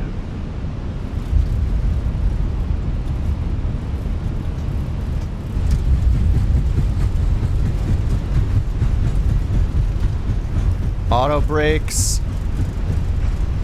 No reversers. Looks just fine. Couch captain's on the ground. Look at that.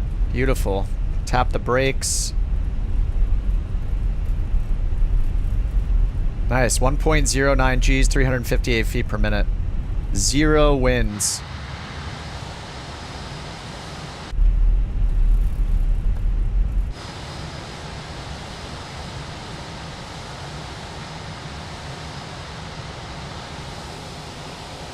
John and Tuss are coming in. We're going to stop here after the hold shorts. The cabin crew will shortly be leaving their seats to perform safety-related... Airbus is so easy to land. We ask that Especially with no wind. I mean, if I couldn't land that, you guys would be leaving. You'd be like, what is this? Let's get these Beyond ATCs and never come back. Can't land an Airbus with 0 wind? Ooh. That would be a problem.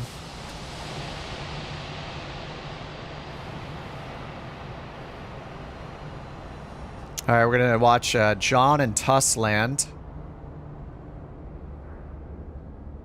You guys can type !enter in the chat if you want to enter the Beyond ATC giveaway. We'll do a couple more keys here in a minute once I get to the gate. Oh my god, we got bison.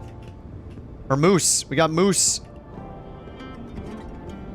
That one's taking us... Whoa, they're glitching.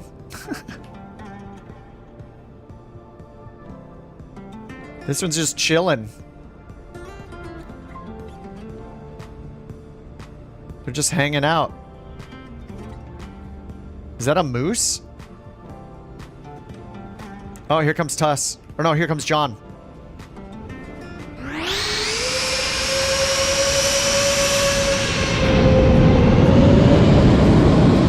Somebody's got working reversers. A female moose. These are the boys. Oh, their frame rates are glitching a little bit.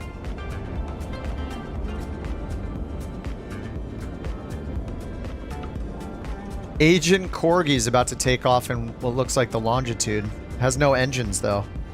Where are the engines? Oh, there they are. What? Here comes Tuss. What is Tuss in?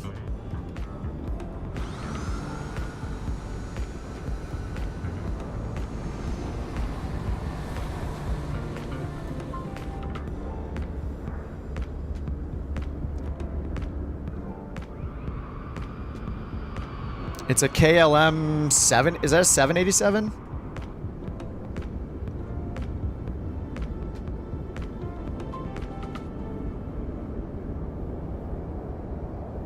A little bump. Here comes Jack in the RJ, the Just Flight RJ. Followed by Manny.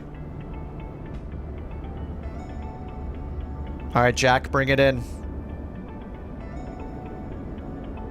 Look at this thing. New landing gear, 20 million. Yeah. Landing gear broke.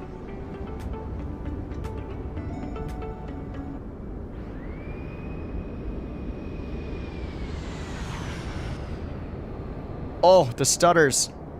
Look, even I get stutters when someone else lands. It's not even just me that lands for the stutters. Anybody lands, stutters happen. What the heck? Alright, here comes Manny. Fellow livery creator Manny. Well, I'm not a livery creator, but one of the Couch Captain's livery creators coming in. Someone's on the runway with a Norton, and it's flickering like crazy. But if I hit my strobe light off, it'll fix it. Whoa. Oh, the lag. Holy. Dude, the lag happens when anybody lands. It's so weird. Why am I lagging when he's landing? Another flight? Yes. I got more keys to give away, so... Needs one more flight. Oh, Lake Pilot's coming in. I can't tell his altitude. Oh, there we go. Alright, he's only 2 miles away. 7,300 feet. He is in sight. He's in the Max. He's in the Asobo Max BBJ. Looking a bit high. The plane's full LOD, loads at the last minute. Oh my god, why? Yeah, Dulos, we're on USA West if you want to join us. I don't know where we're going to fly next, though. You might want to wait. I'll take a suggestion. Where to go. Alright, here comes Lake and the BBJ. Looks like a UFO. Oh, it has engines now.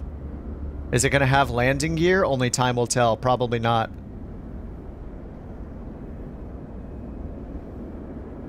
Oh, there it is, glitching. Oh my god, who made this decision? Oh, he's crabbing hard. Ooh, oof. A little bit of an oof over there. Hold it on the runway. Alright, looks like he held it on the runway.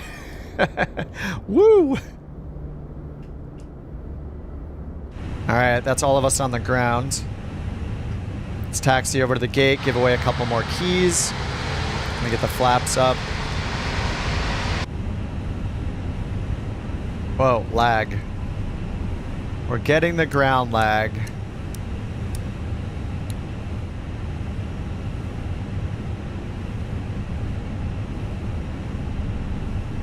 I'm gonna close the flight over here.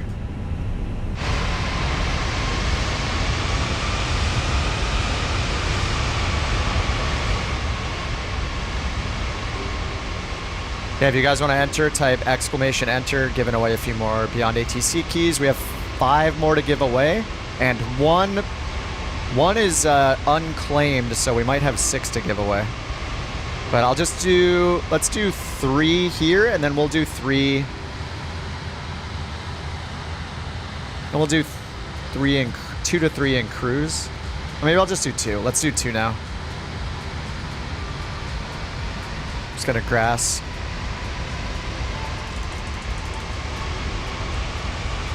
We don't own this, so it's fine. Dur has gone.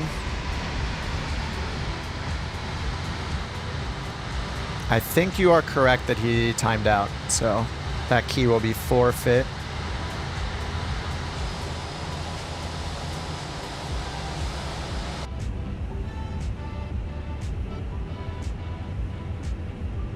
Alright, engine, strobe. 319, yeah, it's been fine so far. Cabin crew is on.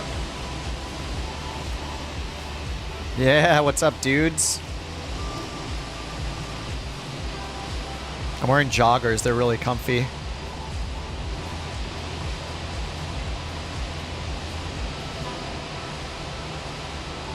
Engines are still turning off here. What is this? Generic A320neo. The mountains look pretty sweet. How do you do multiplayer? On the world map, just choose all players. Click on, in the top right, click on where it says flight conditions on the world map.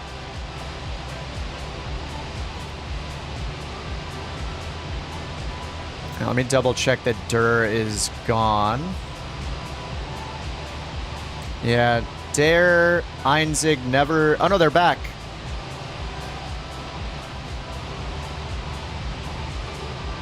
Der Einzig is back, so we'll see if they reply. If not, we'll give their key away at the last giveaway.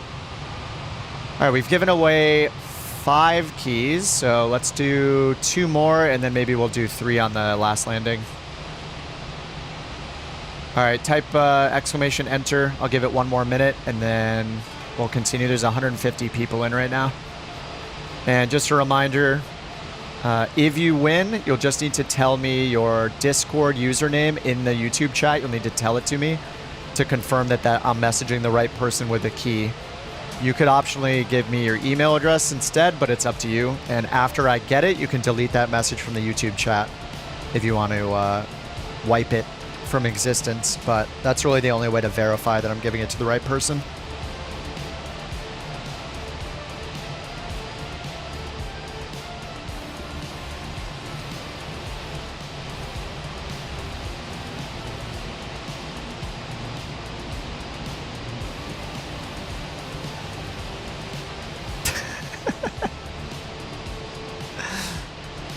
Toss is in a flight suit. What's up, Tuss?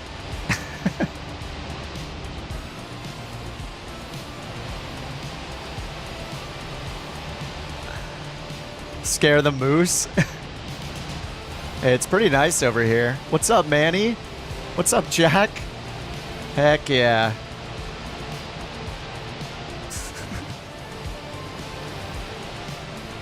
We're all just here hanging under the back side of the plane.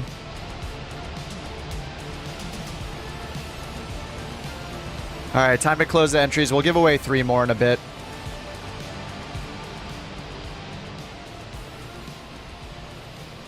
All right. Close entries. It is glitching. Let me refresh the page. All right, picking winner. We'll just do 2 now. Full fit. Full fit. Please tell me your Discord username, and I will message you the key. 787 AvGeek. Please tell me your Discord username, and I will send you a BeyondATC key. Now, I have a feeling Dura is not going to show up, so let's see. 4, 6, 7. We'll do 1 more right now. Let's do a 3rd. Dos Los World, number 3. All right, you guys just tell me in the chat, tell me your Discord username, and I will message you right now with the keys so we can check them off. If you don't have Discord, you can type out your email if you'd rather, but it's up to you. And you can't type like an @ sign. It'll get filtered. Yeah, BeyondATC. Full fit, 787 AvGeek, and Dos Los World. Please type your Discord username in the chat. After I send you the key, you can delete that message from the chat if you want to. I'm going to add you as a friend to send you the message.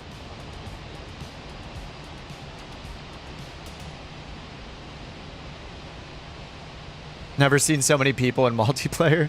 It's pretty fun. BeyondATC is a AI ATC program for Windows that's very good, and it injects traffic and stuff. It's great. They gave me 10 keys to give away, so I've been using it on the stream. I mean, I use it all the time. I've been using it like all year, basically. BeyondATC, yes, you need SimBrief. All right, I got you, Dose. Let me copy that, and I'll message you real quick. You can delete your username from the chat if you want, Dose. I'm going to message you right now, add you as a friend.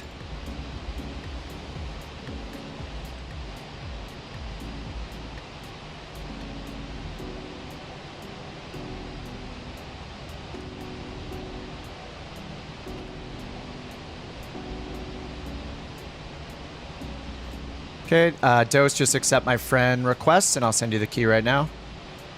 Yeah, it uses SimBrief, so you do need to sign up for SimBrief, but SimBrief is free, so.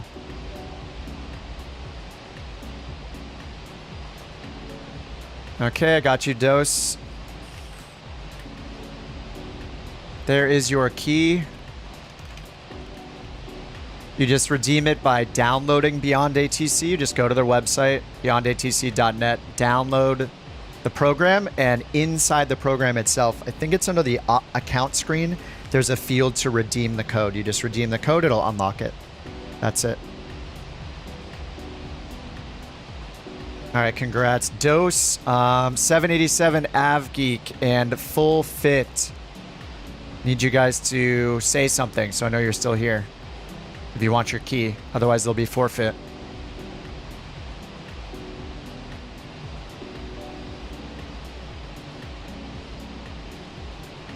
Yeah, we got 3 people who haven't said anything. Der Einzig, Full Fit, and 787. 787 AvGeek. Please speak up for your key. Please speak up for your key.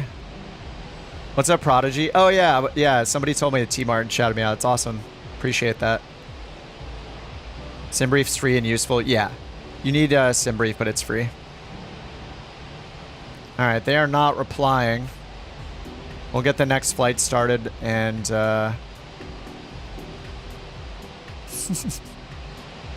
multiplayer party. Bobo with a very low polygon. I don't even know what this is. What are we looking at here? The C-17. Oh, there it is.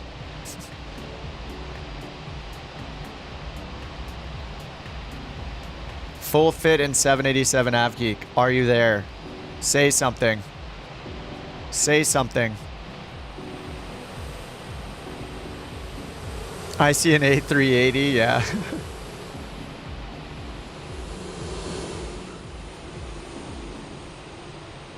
There's a mustachioed man there, too. You see him? I can see his mustache from here. I can't zoom in.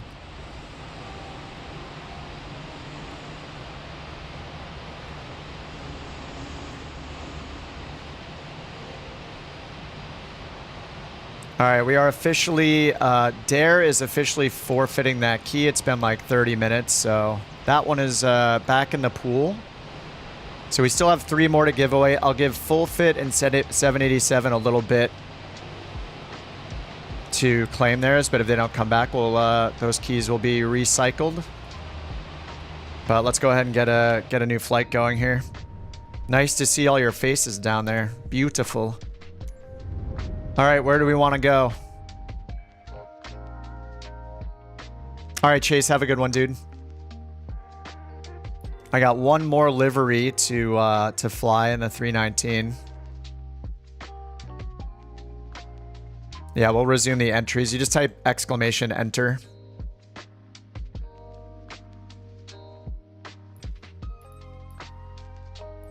All right, we'll go with the dark purple now. And one more short flight. How long have we been on already? 4 hours. Holy crap. Probably do a couple in flight and then the rest of them when we land. Albuquerque? Okay. Albuquerque to where? Let's see a real world route here. Albuquerque. Under 2 hours. I guess to Vegas, right? Albuquerque to Vegas? Or should we do Vegas to Albuquerque? I kind of want to depart from Vegas.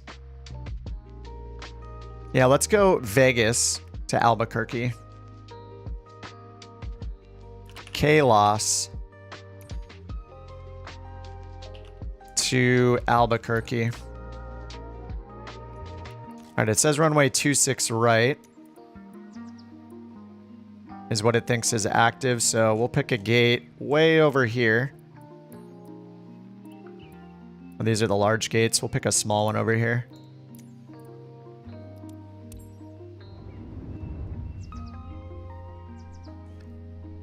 Four hours, just saw you were live. All good, Eric. Well, you're still here in time for BeyondATC giveaways. We still have, well, 2 of the keys are unclaimed so far from people that won them. So if those go back into the pool, then we'll still have 5 keys to give away. Full Fit and 787 AvGeek have not claimed their keys, and if they don't in the next like 15 minutes or so, like once we get up to cruise maybe, then those will be forfeit. I didn't see it myself, Luke, but I heard about it. I'll definitely check it out. I appreciate the shout out.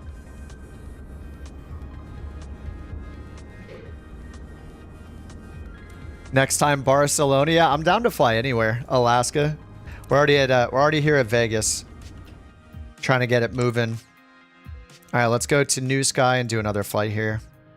Free flight for the couch captains. Las Vegas to Albuquerque in the 319 CFM.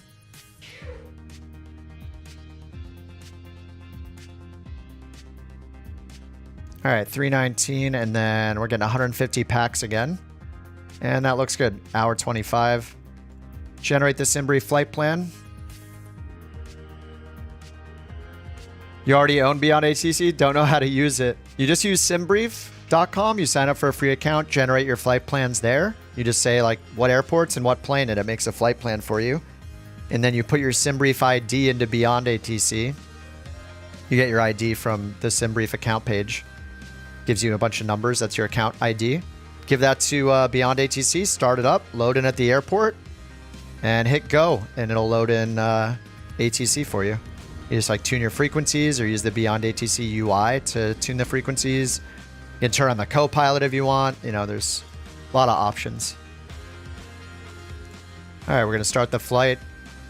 Oh, was my last one a 10? Oh my God, it was a 10. Yes. It's kind of always a 10 with the Airbus. It's just too easy. All right, let's get that imported into the plane.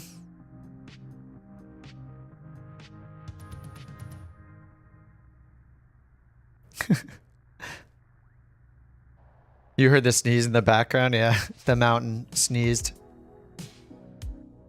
I muted myself and yelled it out. Okay, batteries on. External power on. White lights. Emergency exit lights. Nav and logo to 1. And nav alignment, all 3. All right, let's go down here and pull up the SimBrief. Let's see, we'll just click view again. So it opens the new one here. All right, Las Vegas to Albuquerque, 319, 37,000 feet. Cost index is 60 again. We'll do flight init.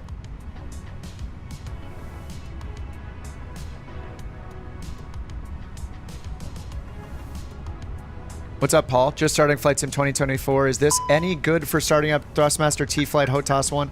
It's a really popular flight stick. I have never used it myself, but in my opinion, like if you're starting the sim, you're gonna have a leg up on anybody that doesn't have any peripherals at all. So yeah, any flight stick you can get your hands on is gonna be better than not getting one.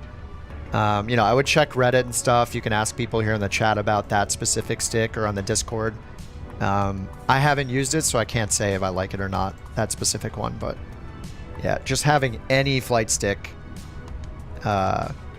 is a great starting point instead of trying to use a controller or like keyboard and mouse.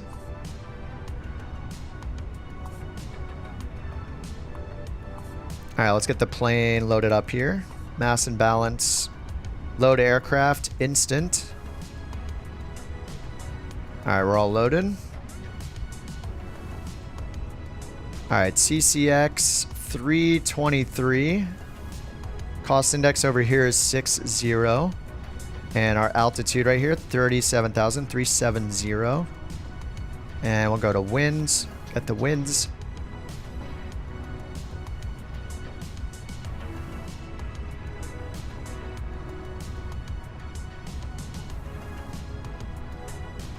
Okay, winds are imported. We'll clear these messages.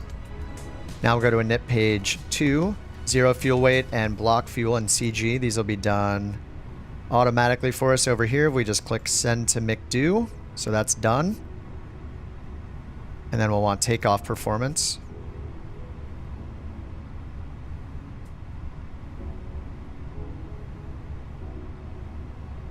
All right, 127.5. All right, that's all set. Now we need performance. And I'm gonna leave the performance until we get the clearance just to make sure we get runway 1 right, which is what we're expecting. All right, I'm gonna hit comma, magic, baro ref key. Okay, and then let's go to BeyondATC. I didn't have it started yet, so we're getting that up right now.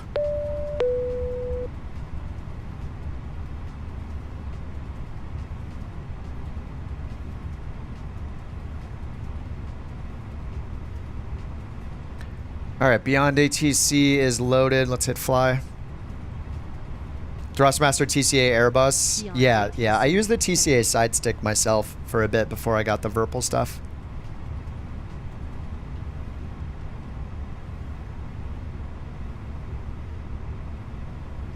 Yeah, Binary. You just need to be here to tell me your Discord name to confirm you're here. So somebody, yeah, I want to give it to somebody that's here.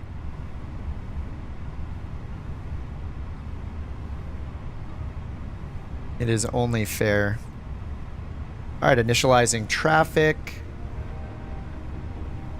All right, we'll turn auto respond off. We'll do the comms ourselves for a bit. And let's go to ATIS. 01 left. Departing runway 26 right. 01 right. Bird activity in vicinity of airport. Advise on initial contact. You have information, Juliet. MC Karen Airport information, Juliet. 2236. I think I have the in-game stuff turned on. We're getting like ATIS. Whoa. Whoa. All right, chill. Altimeter 3014. Landing runway 26 left. 01 left. Departing runway 26 right. 01 right. Bird activity in vicinity of airport. Advise on initial contact. You have information, Juliet. Did the plane just shut off? What the heck? Huh? Oh, the app just restarted. That was weird. All right, Phoenix. All right, and yeah, the Phoenix app just closed and reopened, so.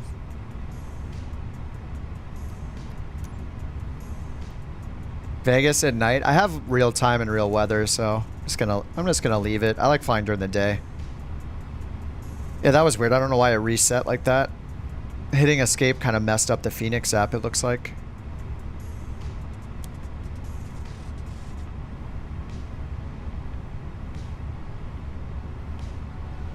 Okay, let's try this again. 1 right. Let's go ahead and get our clearance first. And we're going to Albuquerque.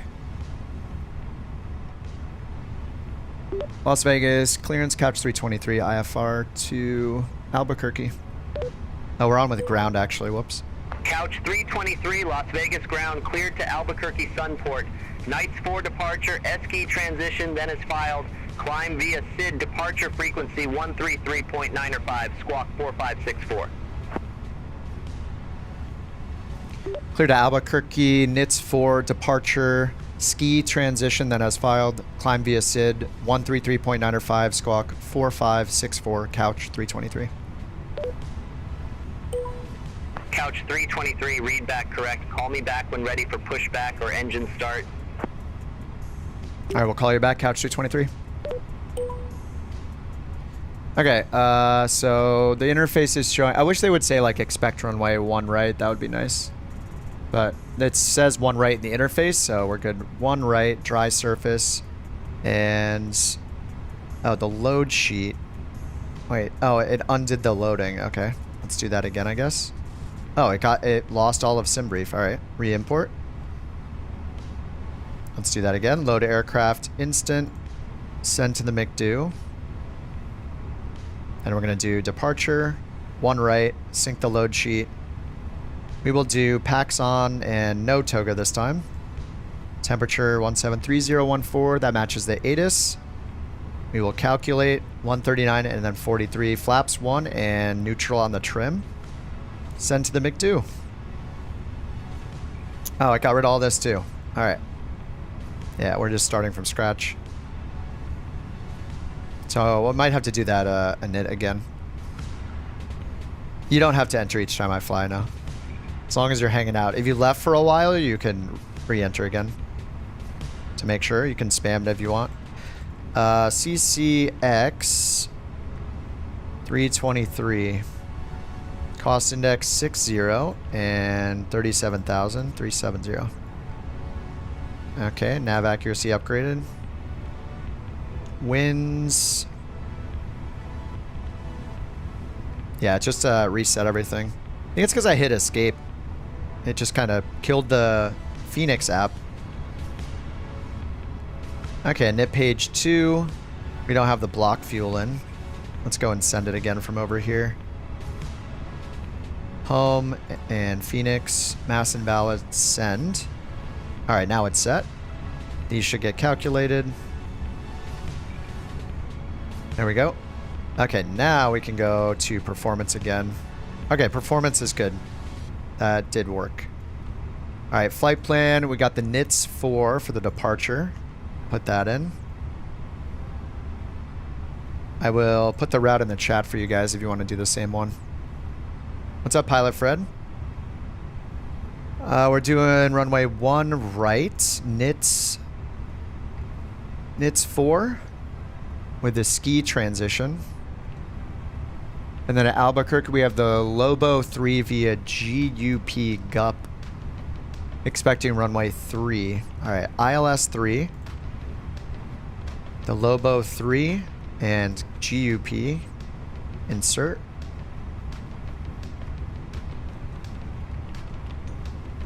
Alright, there's the arrival. Lobo, decel. And then it goes straight to the ILS. Okay. Looks good. Let's put it on the performance screen for now. Alright, and let's get the APU started. Master switch, APU start. When you push back, hit the opposite arrow that it's going, and then you can select straight. Okay. Oh, now Jackson, the A400M. I haven't flown the 400M. I watched a little bit of V1 stream when he was flying it, but I didn't. I wasn't paying super close attention, but he seemed to like it. All right, John, have a good one, dude.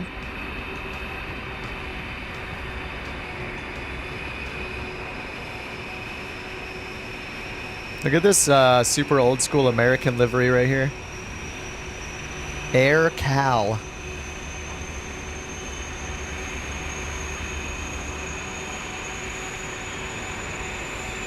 All right, here the APU starting up. Should be available soon. Let's go ahead and get our push and start. Las Vegas couch 323 ready for push and start.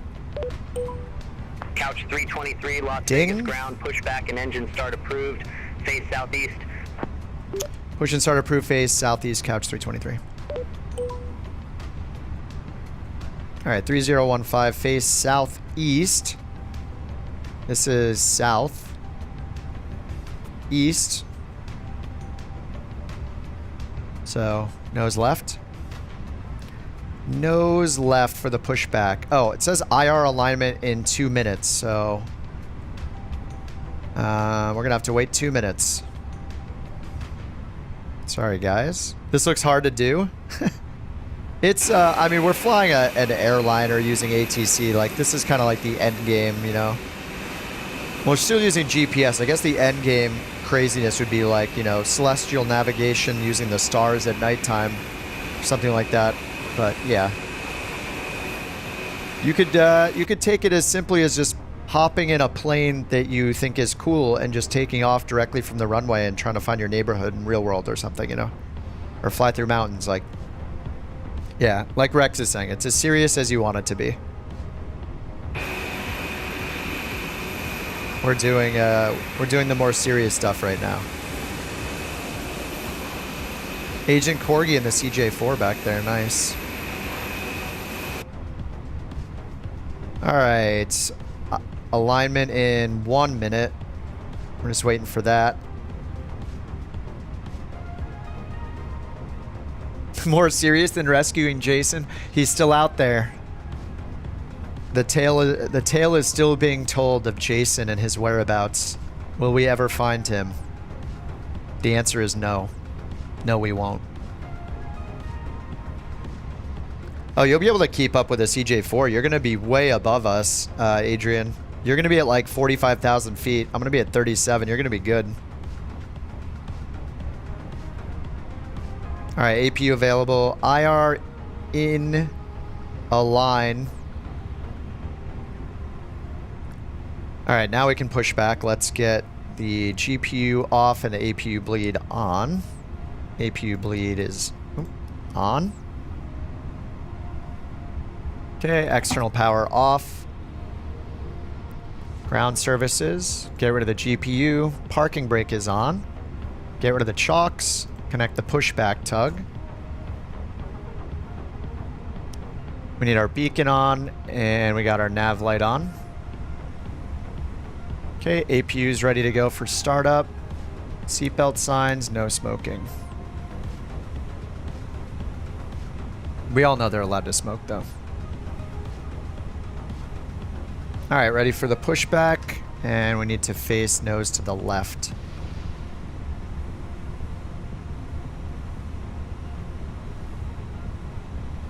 Oh, it's working this time. Nice.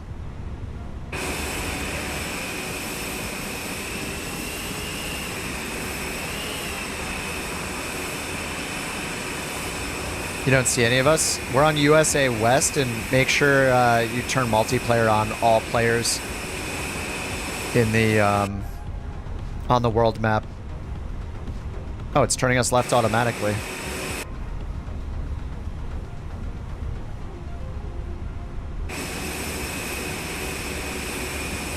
Hopefully it gets more young people interested in career in aviation. Yeah, 100%. There have been some people that have said that they've gotten their pilot's licenses and stuff from watching flight sim streams and playing flight sims, so it's awesome. There's some BeyondATC traffic coming in.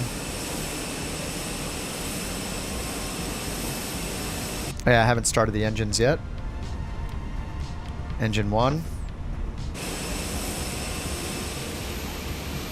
This beautiful plane right in front of us. Ooh. Looks great.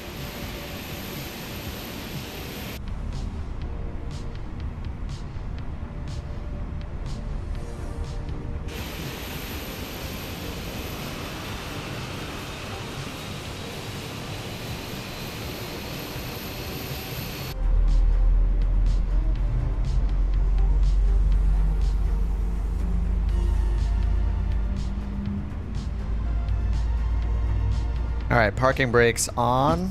Disconnect the tug. Engine 1 is almost done starting.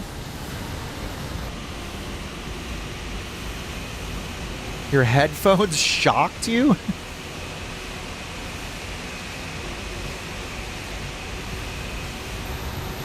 His family is on the flight. They gave up the search.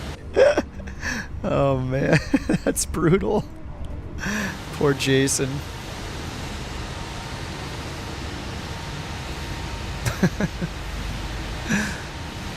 Dude. It's yeah, that's rough.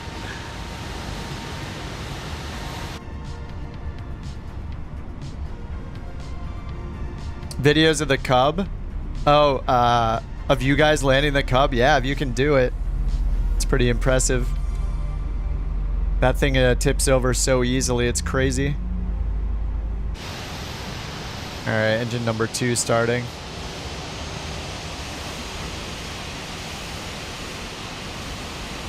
Jason's Jeep has Wilson written on it. His Jeep has hair now.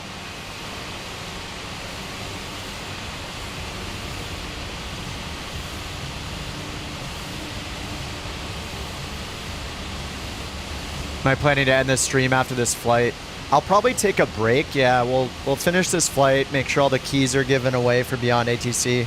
I'll probably take like a dinner break or a late lunch break, chill for a little bit, take a shower, and then probably hop back on for another stream tonight.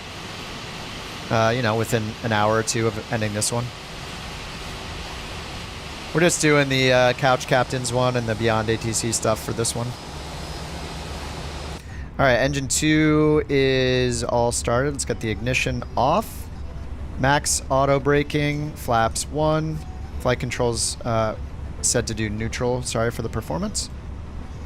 That is set. TARA is off. We'll do the chrono.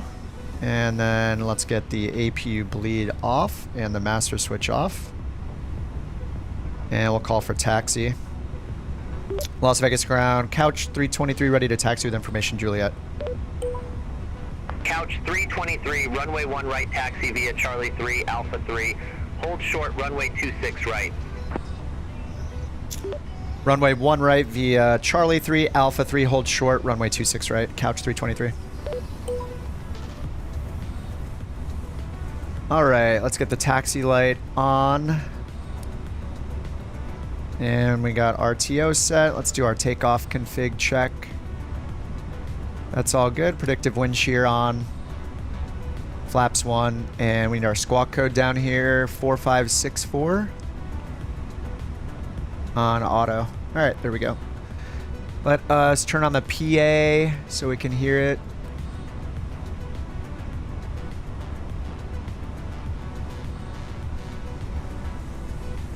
All right, taxi lights on. And for our charts, let's see the pin charts here. Oh yeah, I didn't,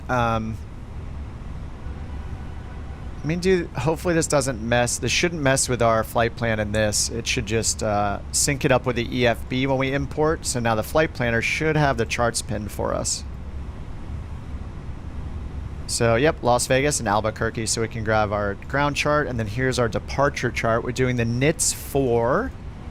NITS 4 is right here. They said climb via SID. It stops here, and then Ski is our point from here. So 17,000 at Ski. I'm gonna look at the FAA one though. So let's go here, McCarran, charts. FAA, departure, runway 1 right, and we have the NITS 4. I just want to see the top altitude. I have to turn our head here. Top altitude's over here, flight level 190, so we need to set 190 for our altitude. All right, 190 set. So if I go back and I look, this is something I'm going to have to learn, but if I go back to the LIDO chart, how do we know it's 190 as the top altitude? I still don't know the answer. Here's initial climb. There's nothing in the margins. Here it's showing 17,000. These are our transition levels and altitudes. I don't see 190 anywhere. 190. I have no idea how pilots know to do 190. Maybe it's just they meet the 17,000 requirement over here, 17,000 or above, and they assume that they're going to get a climb way before then, before they reach 190, I guess. I am not sure. All right, parking brake is off, and I'm just going to use the BeyondATC map for the taxiing again because it's super simple. All right, let's go taxi to runway 1 right.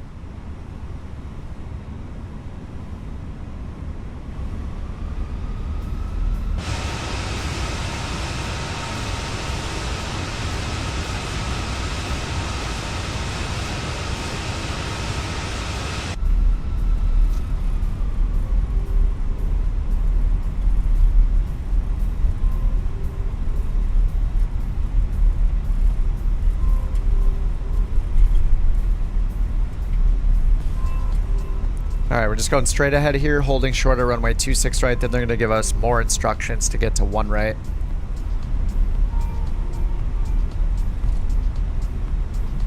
Funky ground mapping by 1 right. Oh, great.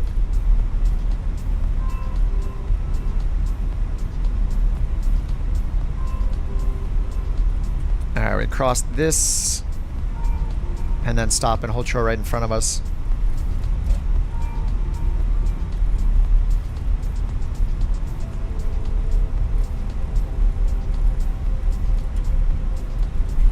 30-degree slope. Excellent. Cabin crew seats for takeoff. And we're not ready for takeoff yet. Couch 323 ready to cross runway 26 right. Couch 323 request not Hi, understood. Captain. The cabin is now secure for takeoff. Ready to cross 26 right, Couch 323. Couch 323, I didn't get that. Weird. The command literally says cross runway 26 right. Let's see what she says. 323, holding short 26 right. 26 right. Couch 323, cross runway 26 right at Alpha 3. Continue taxi via Alpha 3, Alpha. Cross runway 26 right at Alpha 3, continue via Alpha 3, Alpha, Couch 323.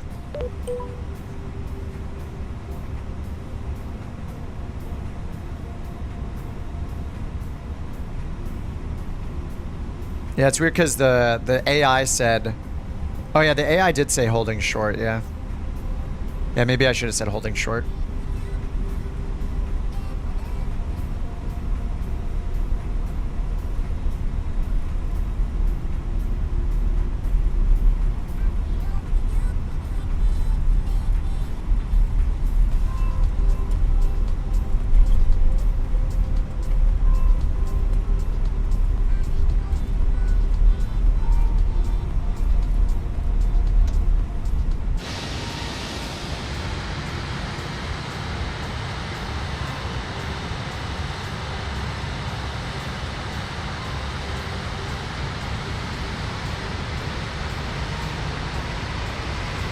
Marine Corps drill sergeants. Full Metal Jacket style. Alright, I'm ready for the 30-degree slope or whatever's happening. We're ready for it.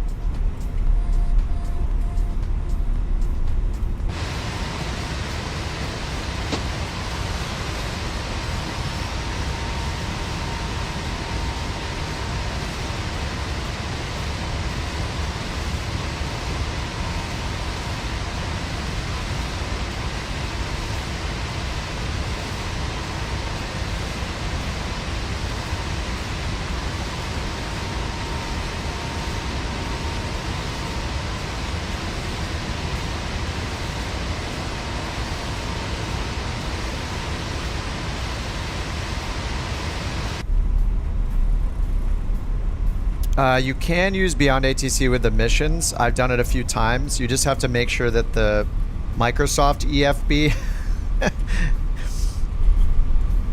RIP.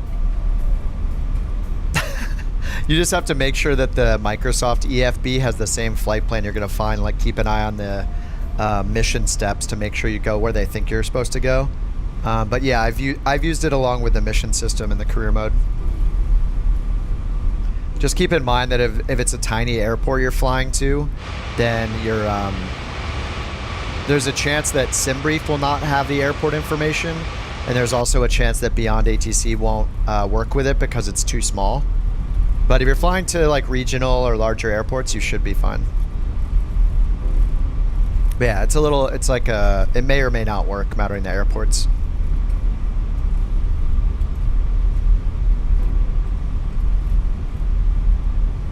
What'll BeyondATC say? I actually don't know if it doesn't track the interactions with multiplayer, but it does track the interactions with its AI traffic.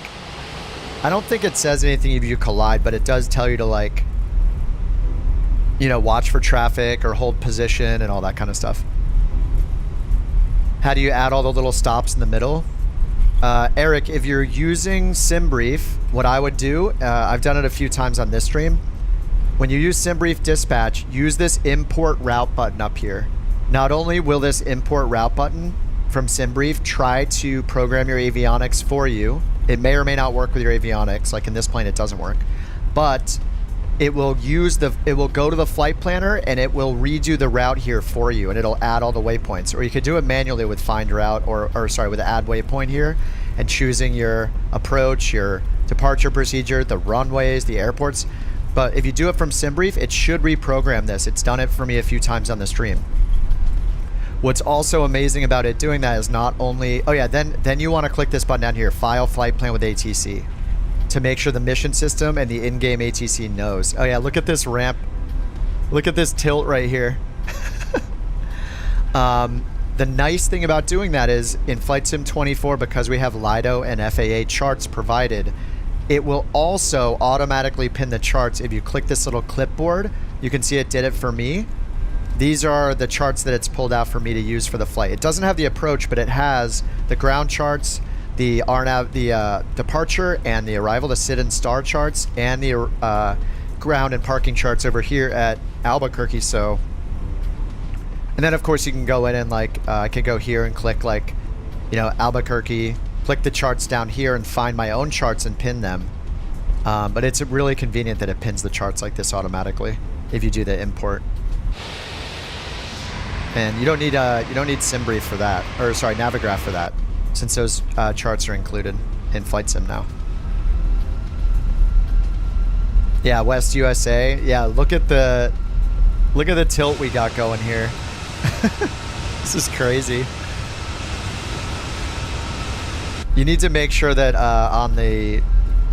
Yeah, I think live players should work now, I think, because I'm on live time and live weather, but sometimes if you click on the flight conditions button in the top right of the world map, sometimes multiplayer is off there. This is ridiculous.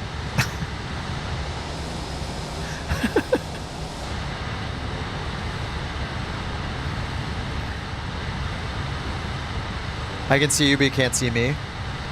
Yeah, it could just be the servers being weird. People will probably pop in and out. Contact Las Vegas Tower 119.9er.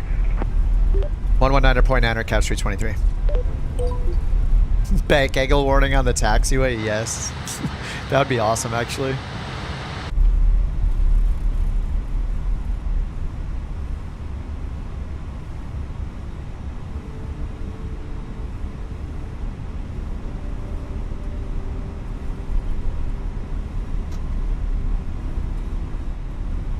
You're right behind me and I don't see you on the stream?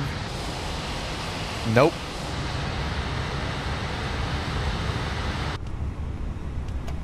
All right, let's watch a couple takeoffs here. Takeoffs here. If I can get down the runway fast enough. Whoa.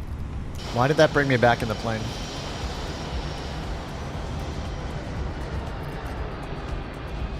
What? I can't change the drone speed? What's going on?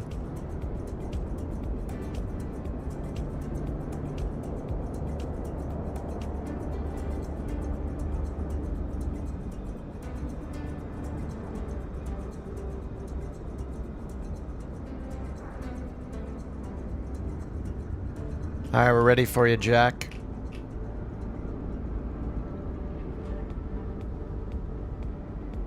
Look at the uphill gradient on this runway. Is this realistic?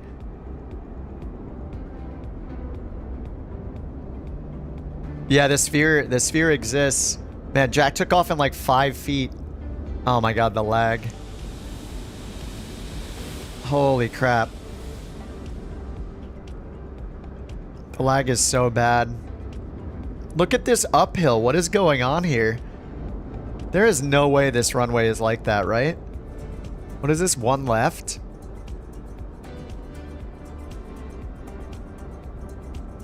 One left. No, it actually slopes down.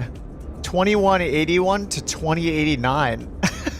This is supposed to have a slight downslope to the runway. And look at what we have.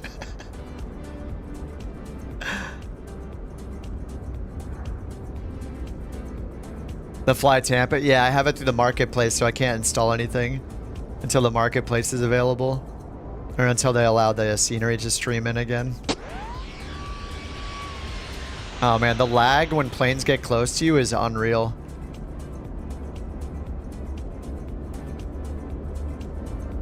Yeah, I can see the smiley face over there.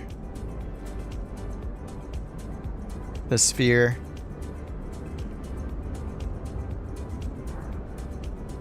Oh, so look, there's just an engine flying. It's G-Dust and the TBM-9. It's just a flying engine. Oh, there are the wings. The prop isn't even moving. It looks so silly. Who's next? Is that Luke?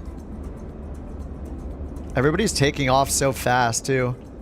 Everybody's doing some toga takeoffs here, uphill. Let's see if Luke is on the takeoff roll. Sounds like it. I hear him spooling up.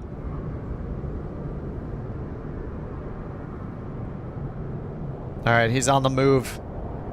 Is that another A400M?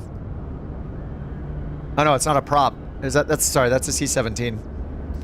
C-17 and then looks like a King Air behind him. Right, the 400M does not have jet engines.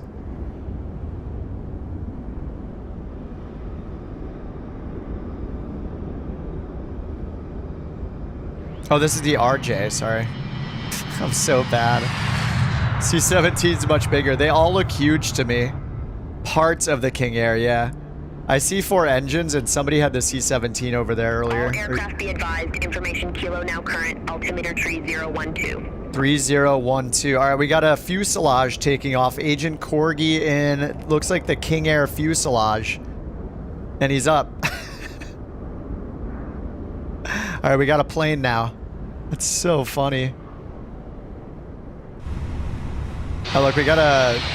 There's AI waiting behind me right now. We're holding up Spirit. Las Vegas ground, couch 323, holding short runway 1 right, ready for departure.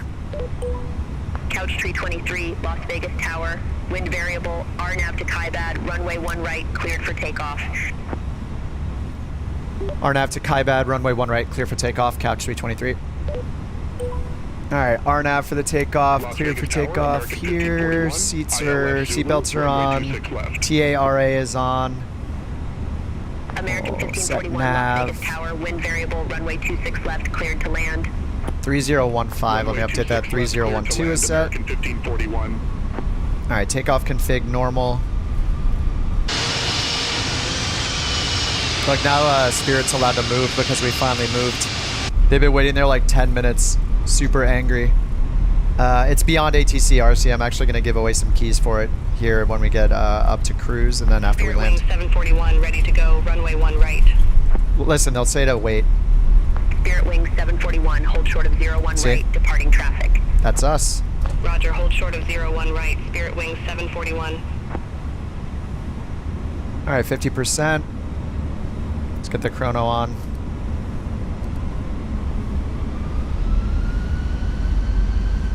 Alright, we're doing flex. Double clicks. Man, SRS, climb nav, flex 62, and auto throttle. Nose down a little bit. Spirit Wing 741, runway 01 right, line up and wait. You hear that? Line up and wait. Runway 01 right, line up and wait, Spirit Wing 741. Alright, 100 knots. I know 80 is the call out, but I always tell myself 100 to have the nose neutral. So I don't even know if we need the pressure. Alright, rotate. I don't even know if we need the nose down pressure on the 319.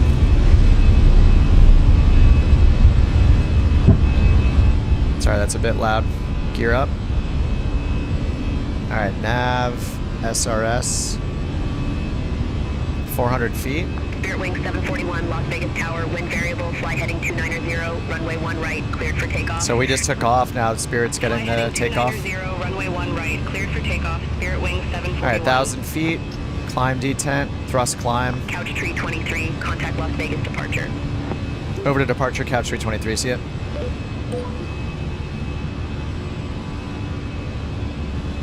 Alright, we're gonna follow the RNAV flight directors here. Southwest 3257, contact Las Vegas Tower 119.9er. Contact Tower 119.9er, Southwest 3257. Las Vegas departure, couch 323, 4,000 climbing, flight level 190, NITS 4. Couch 323, Las Vegas departure, radar contact.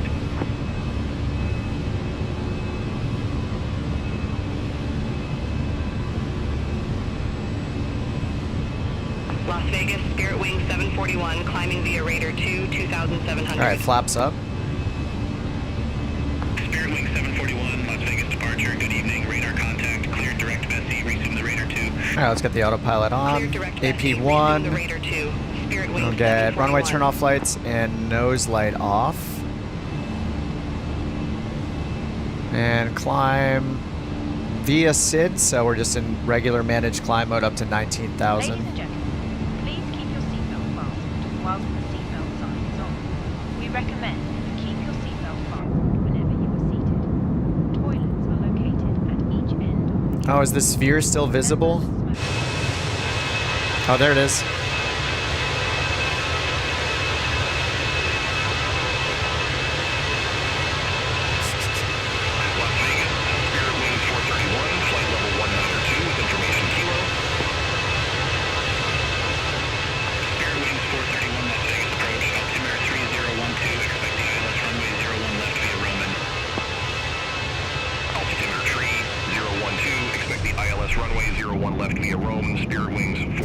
What the? Looks like the window's open.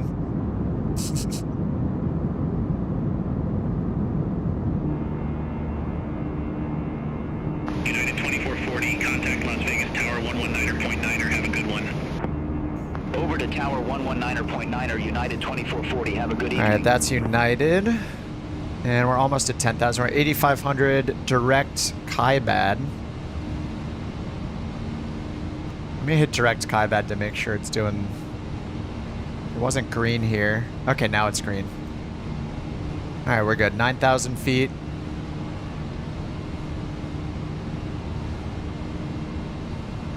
Screenshot for... Oh, I screenshot constantly, yeah. Alright, coming up on 10,000. Landing lights off. Seatbelts off. In-flight entertainment activated.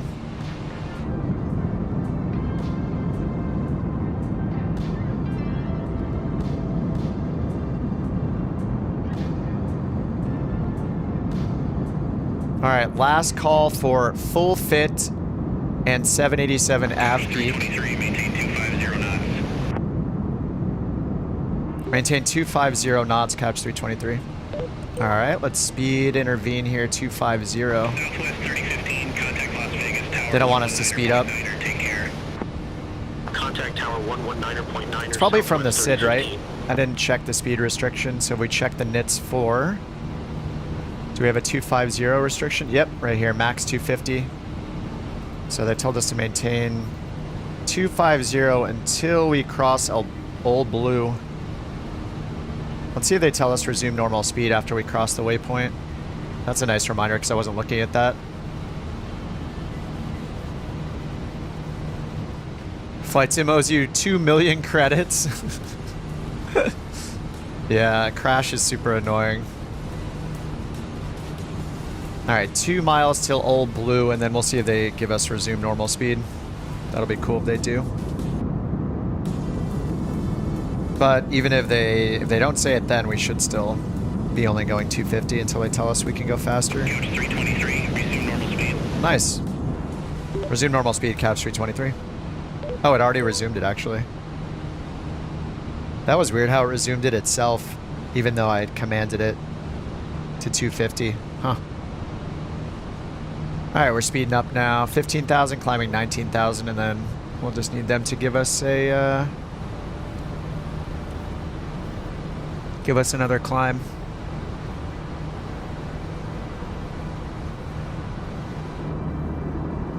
And we're going direct ski, which is way out here. Off scale, off the map.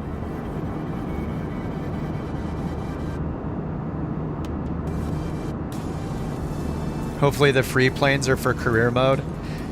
I mean, yeah, I don't know, not necessarily. They probably have like a big prioritized list of which one of their planes they need to get ready for career mode, but yeah, I don't know if we'll ever see all planes available in career mode. They'll probably go by some sort of popularity, you know, of what's going to be used the most. And we'll let the co-pilot do it. 124.625, couch 323.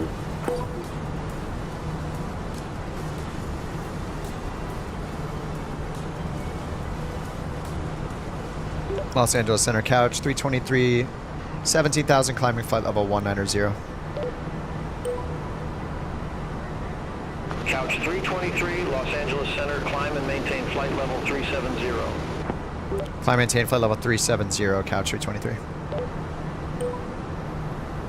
All right, we're in climb, so we're gonna go open climb Couch now. 323, contact Los Angeles Center 124.2, take care. Again, 24.2, Couch 323.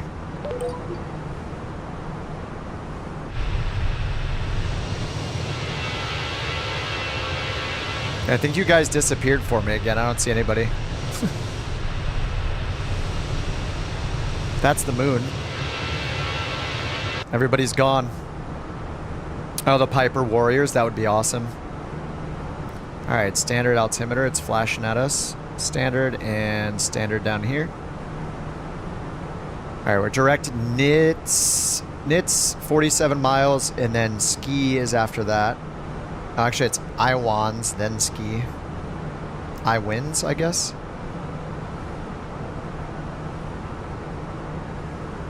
We're here, but the level of detail is like 10. It should show your names, though, at least. You think it's just getting rid of the names when you're not super close to people? I mean, yeah, maybe that's what's happening. You see my name, though? Change server. Local airport uses Cherokees. Yeah, it's... I think there are some arrows. I think I've seen maybe one Archer and one Warrior for Flight Sim 2020. I think the Archer might have been a Carenado plane. The Warrior is nice. It's by Just Flight, I'm pretty sure. Jack, and you tested, you saw that LOD 10 nautical miles. What about the names, though? Okay, I see Lake Pilot to my right. I don't see his plane, but I wasn't seeing any names. Names included. Oh, wow. It hides the names if you're more than 10 miles away. Man, that's a pretty big change.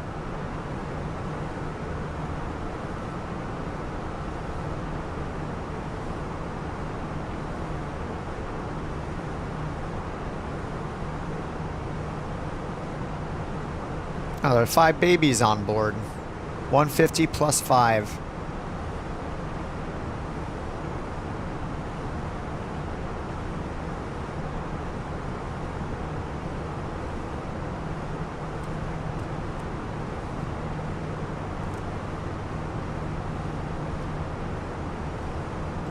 And look at the sun. Beautiful. It's here to mess with our ability to read the avionics. All right, 23,000, so we're just climbing up to cruise. Okay, these are getting forfeit because they never replied. All right, we still have 5 keys to give away. If they come back in, they can reapply, but it's been like 20 to 30 minutes, so. Black hole sun stuck in your head, nice. All right, let's do some more giveaways. If you guys haven't entered, I have 5 more keys to give away. Type !enter. And if you win, I'll just need you to tell me your Discord username in the chat so I can confirm I'm giving it to the right person. And then I'll send you your key. If you don't have Discord, you can type your email address without the @ sign. Like type words like AT instead. Discord's easy though. Los Angeles Center, American 2111, flight level 390. Unless you've left, no, Todd, you don't have to re-enter. You can type it anyway if you really want to, but I see your ticket in there. Everybody has the same chance, and the bot picks the winner. So I'll give it a few more minutes here. I'm actually gonna go use the restroom real quick, and we'll give it a couple more minutes, maybe like 2 minutes for people to enter, and then we'll do 2 more now during the flight, and then we'll do 3 more when we land, and that'll be all 10. All right, I'll be right back. Just gonna go use the restroom.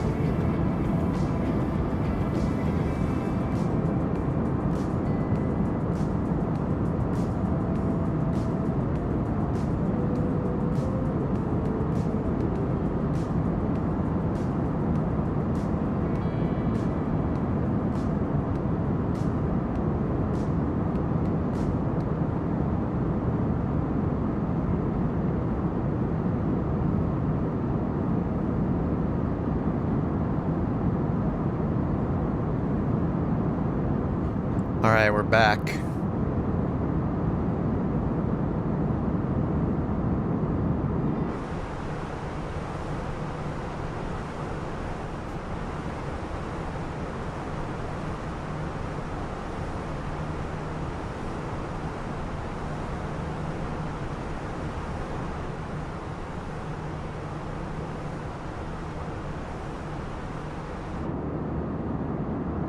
Southwest 2161, contact Denver Center 127. Ooh, other wing.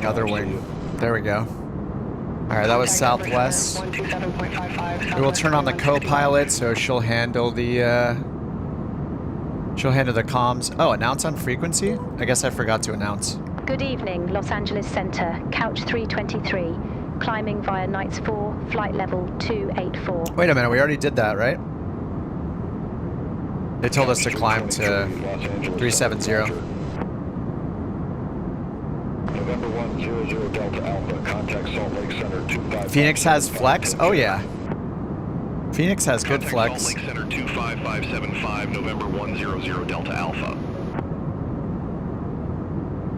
I do not, Alex. There's probably one on YouTube though. I generally make tutorials for avionics like the Garmin's, Garmin G1000. When I get around to it, I'm very slowly working on one for the Vision Jet and the G3000. Okay, I'm gonna close the entries for now. We're gonna do 2, and then we'll do 3 more when I land as the finale. So we've given away 5 out of 10 so far. And if I pick you as a winner, I just need you to type in the chat, like give me your Discord name, or you can type out your email. Once you do that, I'll message you immediately and give you the key. And then you can delete your message from the chat after that if you want. Just the only way really to verify I'm giving it to the right person. Okay, winner number 1, incoming. Beep. Jerry Goldfish. You can see the bots picking it in the chat, not me. At Jerry Goldfish, number 1. And number 2 is Yeeter Boy. No way. All right, so if you guys would just tell me in the chat, tell me your Discord username, I'll message you right away. I'll get you the keys. I'm just gonna add you as a friend on Discord and to give you the key. You can unfriend me after that. And then you can also, after I do that, you can delete, if you want, you can delete the message from the YouTube chat if you don't want it to be in there. And then we'll resume the entries after I give them their keys, and then we'll do 3 more when we land, and that'll be all 10 keys. Couch 323, contact Los Angeles Center 2485. All right, that's us. 2485. Contact Los Angeles Center 2485, couch 323. Los Angeles Center, couch 323, climbing via Knights 4, flight level 322. Jerry and Yeeter. Give me your Discord Couch usernames. 323, Los Angeles Center, roger.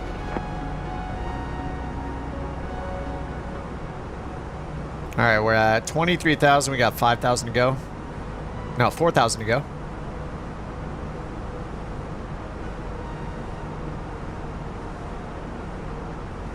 Pressurization's all done. 37 miles till top of climb.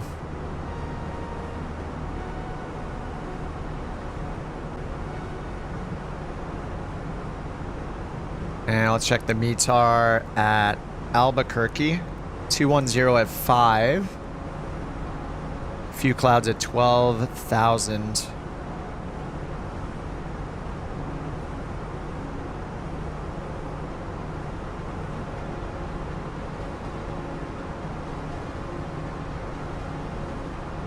Jerry Goldfish, Yeeter Boy. Speak. Speak if you want your BeyondATC keys. Say something.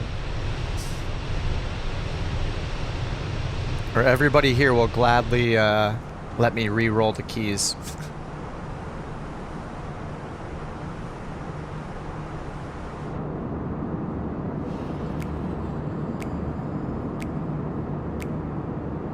Payout for medevac? I think it's like 200,000, Carter. I haven't done it myself. But that's what people have said before. Los Angeles Center, American 2111, descending via Bruiser 1, flight level 390. Nobody wants free stuff today. Yeah, they just, you know, life happens. Oh, 300K, Rocco says. Cargo is better, yeah.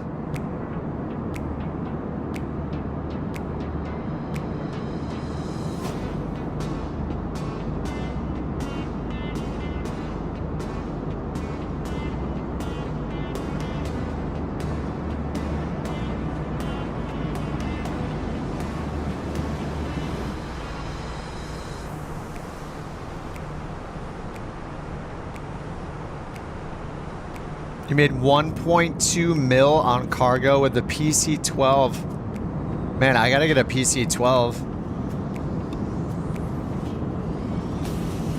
Soon, Steve. Soon. We'll be there soon. Actually, we just took off, so. When does it say we'll be there? 0019 Zulu. It's like in an hour and a half. No, it's almost 2 hours actually.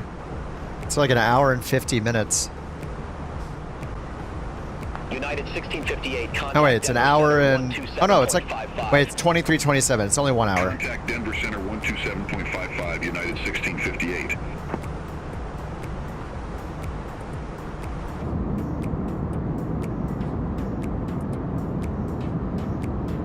Jerry, Yeater.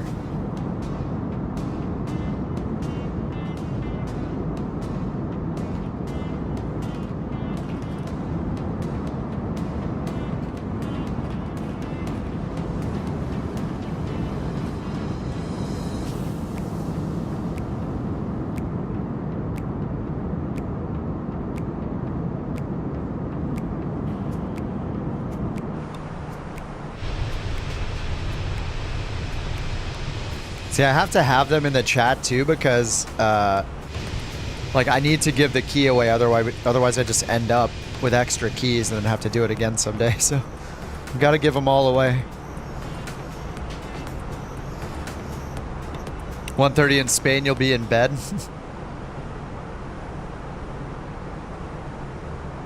Yeah, this isn't a super long flight.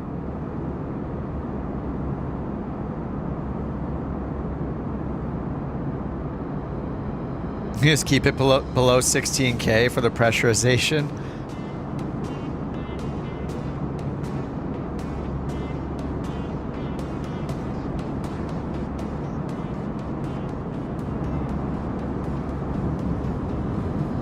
You see me overtaking you? Oh yeah, I see you down there. What are you in? Luke's way down there. We can see the plane though.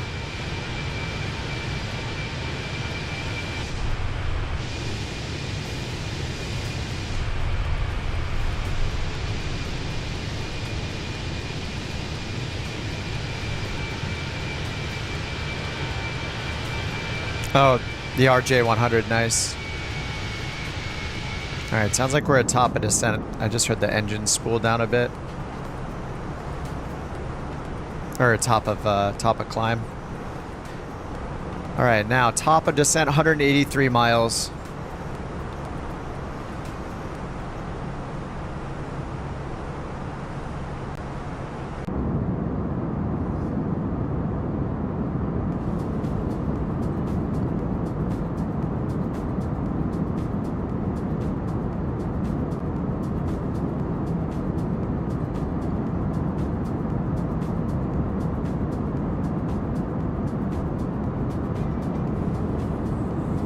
Oh, I didn't resume the entries. Sorry. All right, let's resume the entries. I might remove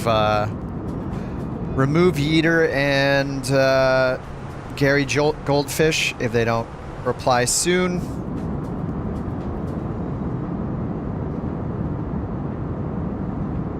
PC-12 is way more stable in the sim than the waggling caravan. Yeah. Yeah, it's pretty annoying with the how the autopilot behaves in the Grand Caravan right now.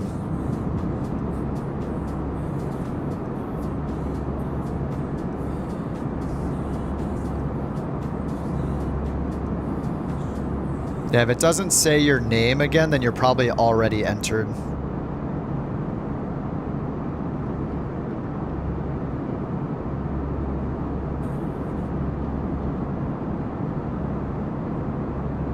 Good evening, Los Angeles Center. American 2111, descending via Bruiser 1, flight level 351. American 2111, Los Angeles Center, radar contact.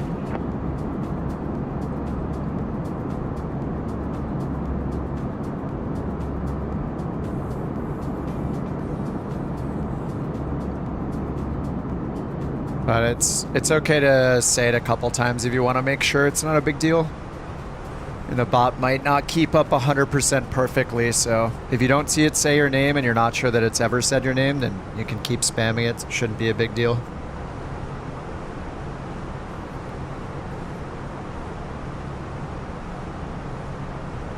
Is there a setting to see other players' liveries?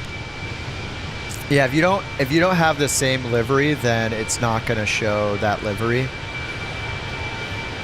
I don't know if it does any livery matching. Like, yeah, you can't pick from the ones that it has in Flight Sim for like the AI traffic, so you pretty much just have to have the same livery they're using to see it.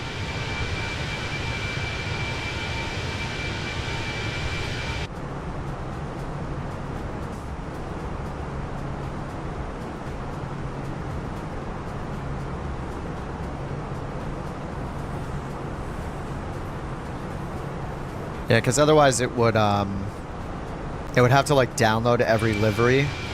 All couch liveries, still got yours wrong. That might be because of the air traffic quality setting.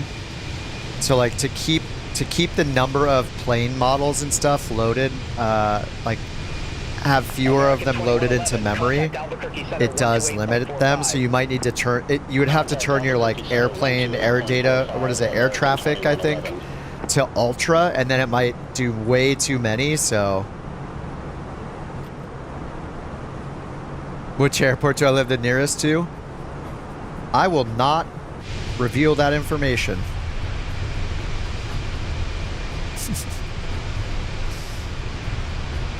But I've flown out of LAX many times. I generally fly out of LAX. That's what I'll say. Contact Albuquerque Center. It's been a while since I've flown out of like Burbank or Long Beach or John Wayne. I usually fly out of LAX. I mean, it's usually the cheapest, so it is kind of a pain to get into, though. Clear out everyone? Well, it does have a purging thing. It does get rid of people if they've like left the stream and aren't in chat anymore. The people that won are in chat. They're just like AFK or something. So I give them a chance in case they want AFK to, you know, use the toilet or, you know, something like that. So what's up, Steve? Yeah, we've been on 5.5 hours-ish so far today. Just doing the good old A319 flights, and then I'll probably do some more career mode later. I'm not sure. I'm gonna like take a shower after we do this flight, give away the rest of the keys, and then yeah, I'm gonna take a break for a bit, take a shower, have some food, and maybe I'll work on a video, or maybe I might work a little bit on the Vision Jet video, or I might just stream some more career mode stuff.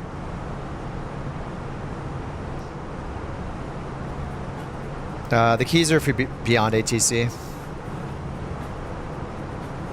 Didn't you enter? Entered without knowing? You might get something you can't use. Yeah, it's for BeyondATC. It's for PC only. It's for the ATC I'm using right here that you're hearing during the stream today.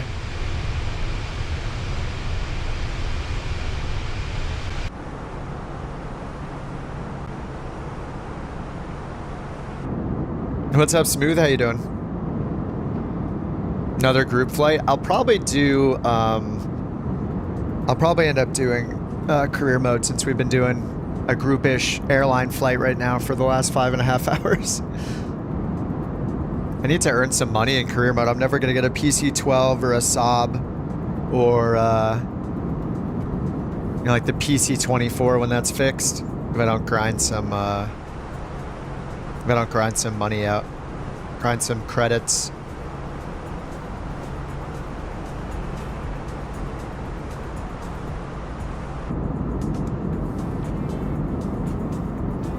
Yeah, we're going to Albuquerque. Air ambulance, does it pay? We were just talking about it. People say it makes like 200 to 300K, so doing cargo is still more profitable. What's up, Groucho? Oh, you live in Albuquerque? Nice.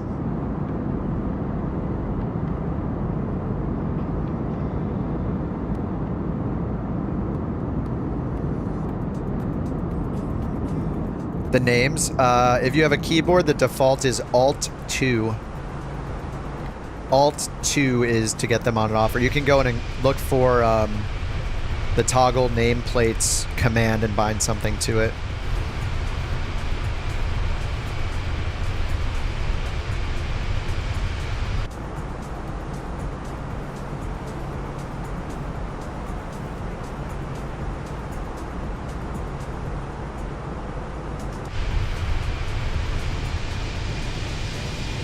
Jesse, give it an exclamation mark, enter, instead of a slash. What's up, John? Cessna 208B cannot be pressurized. It's not pressurized, but it has supplemental oxygen. It can go up to 25,000 feet. The oxygen handle's up near the fuel.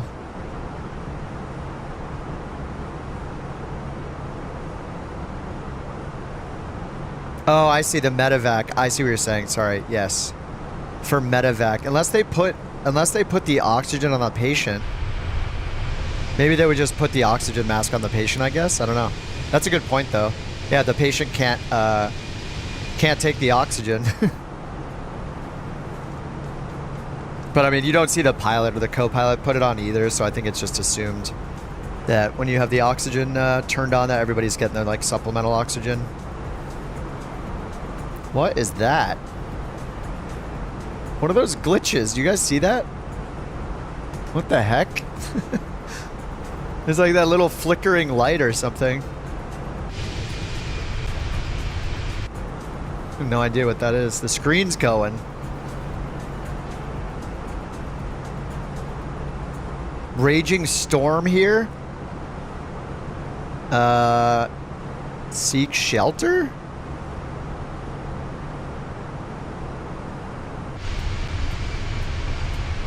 UFOs on the radar? Yeah.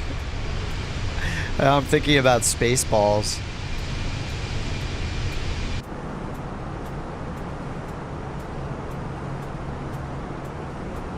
All right, Jerry Goldfish and Yeater, last call.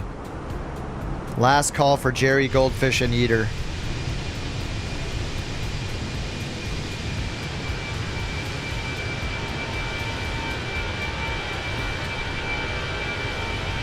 Yeah, you can try changing the mission altitude, yeah, in the EFB, and then click the file. You could click the file plan with ATC button to make sure it gets in there. It should work for a different altitude before you take off. Igor says, I got stuck with the medevac caravan. Flight level 110, deleted waypoints. No more IFR was possible. 12-hour storm? Where, Groucho? Holy crap.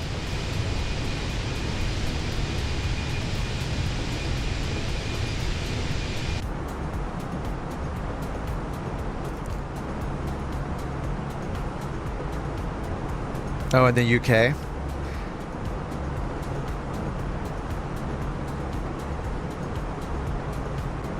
All right, sorry. We even know Yeater, he's just been gone. All right, those tickets, those keys are back in the pool. Do I use a yoke? I use a side stick. Yeater's been yeeted. Sorry, Yeater boy. All right, I'm gonna close the entries and give those two away again.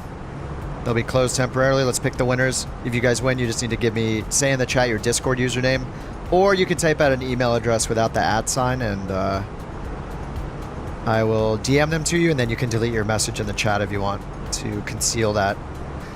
All right, number 1, Jacob B. Jacob B. And number 2, Ben. L-Stub, Ben. Jacob and Ben. Please let me know where to send your keys. Discord username.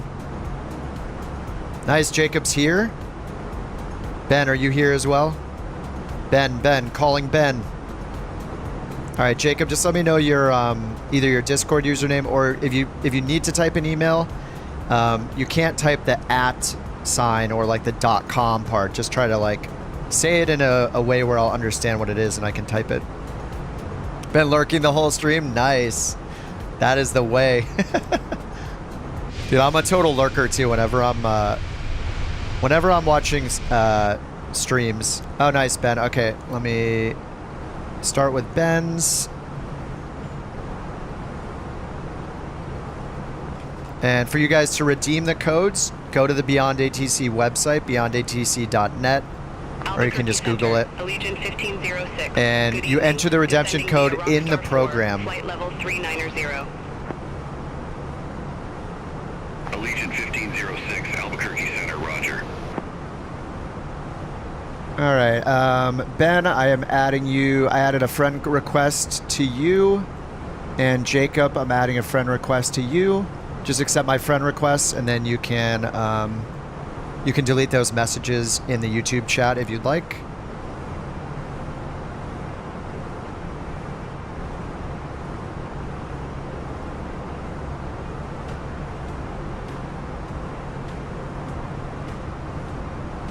People are actually here to get their keys this time.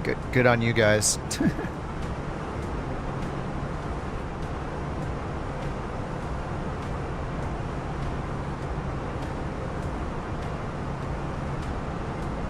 All right, Ben, I'm sending yours right now. You have the message in Discord. If you run into any problems or you need any help, just you can hit me up there too. But you just download the BeyondATC program, and I think it's in the account screen within the program. You redeem the key. Okay, and then Jacob, I will message you. I just need you to accept my friend request on Discord.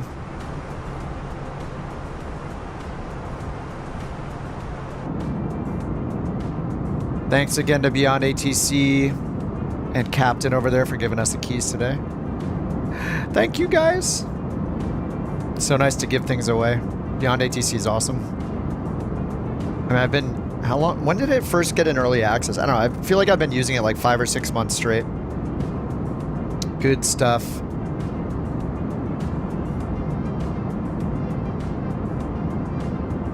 Jacob, just look for the friend request on... my friend request on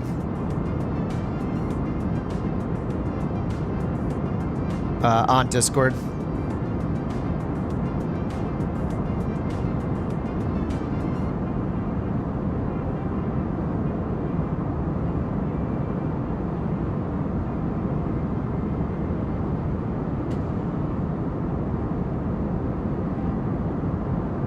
All right, when we land, we'll have 3 more keys to give away. The grand finale. Let's go ahead and check our top of descent here. 78 miles, good time to start our descent planning. Does the injector work? Yes, it does. Hey, Codex, what's up? Yeah, the injector works, but the traffic is only available on the experimental builds right now. So it's not in the base version. You have to like pay for the supporter pack if you want like the alpha release of the upcoming features. So the traffic is not in yet. They said it would be soon. I don't know what that means exactly. Like maybe sometime this month. They're just fixing bugs still. So the people who are winning the keys, you'll just have the base version, like not the supporter pack. That's $30 extra. You can upgrade to the supporter pack if you want, but you know, eventually you'll get the traffic feature. It's just still in testing, basically.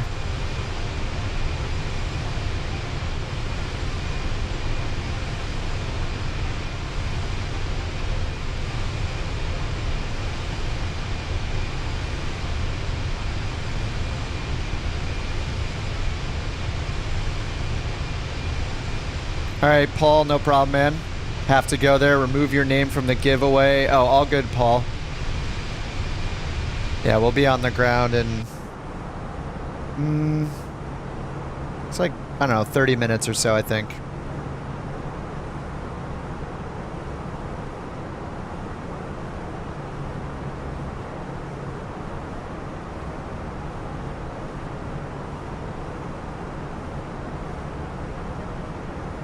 Jacob, just check your Discord. Should have a friend request for me in your notifications or something.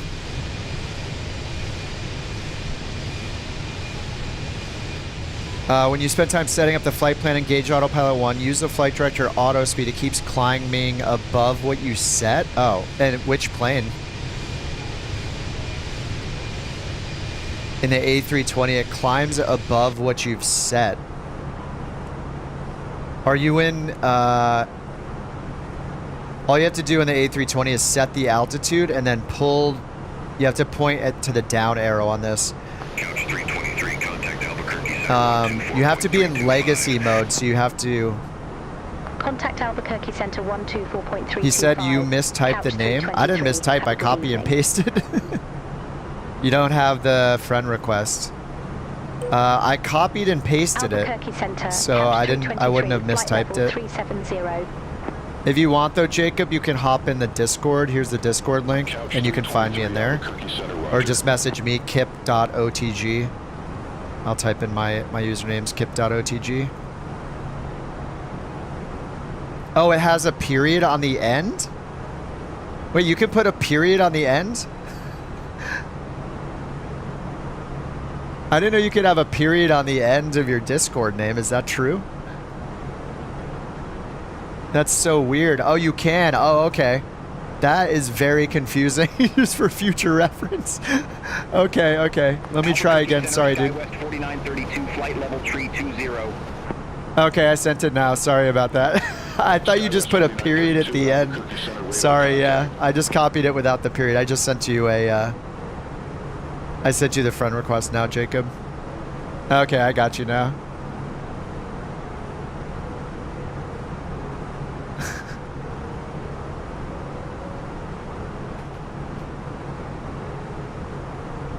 All right, keys away for Jacob. Thanks so much, dude. Sorry about that.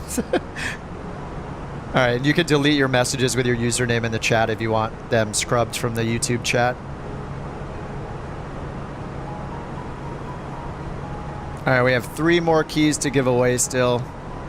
So we'll resume the entries now. Yeah, some random person just got a friend request. We're like, what is this bot? 100%.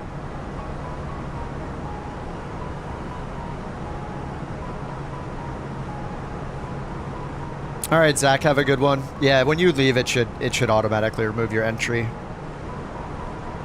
All right, 47 miles till the top of descent. Let's go ahead and just check what we got for our arrival. It's the Lobo 3, Albuquerque, Lobo 3 RNAV. We just need to see our bottom altitude here. And we're coming in from the GUP Gallup VOR, which is over here. All right, there's Gallup. So we got Bucky, Western. The bottom is 200, Lobo. 9,000, 9,000, and then if we're landing at runway 3, this says landing runways 3 and 8. At Camster, we end at 9,000, so 9,000 is our bottom altitude. So I'm just going to set that over here. And wait for our top of descent. Oh yeah, we could take a stroll through the cockpit, no problem. Or through the plane. Here's the cockpit. We can get these seats folded down. Wait, can't we? How do we get the seat?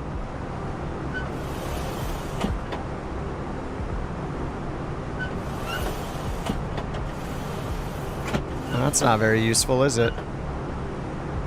I don't know how to use that. What the heck? How do you unfold the seat?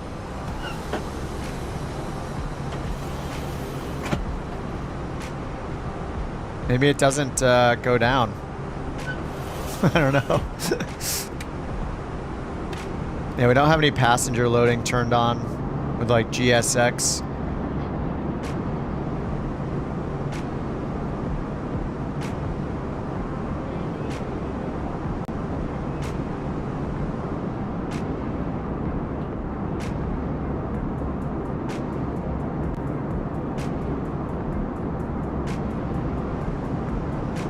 Can't wait to get Flight Sim 24. It's pretty awesome. It's just gonna get more and more awesome. Yeah, Nick, I'm using NewSky. Contact Albuquerque Center 124.5 Southwest 3843. It is. Wait, why does it say? Oh, scheduled. Yeah, there we go. It is running. Whew. Oh yeah, I'm using NewSky at the same time. No passengers. I would have to use GSX for passengers, but I haven't tried GSX in Flight Sim 2024 yet.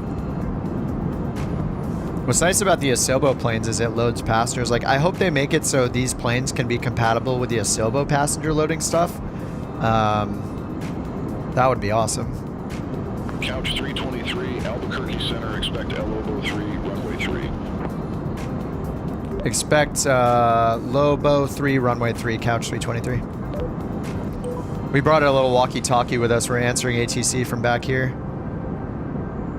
Oh, GSX isn't that good. Yeah, I haven't tried it. I was going to wait until they announce it. But GSX, like, there's so much going on with it that I'm not sure. I usually, like, turn it on and then turn it off, like, a week later. So, how do you get the Airbus to file a flight plan? If you search YouTube, there are so many YouTubers, like, including real-world pilots, that have done tutorials for the Airbus. So, there are plenty of those to look up to learn. I've used some of them myself. AI voices on the comms. Accurate? If you mean like the flight numbers, it's using real-world flight data from Flight Radar 24. So you can look up those flights and see that they went to and from the airports that they're calling to and from, like in the while you're flying. All right, let's get the destination data. Let's tell them we're ready for descent first. Couch 323 ready for descent. Couch 323, descend via Lobo 3 arrival. Albuquerque Sunport Airport landing runway 3, altimeter 3013. All right, descend. Descend via Oops. Lobo 3 Forgot I had her on. Albuquerque Sunport Airport landing runway 3, altimeter 3013, Couch 323. All right, 16 miles. We'll just start it now. Why not? It'll make the restrictions anyway.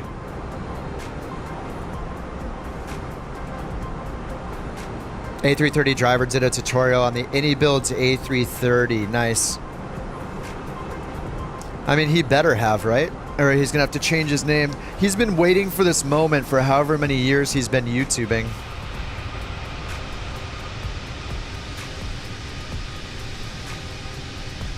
Yes, we are the couch captains. Do I think damaged is modeled for... Oh, if you keep the ITT too high, yes. Yeah, that's one of the ways you can kill your engine. In a turboprop, yeah. Oh, he used to be 737 driver? I didn't know that.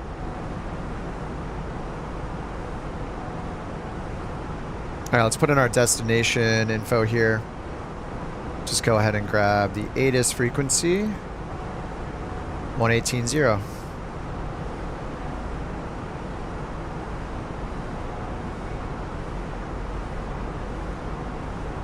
Albuquerque Center, SkyWest 4932, good evening, flight level 360. SkyWest 4932, Albuquerque Center, radar contact. This is not our accurate position.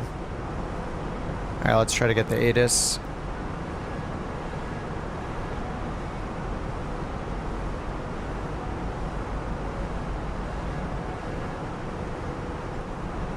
Alright, looks like we don't have it in range yet. We'll just use the METAR for now. I'll just grab that up here. Albuquerque weather. And approach. Altimeter 3012. Temperature 12. And wind 190 at 5.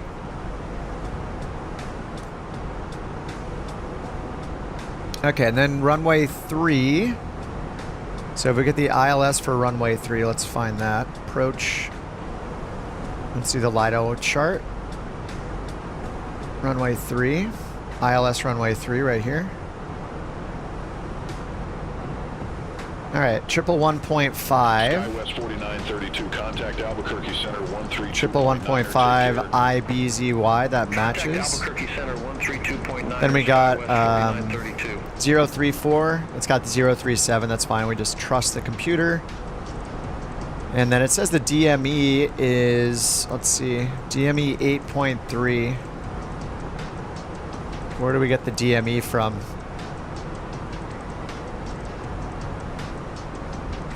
.4 10 DME from ABQ. So we need the Albuquerque. Oh, here it is. Albuquerque VOR right here. So we have to use 113.2 on nav2.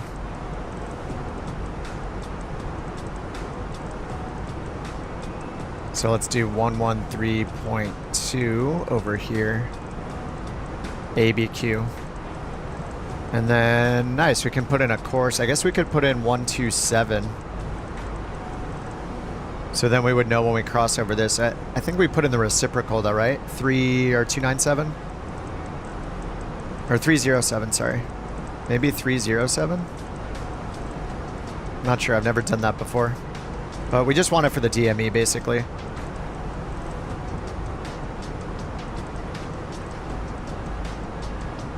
Alright, and then this should be on VOR. VOR2 is on. Albuquerque VOR, 86 miles, so we have it there. And then we have the pointer pointing towards the VOR. Alright, we're at 32,000 feet descending. And we have the constraints turned on, so we'll just look at those as we descend. This one's between 20,000 and 26,000. We're currently at 32,000. And we're below the profile, so this is the required VNAV profile, this little green dot. So we are below where we need to be so far. So that's good. If we were above it, then we need to maybe use our spoilers to slow down. Okay, now let's do our landing performance.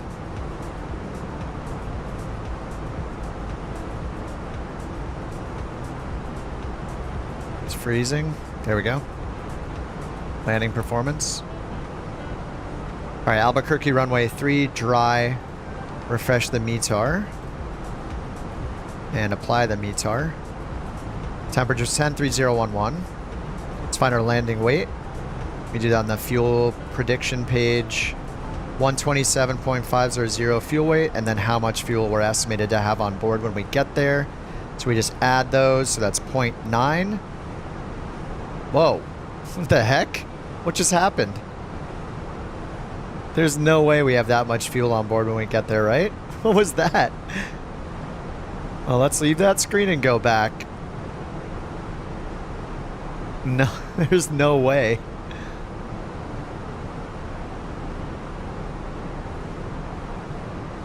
We have 6.1 total right now. It's saying we're gonna have 26. Skywest 4932, contact Albuquerque Center 132.9er. Yeah, that's not happening. Skywest 4932. All right. Anyway, we have 6 right now. I'll just put in like. I was looking at it and then I forgot what number it showed. Wait, I'm gonna rewind my own stream over here on my tablet. Okay, I had 6.4. So 6.4. So 133.9. Call it 134. Skywest So we'll put in 134,000 over here. 132.9er. Contact Albuquerque For our landing weight. Alright, so low brakes will be fine. And we're in the descent, so let's go ahead and hit low brakes. Alright, low brakes are on. 29,000 feet. We're now caught up to the VNAV profile. Or it caught up to us, so we just need to make sure that green dot's in the middle. If it yells at us down here on the computer and says more drag, then we'll pull the spoilers out to give it more drag so we can descend faster. Ooh, sunset. What does the company message say? Oh, we have another company message. It's probably from being late or something, or it may say no, that we weren't late, nothing required. I usually just ignore them. CCX Ops. Send tell them why we were late for 2 minutes. So you could go in and like send them a message back, like saying, "Oh, we were late because of this reason." A little mini game. Received messages, ADC delay. You can go into here, put a delay code and the time. So we put in 2 minutes over here. You can go here where it says delay allocation card, and we can put in a code for why we were late for our pushback. So I'll put in other OTH, ran out of coffee, delay code, OTH, no coffee. Put that in the optional free text and send it along. That's why we were late. You always blame ATC, nice. All right, so now the message is cleared. You tried sending a free text? I think you can from plane to plane, but I have to have like some other add-ons. Is it like the Hoppy A cars or something? I need to have that add-on, but I don't. You can, I believe you can do plane to plane messages. Pretty sure.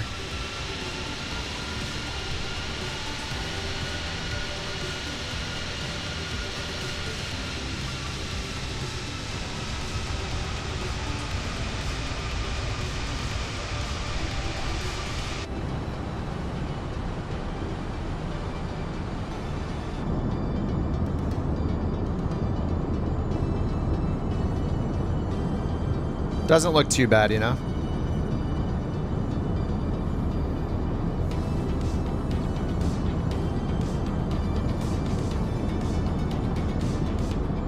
Albuquerque Center, SkyWest 4706, flight level tree 40. SkyWest 4706, Albuquerque Center, radar contact. All right, 25,000 feet at 18, we'll go to local altimeter. What was the local altimeter? 132.9er SkyWest 3269, take care. Actually, let's just try the ATIS again. 1180.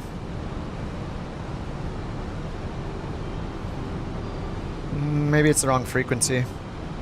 Let's check in here. Albuquerque frequencies. Oh, there's no ATIS in here. Oh, we had it on the chart. Lobo 3 RNAV arrival. ATIS right there. 118.0. 118. Oh, wait. Do I have to turn this on now? No. Yeah, it doesn't need to be the monitor. It just needs to be tuned.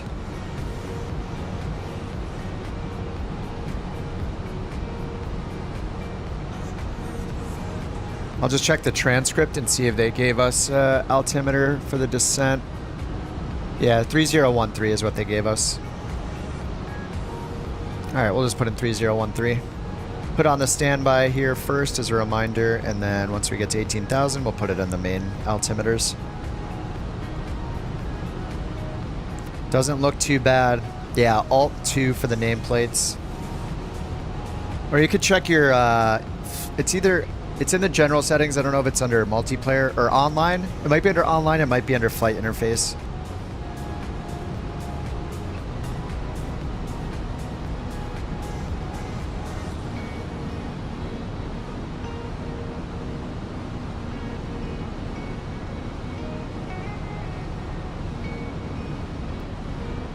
Live weather's 3011. It might have just changed. They gave it to us when we started the descent, so they're giving us like some other altimeter setting. I don't know that they're giving us the one at the field or not. I guess they should give us the landing altimeter at Albuquerque, because they don't like update you on the approach, do they? Yeah, I actually don't know the answer to that. Does ATC during the descent, did they give you? Which altimeter setting do they give you? Is it from the airport that you're arriving at or not? Because you're going to have to get the ATIS anyway for the airport itself. Landing altimeter.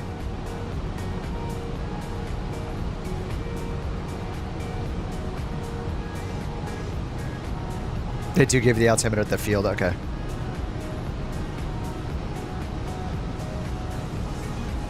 Yeah, but it's 3011 now. We'll use 3011. Performance will change this as well.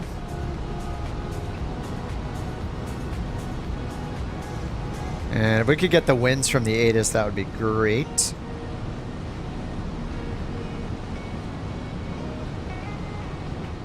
I'm just going to check BeyondATC and what they say the ATIS is. Oh, they don't have an ATIS frequency, yeah. There is no ATIS frequency. It's just missing. Alright. Alright, we are at 19,000 feet. 2,000 until local altimeter setting. Your fuel keeps refilling in mid-flight? Like automatically, really? Dude, that sounds awesome. Unless it puts you over your max landing weight, then it sucks. Always at 99%? Do you have unlimited fuel turned on in the assistance settings?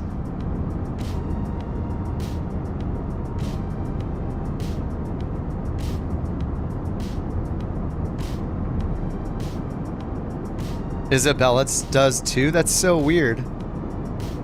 Not asking questions, yeah. Yeah, this is fine. It's like finding extra money in your bank account. Finding a 20. Alright, standard altimeter 3011 is set. Diving for the VNAV profile. Hey, how'd this money get in my jacket pocket? Huh. It's like the aviation version of that. Where'd this extra fuel come from?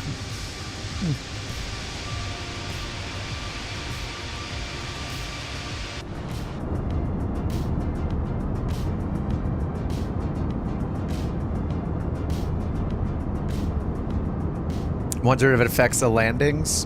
In planes like the Phoenix, yeah. Couch 323, contact Albuquerque, approach 124.4. NewSky will actually NewSky will give you penalties if you land over your max landing weight as well. Albuquerque, couch if you overload the plane. 17,100 Smaller planes? feet.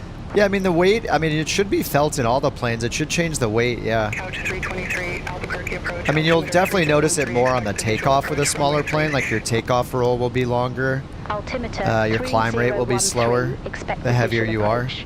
Runway 3, couch 323. I mean, by the time you get to your destination, if you use like a flight plane, like you're going to be lighter. Like an airliner, like I guess it's all planes, right, have a max landing weight. Or I guess, actually, do small planes have max landing weights? I don't know if they do. Is it just airliners that have max landing weight? Engine failure?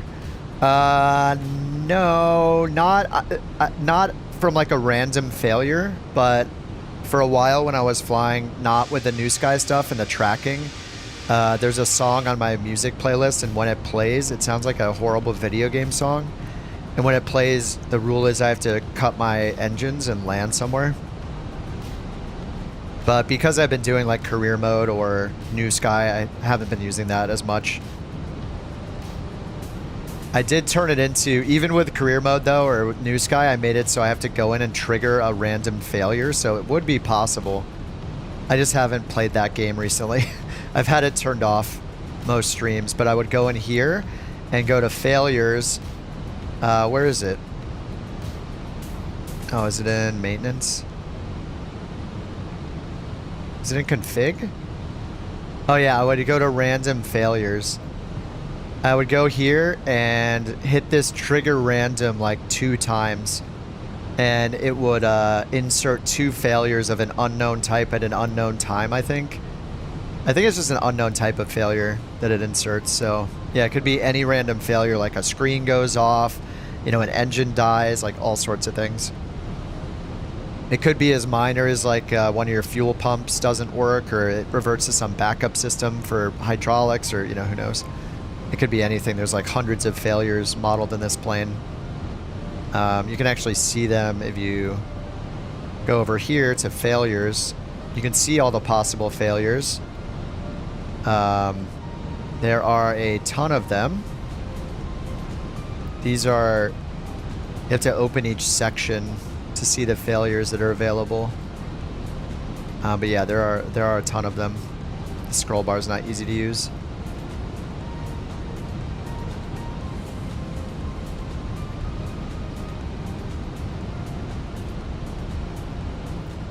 Alright, it's kind of quiet on ATC. I guess we're good.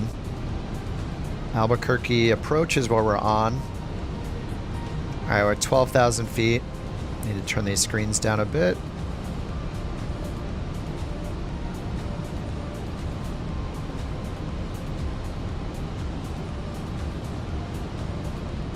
I'll just turn these screens off.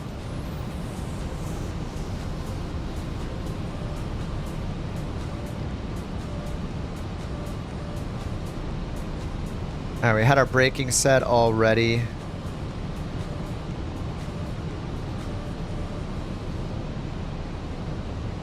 And we're coming up on 10,000 feet soon.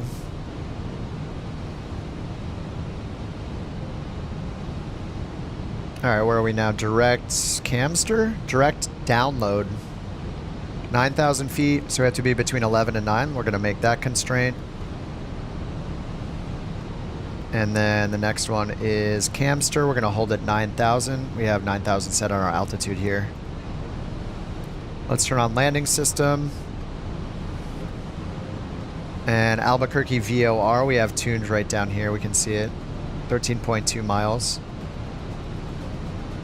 So let's just go and grab the ILS again.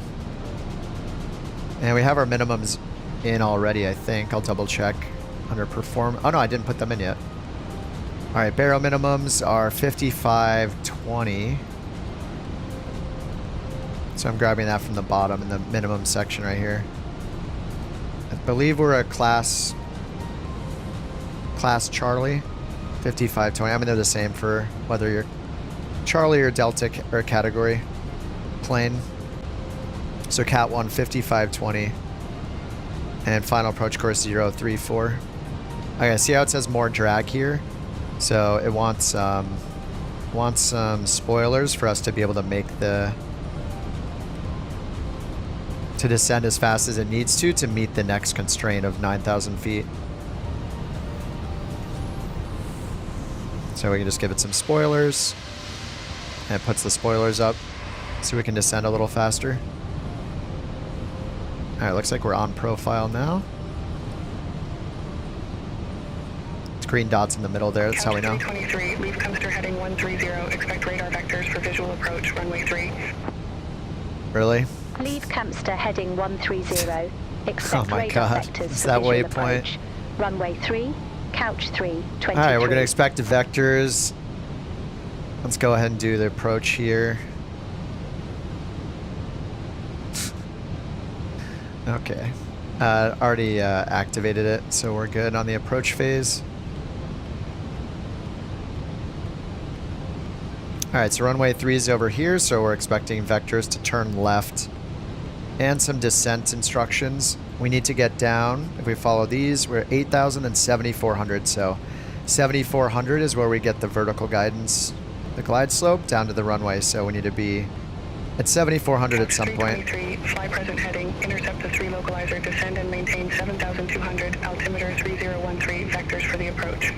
Alright, 7,200, push the Fly knob, present heading, open intercept descent, the 3 present localizer, heading. descend and maintain 7,200, altimeter 3013, couch 323. Alright, 3013. And then they said intercept the localizer, so we'll click loc. And now we have loc on standby. As we get closer, it'll pick up the localizer and turn us left to intercept. Albuquerque Sky West 4630, 5,900 feet. SkyWest 4630, Albuquerque departure, good evening, radar contact, clear direct We road just runner, passed runner 3. passed by the VOR. That big needle just turned around to point the other way, so we just crossed over the VOR. Oh, is this the course that it's set right here?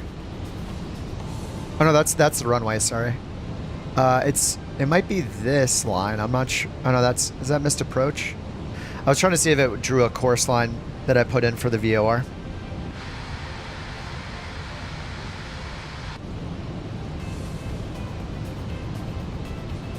All right, so we have auto brake set to medium. We'll get the spoilers armed for landing.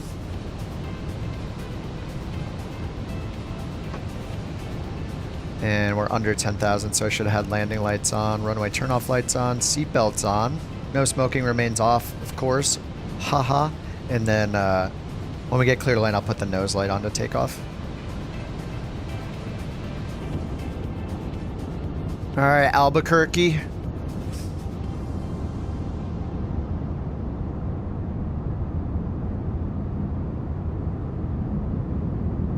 All right, looks like we're intercepting the localizer. Yep, we got Loc Star. Couch 323, airport is at your 10 o'clock, 7 miles. Report the field in sight. 10 o'clock, 7 miles. Oh yeah, it's right here. Field in sight, Couch 323. Let's get flaps 1 down to slow down. Couch 323, cleared visual approach, runway 3. Cleared visual. Oh yeah, Visual approach she'll take 3, care of it. Couch 323. All right, let's get our gear down. Contact Albuquerque Tower 123.775. I'm gonna turn off autopilot. Contact Tower 123.775, Couch 323, see you. Albuquerque Tower, Couch 323, visual runway 3. All right, flaps 2. Gears down, 3 greens. Couch 323, Albuquerque Tower, wind 200 at 5, runway tree cleared to land. Runway 3 cleared to land, Couch 323. All right, VFE, we can go under, we can go flaps 3. American Niner, hold position for traffic. I'll call you back. Hold position, American Niner. All right, let's go down. We're gonna chase the glide slope. The ILS, they kind of vectored us in so close that we runway 8 cleared for takeoff. we were already above the glide slope by the time we intercept the localizer to line up with the runway. So, and we're cleared for the visual. I'm still gonna use it for guidance, but. Continue taxi, American Niner. All right, let's get flaps fully out, and we were cleared to land. So nose light on. The cabin is now secure for landing. All right, we got a little bit of a tailwind, 5 knots from the back right. Flaps are full. Signs are on.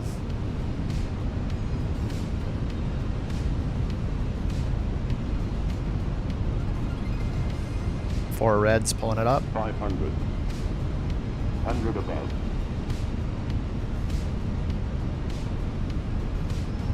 Yeah, a little crosswind from the back right. Back and the right. 100. 50. 40. 30. 20. Retard. 5.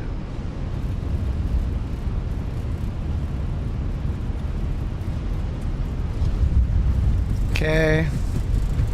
No reversers, just auto braking.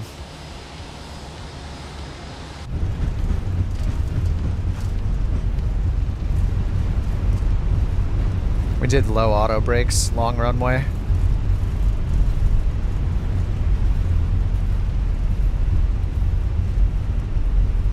.1 G, 328 feet per minute. 5 knot crosswind. Exit left at Golf.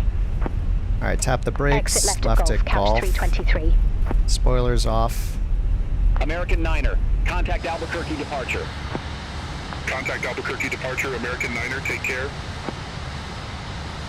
I don't know if this is Golf. The taxiway sign is Ladies blank. and gentlemen, the cabin crew will shortly be leaving their seats to perform safety-related duties.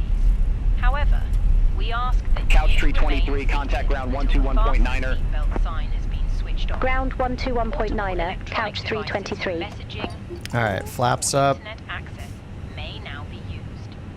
TARA Please off. take all your personal belongings with you, checking in the seat pocket. Landing lights off. Taxi light on.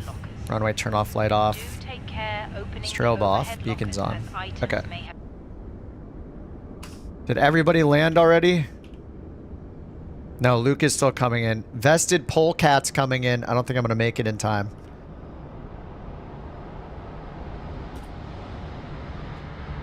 It's coming in the CJ4.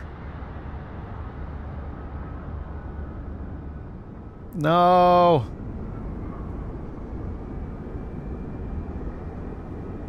He's invisible. Oh, there he is.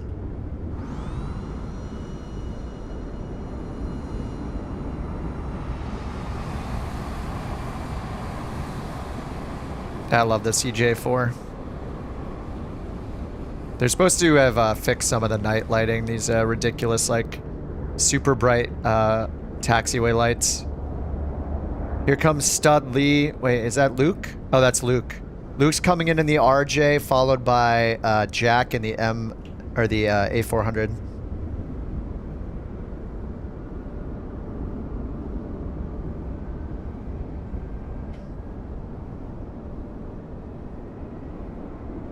Invisible landing gear, yeah, it's a classic.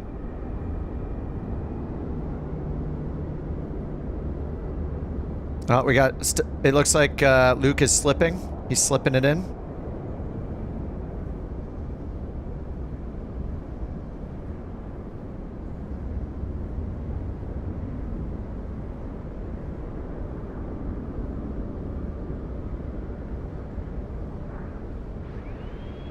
There's somebody's random fuselage in the air, too.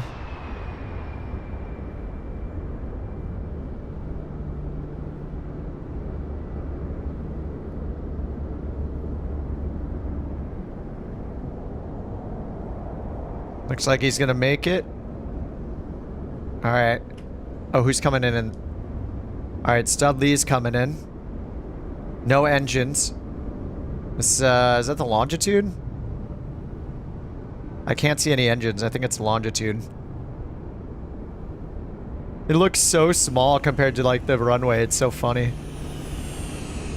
Oh, is that another CJ4? Wait, I didn't know the CJ4 had winglets. I thought it was flat at the end of the wings.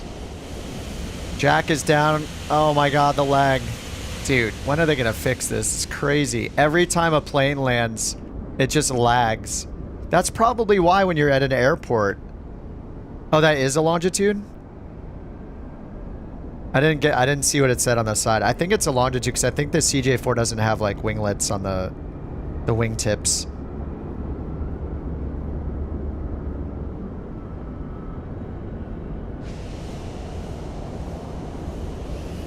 Look at the engines right now. So weird. Oh yeah, it is the longitude, yeah. Oh, baby. Look at this thing. I have to fly the 400M at some point.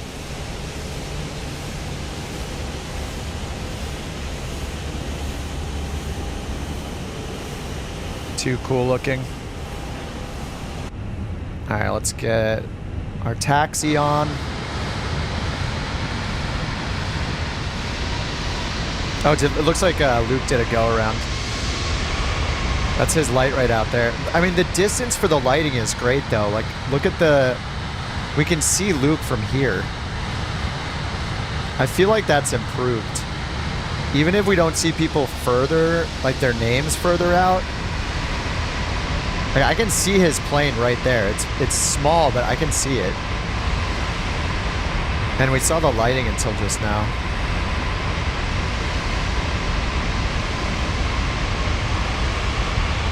Yeah, longitude and career mode will definitely be nice.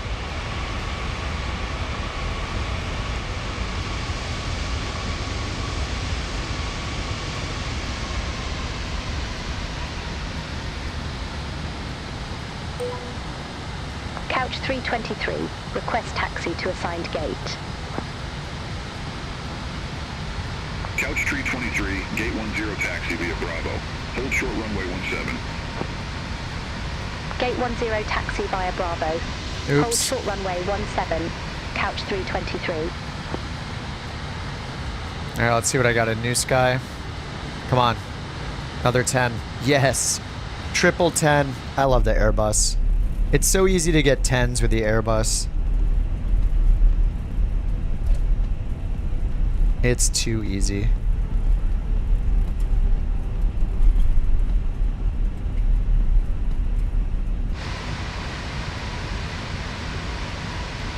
Couch 323, cross runway 8. Continue taxi via Alpha. Cross runway 8. Continue taxi via Alpha, couch 323. That looks pretty awesome.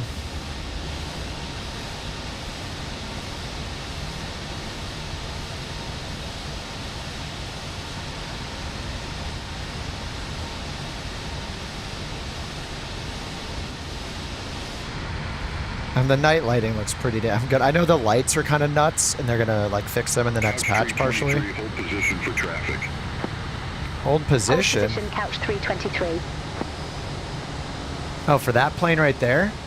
Is that an Alaska flight? No, what is that? Air New Zealand? Oh, that's one of you guys. No. What am I holding short for? Oh, I see Lulich there.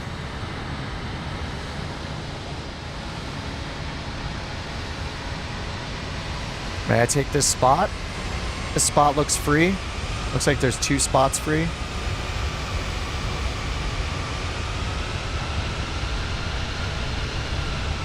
And the nighttime looks good. Alright guys, enter the giveaway if you haven't. We got 3 more keys? Yeah, I think I have 3 more keys to give away. Exclamation enter. Exclamation mark ENTER if you haven't already. Or if you want to double check to make sure you're entered. Custom livery. I just used the same one for Flight Sim 2020. Put in my community folder. Guys in our channel made them. Manny and Chase and Av and Crisp made the liveries. Yeah, Dusk looks so good. Stud in the longitude. Corgi. In the CJ4, yeah, the CJ4 has no winglets.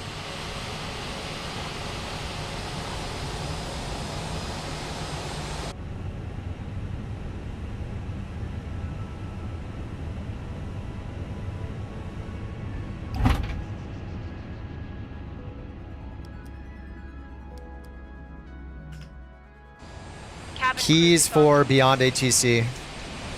I have 3 more to give away. We had 10 to give away. We've given away 7. Whoa. Oh. It's not even coughing. It's more like I would just have gotten burned alive right there. Oh man, the frame rate without frame gen 2.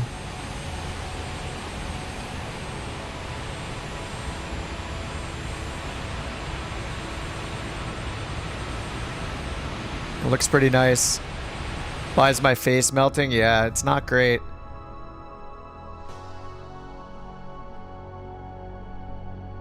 $310s feels pretty good. Oh, you just land? Oh, Isabel, I missed your landing. Crap. I'm sorry.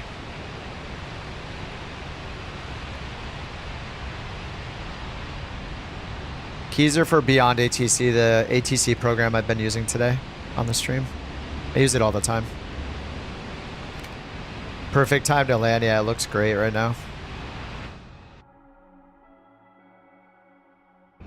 We just landed in Albuquerque.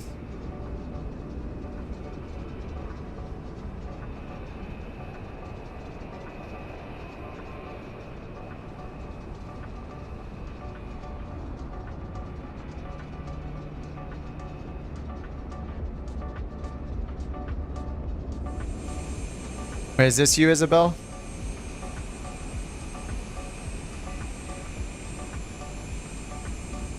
A400 night lighting's incredible. Oh, do you have the lights on your end still?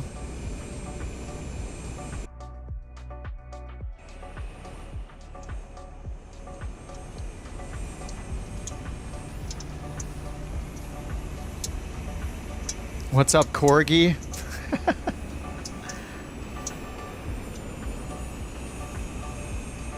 Oh man, the frame rate right now. Let me see. If I turn on frame gen, I know it's just gonna... It's gonna be bad. Maybe I'll just turn on DLSS as well.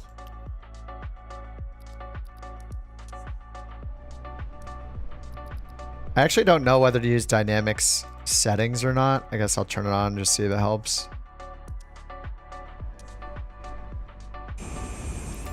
It is gonna be rough. Ooh.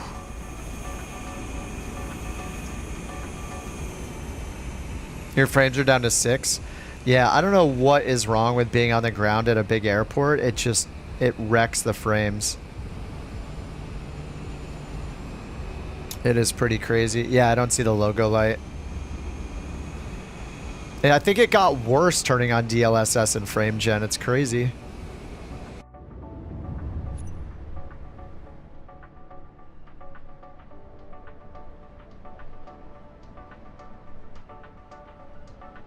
All right, I'll give it a few more minutes and we'll give away the last 3 keys.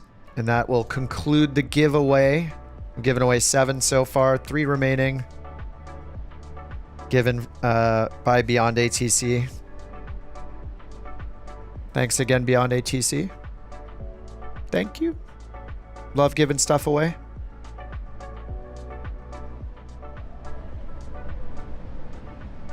Empty the NVIDIA caches. It made a difference. Yeah, I might have to do that. Oh, BeyondATC in the chat. Thanks, Captain. Appreciate it.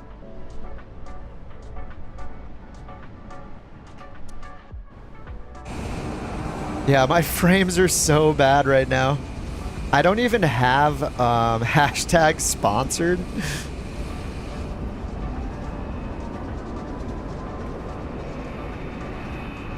If I hadn't been using it and paying my own money to use it since it came out, then maybe that would be true, but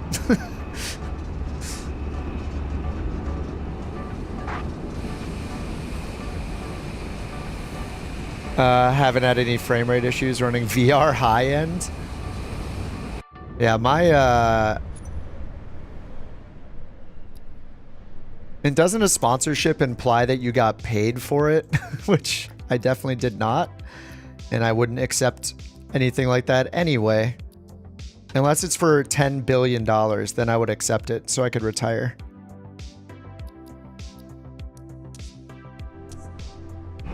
I just changed to like super performance. Super performance mode. Which doesn't look that bad. Same. Alright, I'm going to close the entries in 1 minute.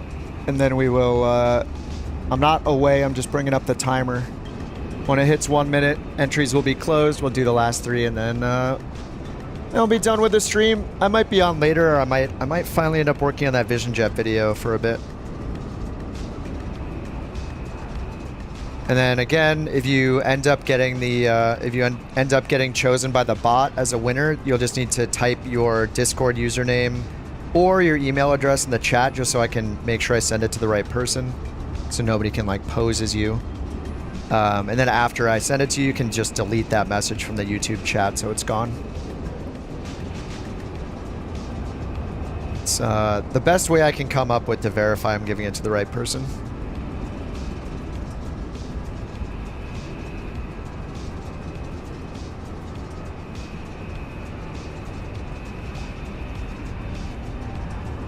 All right, there's 1 minute.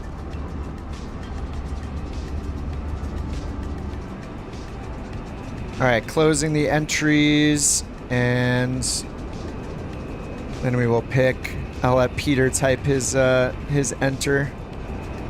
Exclamation enter. I'll wait for you, Peter.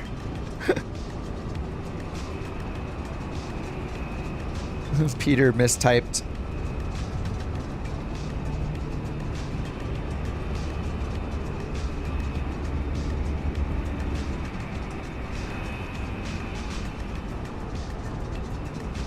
Peter, retype it.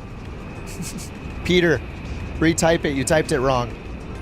I'm gonna feel bad if he doesn't get it. Peter, retype it. Yeah, no problem, Mike. No, Peter, exclamation mark enter. Exclamation mark enter, like everybody else is doing.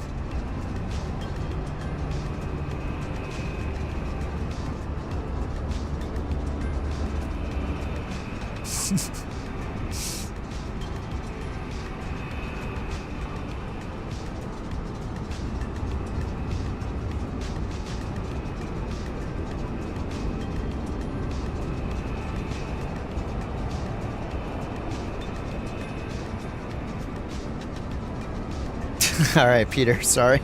I gave you 3 tries. I apologize. We're going to have to continue here.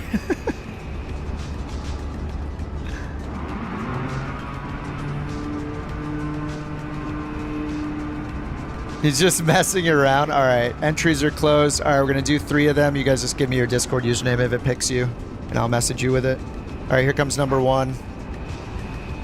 Expanse, no way. Nice, congrats, Expanse. The bot is doing the picking. Look, you can watch me hit the button as well. It's just a pick winner button. I can't do anything over here. Pick winner. Marcin. And number 3 is Eddie, at Eddie.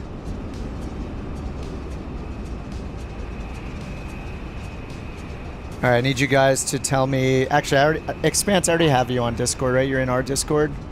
Yes, I see you there. All right, I got Expanse on the Discord already. Let me grab his.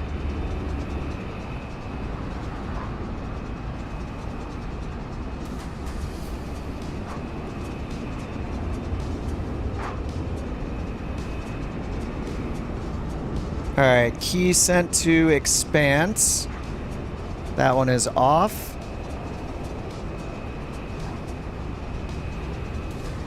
You are not on Discord. Can you share your email address by typing it in a way that doesn't use the @ sign or like a .com, Marcin? And then I will email it to you. And then you can just delete your chat message after you do that. I can just email it to you. And at Eddie. Going once for Eddie. Stick around just in case Eddie doesn't claim his code. I'll have to re-roll it again.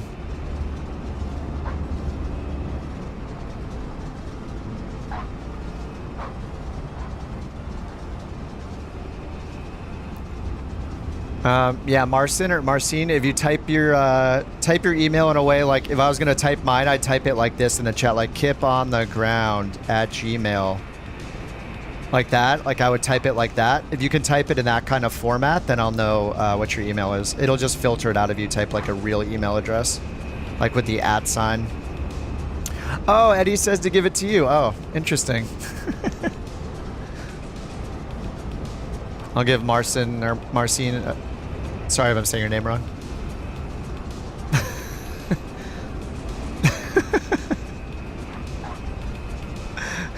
G-Dust. What's up, Corgi? Oh, Eddie, you messaged me on Discord. Eddie, tell me what username you messaged me from. I need the 2-factor authentication. Oh, I see you in there. Can you type your username so for 2-factor authentication? I know it's being very very safe. All right, Eddie. I mean, someone could have just made an Eddie Discord in 1 second. All right, that's it. Yep. Okay, you can delete your message now. I got you. I'm just being very safe here, okay? All right, Eddie, I'm gonna send yours. All right, there's your key in Discord, Eddie. Congrats. And we'll just wait for. I just need Marcin to give me their email address. Marcin, you still there?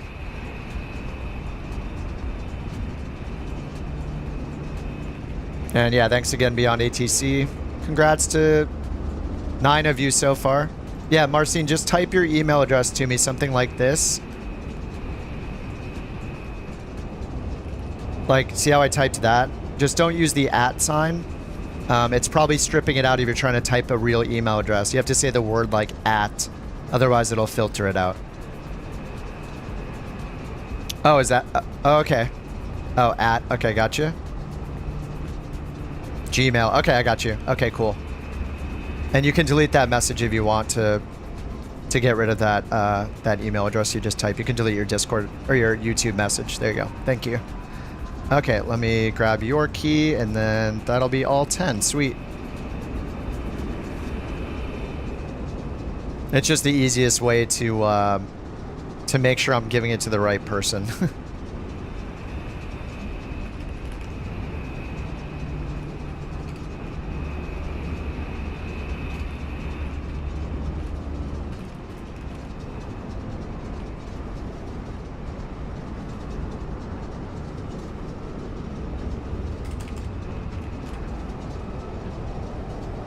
All right, I just sent it to you, Marcin.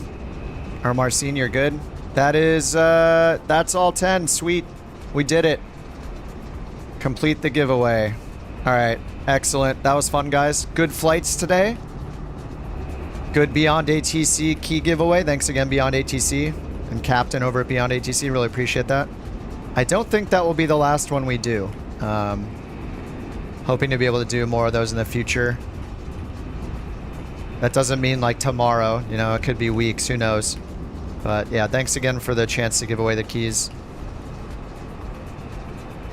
All right, guys, GG's. I'm going to take a break for a bit. I might be back on with a second stream later if I feel up to it, or maybe I'll work on that Vision Jet video. We'll see.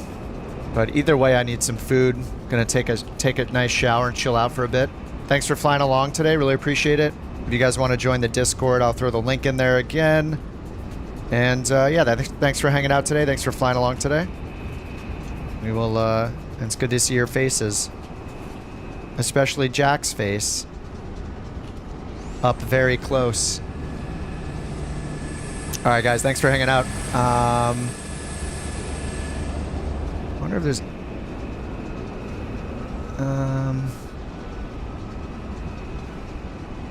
Alrighty, yep, that'll do it. All right, guys, GG's.